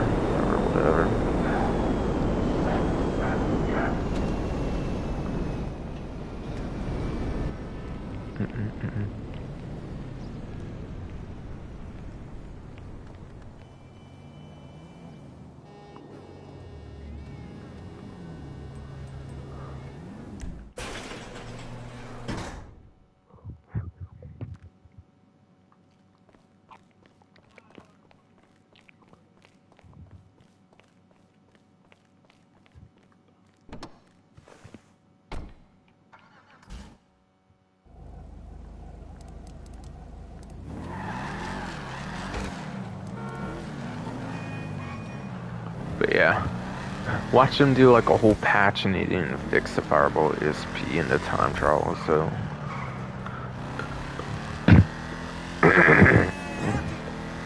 Fuck ass body, man. Swear.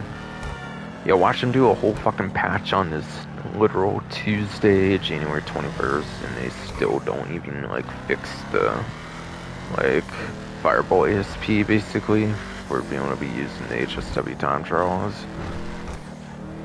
I think they've done it before where they do patches between DLCs and they don't even fix the glaring issues with the vehicles or anything until the next update, so yeah, don't expect that shit, unfortunately.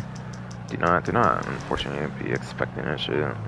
Yeah, sorry Martin, I don't do those anymore, so I'm not doing that. It's a bit too much off the way, I feel.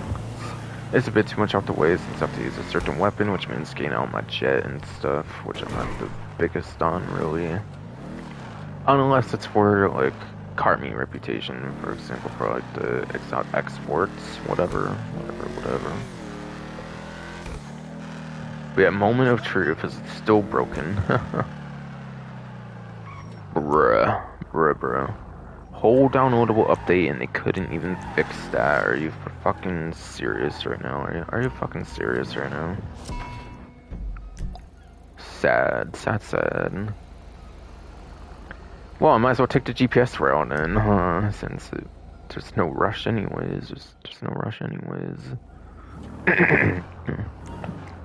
And it's supposedly an off-road vehicle. When people complain that should be a muscle car class when it's already got 80-ish vehicles. I don't know why people don't just set the differences aside, just let it be off-road without complaining. But I digress. It's still a fair point that people make, I guess. To be fair, be fair.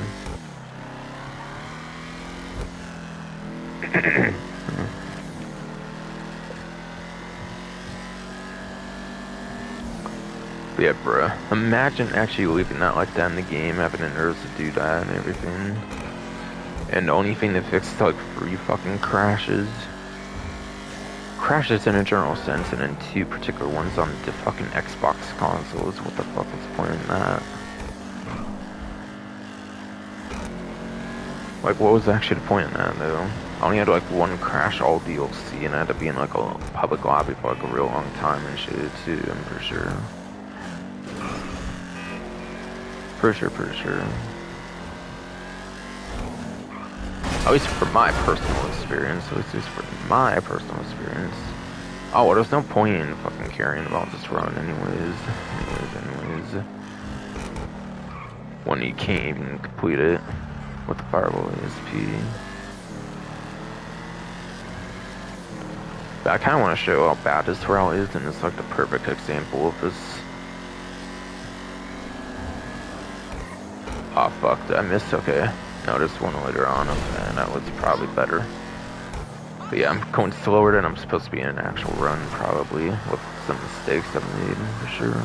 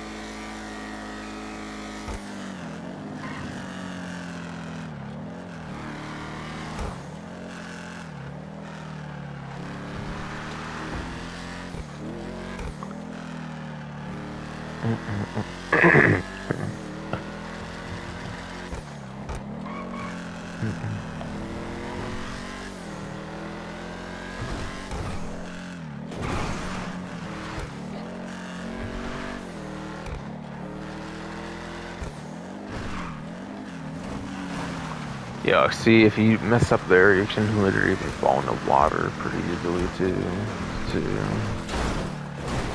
Yeah. And it's kind of like the reverse of like what you do for Outlast time trial, just to kind of give an idea of like how bad this can be. Honestly, even the reverse would probably even be kind of worse, just because of the like height difference. Basically, you have to go like higher the lower ground, basically, whereas like on the other one, you're at least going higher ground, like lower beforehand, whatever. If that makes any sense. This route is pretty shit.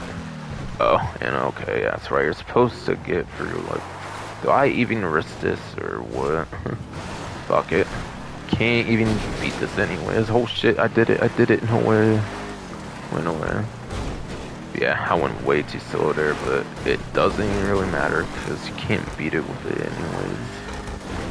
Even post January 21st, 2025 update, they couldn't be bothered to fix one line of code or something. I don't know, I assume it's one line of code, just copy and paste what the monstrosity has being off-road as well. Or something.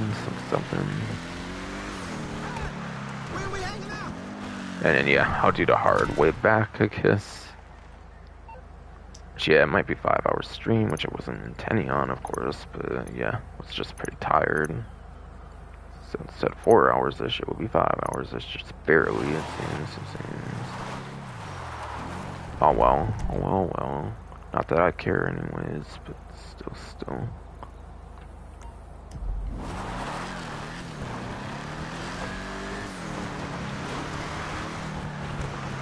And yeah, again, obviously it doesn't get rid of the time trial since it counts as a failed run. Since it counts as a failed run, yes, indeed, it will not get rid of the time trial. If you just want a, like, fun run that's not timed at all with the Fireball ESP, you might as well do one.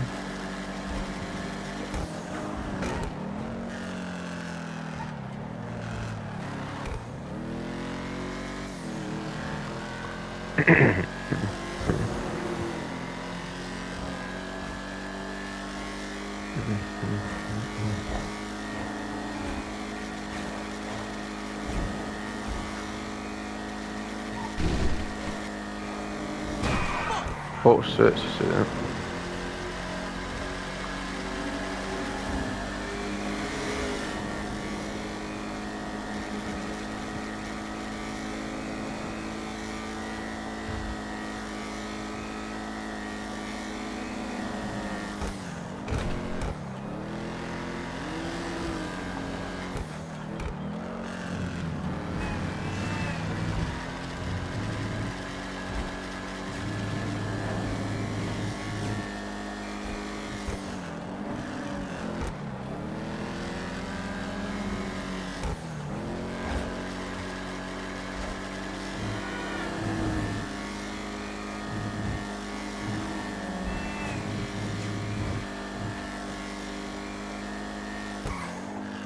Okay, that's the street dealer, it looks like. Okay. Just making sure it wasn't like an export vehicle or something like I kind of said earlier. To be honest.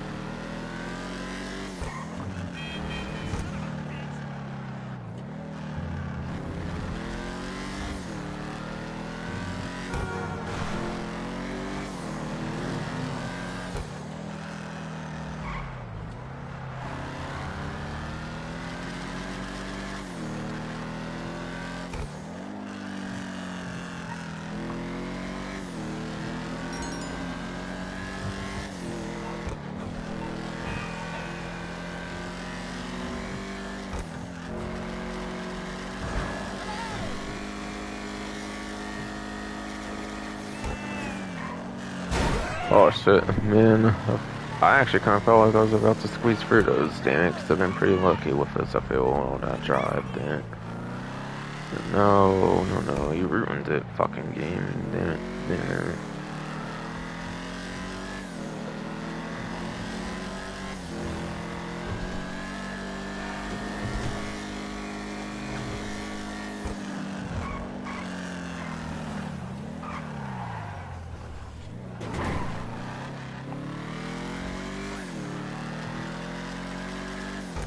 Right, over here. We're over here.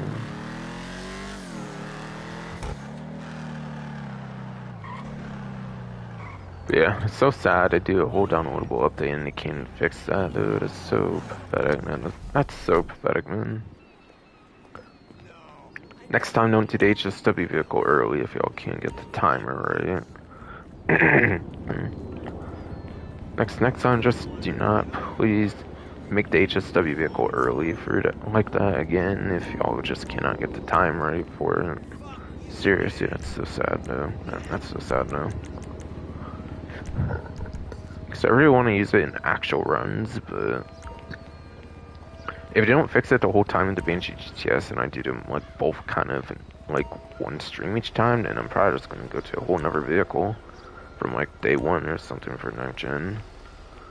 Cause like why bother with the fireball then at that point, since I would have probably been using it anyways and I would have had much more fun not being timed on it anyways. In truth. Unless of course looking at the monstrosities time or going for like a tier B time, but like I don't see any point in caring about how to do that for myself or anything. If Rockstar can't make it work, then why bother myself? And not just do it chill in the first place or whatever.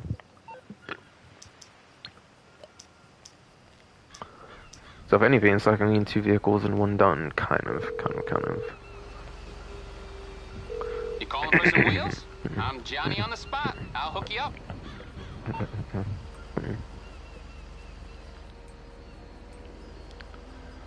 Alright, yeah. It's my nightclub, the B4. Rare to Banshee DTS. I'll bring it by.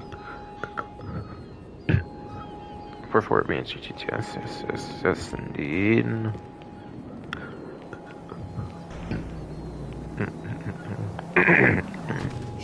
God damn it, I didn't expect you to get in my way, get out of here, fucking fool.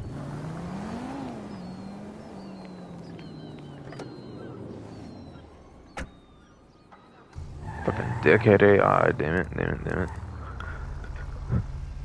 Fucking dickhead ass AI, and yep, 5 hours now, 5 hours now, whatever.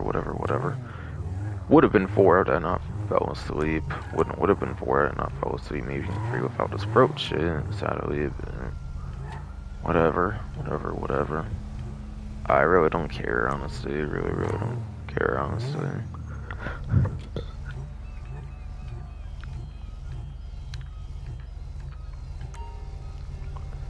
It's not like my health for the last like so many months and years, like a year and shit, whatever the fuck, fucking letting me carry even.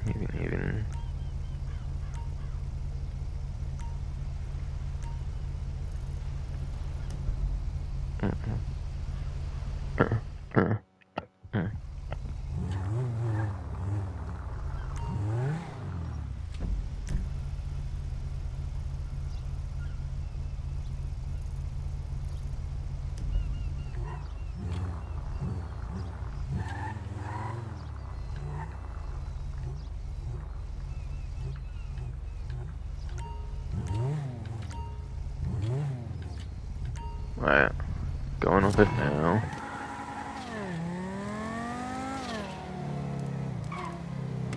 Yeah, it's got real insane top speeds.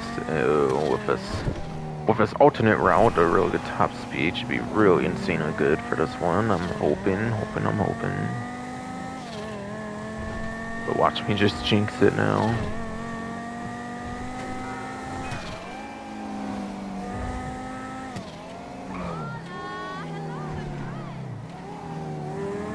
Okay, just did a bit of braking there, didn't Did not handbrake, which I don't know if that was a mistake or not. Might have actually worked out good the way I did it. I'm not really too sure, honestly. Come on, really? Oh my god. Fucking hate this game right now. No way.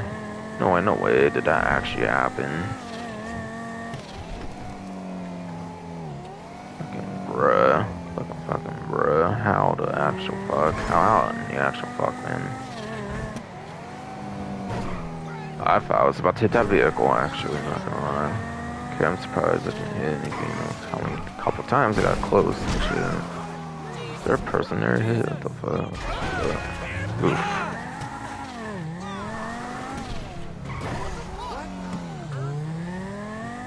That was crazy against that AI though.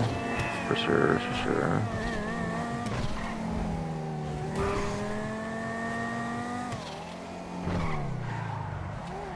Okay, was here apparently. Okay. The HSW brake sure held me there, it seems.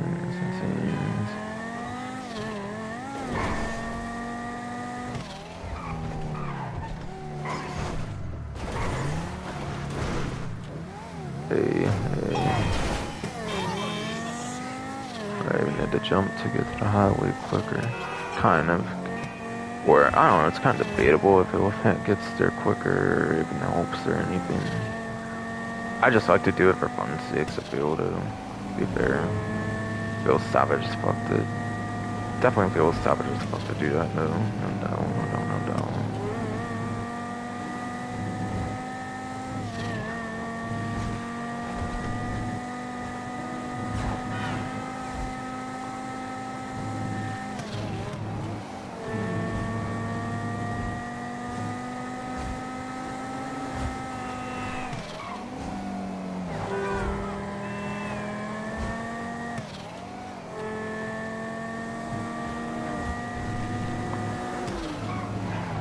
Shit.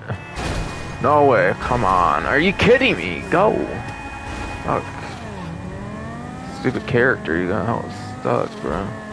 Fucking hell, man. God, my dumb character right now. Holy fucking shit, man.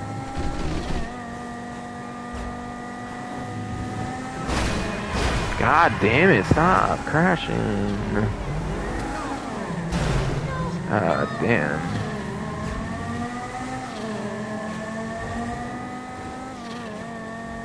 Might still be able to win it all just because of the alternate route, though. Bruh, come on.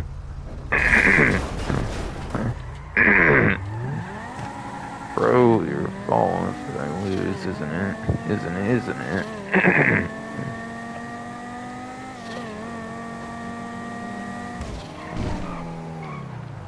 Jesus fucking... What are we doing? Spinning out a little bit, come on.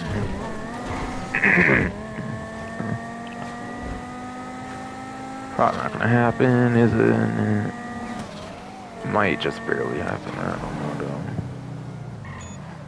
Fucking hell, let's go.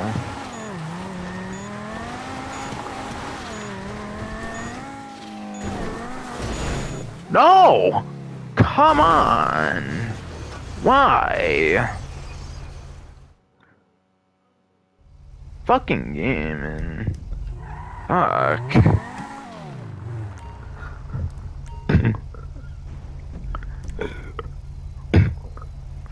Fuck you, shitty game. Bro and everything. Your fault.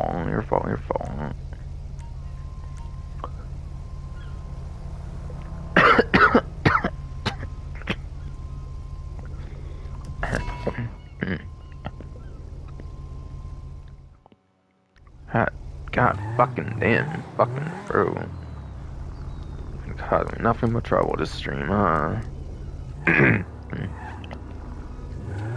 This is ridiculous. How the fuck did that happen? I was so close there too. If I didn't hit the fucking shrub, I would have had it just barely too. I think. Definitely. Or all that shit before. But this top speed's just so insane. As I mentioned, from roughly 152, I believe he said it's faster than all helicopters, top speeds. only 13 planes even beat the top speed this fucking shit is, which is insane.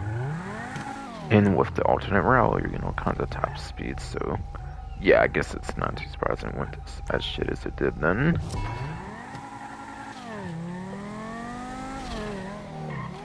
Attempt number 2 then, I guess. Fucking guess, we know it should already be fucking done. Technically speaking. Should have had it in the bag there. Last moment possible. But alas, my vehicle hit the fucking shrub and it went a certain way. I'm glad I didn't actually hit the checkpoint at least, so I could actually just respawn. That would have been miserable. I must go back and then forth again or whatever. Whatever. Bruh, how? Come on! We're not doing this again. We better not be doing this again. Holy fucking shit, man.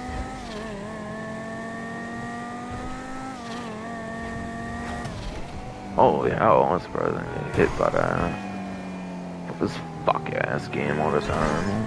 Shit, man.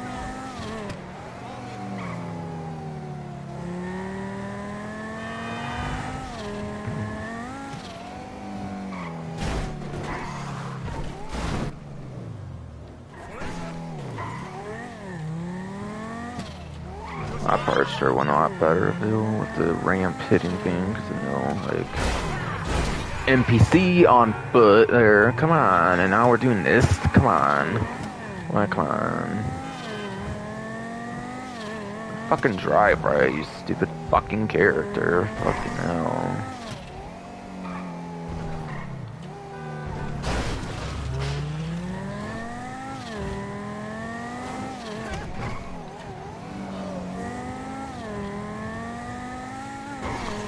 I don't even know if I'm even making any better time here currently. Holy fucking shit, it's a fuck ass game, man. Alright, that kind of went better, I think, because I think last time I kind of veered against it. I think.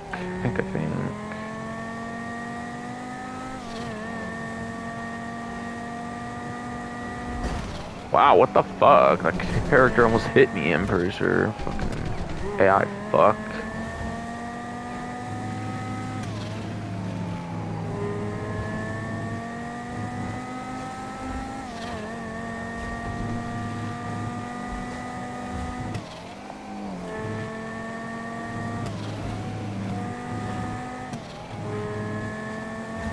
Surprised, I mean, this nighttime timing here is actually doing me good. I am surprised I didn't hit you. Honestly, character that was like right in front of me there.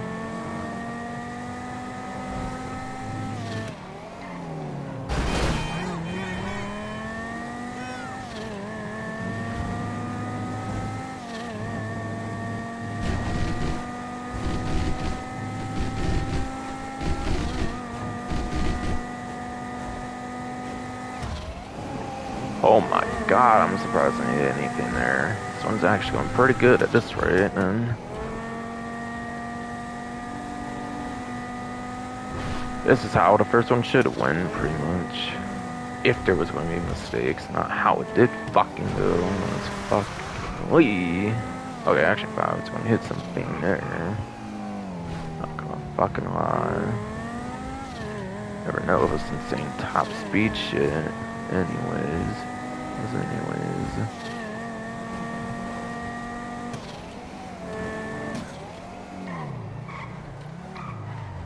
Right there. Got in a good position there. Beat the red, please. Beat the red. Nope, just barely not. Oh well. Got it in the bag finally. Holy fucking hell.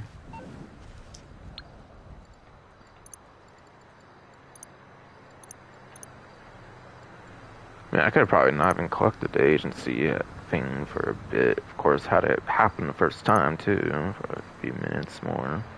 Or like when I did, whatever. Okay, fucking final fucking leave, man. Holy fucking shit. Finally done. Finally fucking done.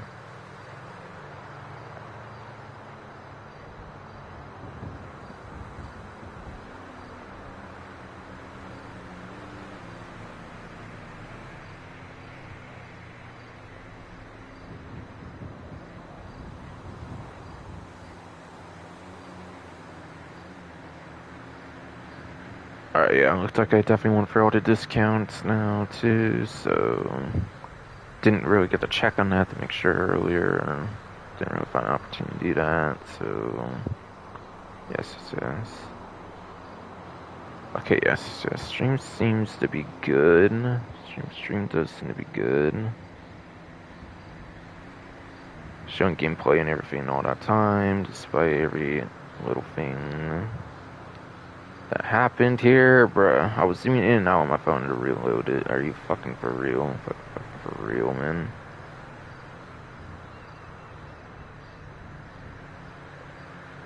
But yes.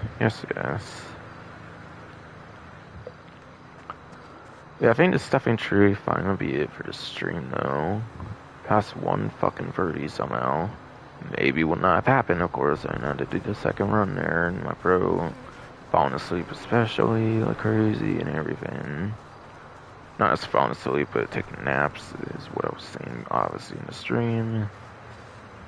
But, like, I haven't slept since, like, getting up at, like, fucking almost 4 p.m., which is, like, 22 hours kind of from now at this point. Almost at this point. It's probably been up 21, 22 hours now. Got fucking Pokemon Go PvP to fucking do and shit. I'm not quite going to bed. Like I said, I'm probably not all-nighter. Even staying up all till midnight and everything. Yes, it's definitely fine gonna be it for this stream though. Hope you enjoyed.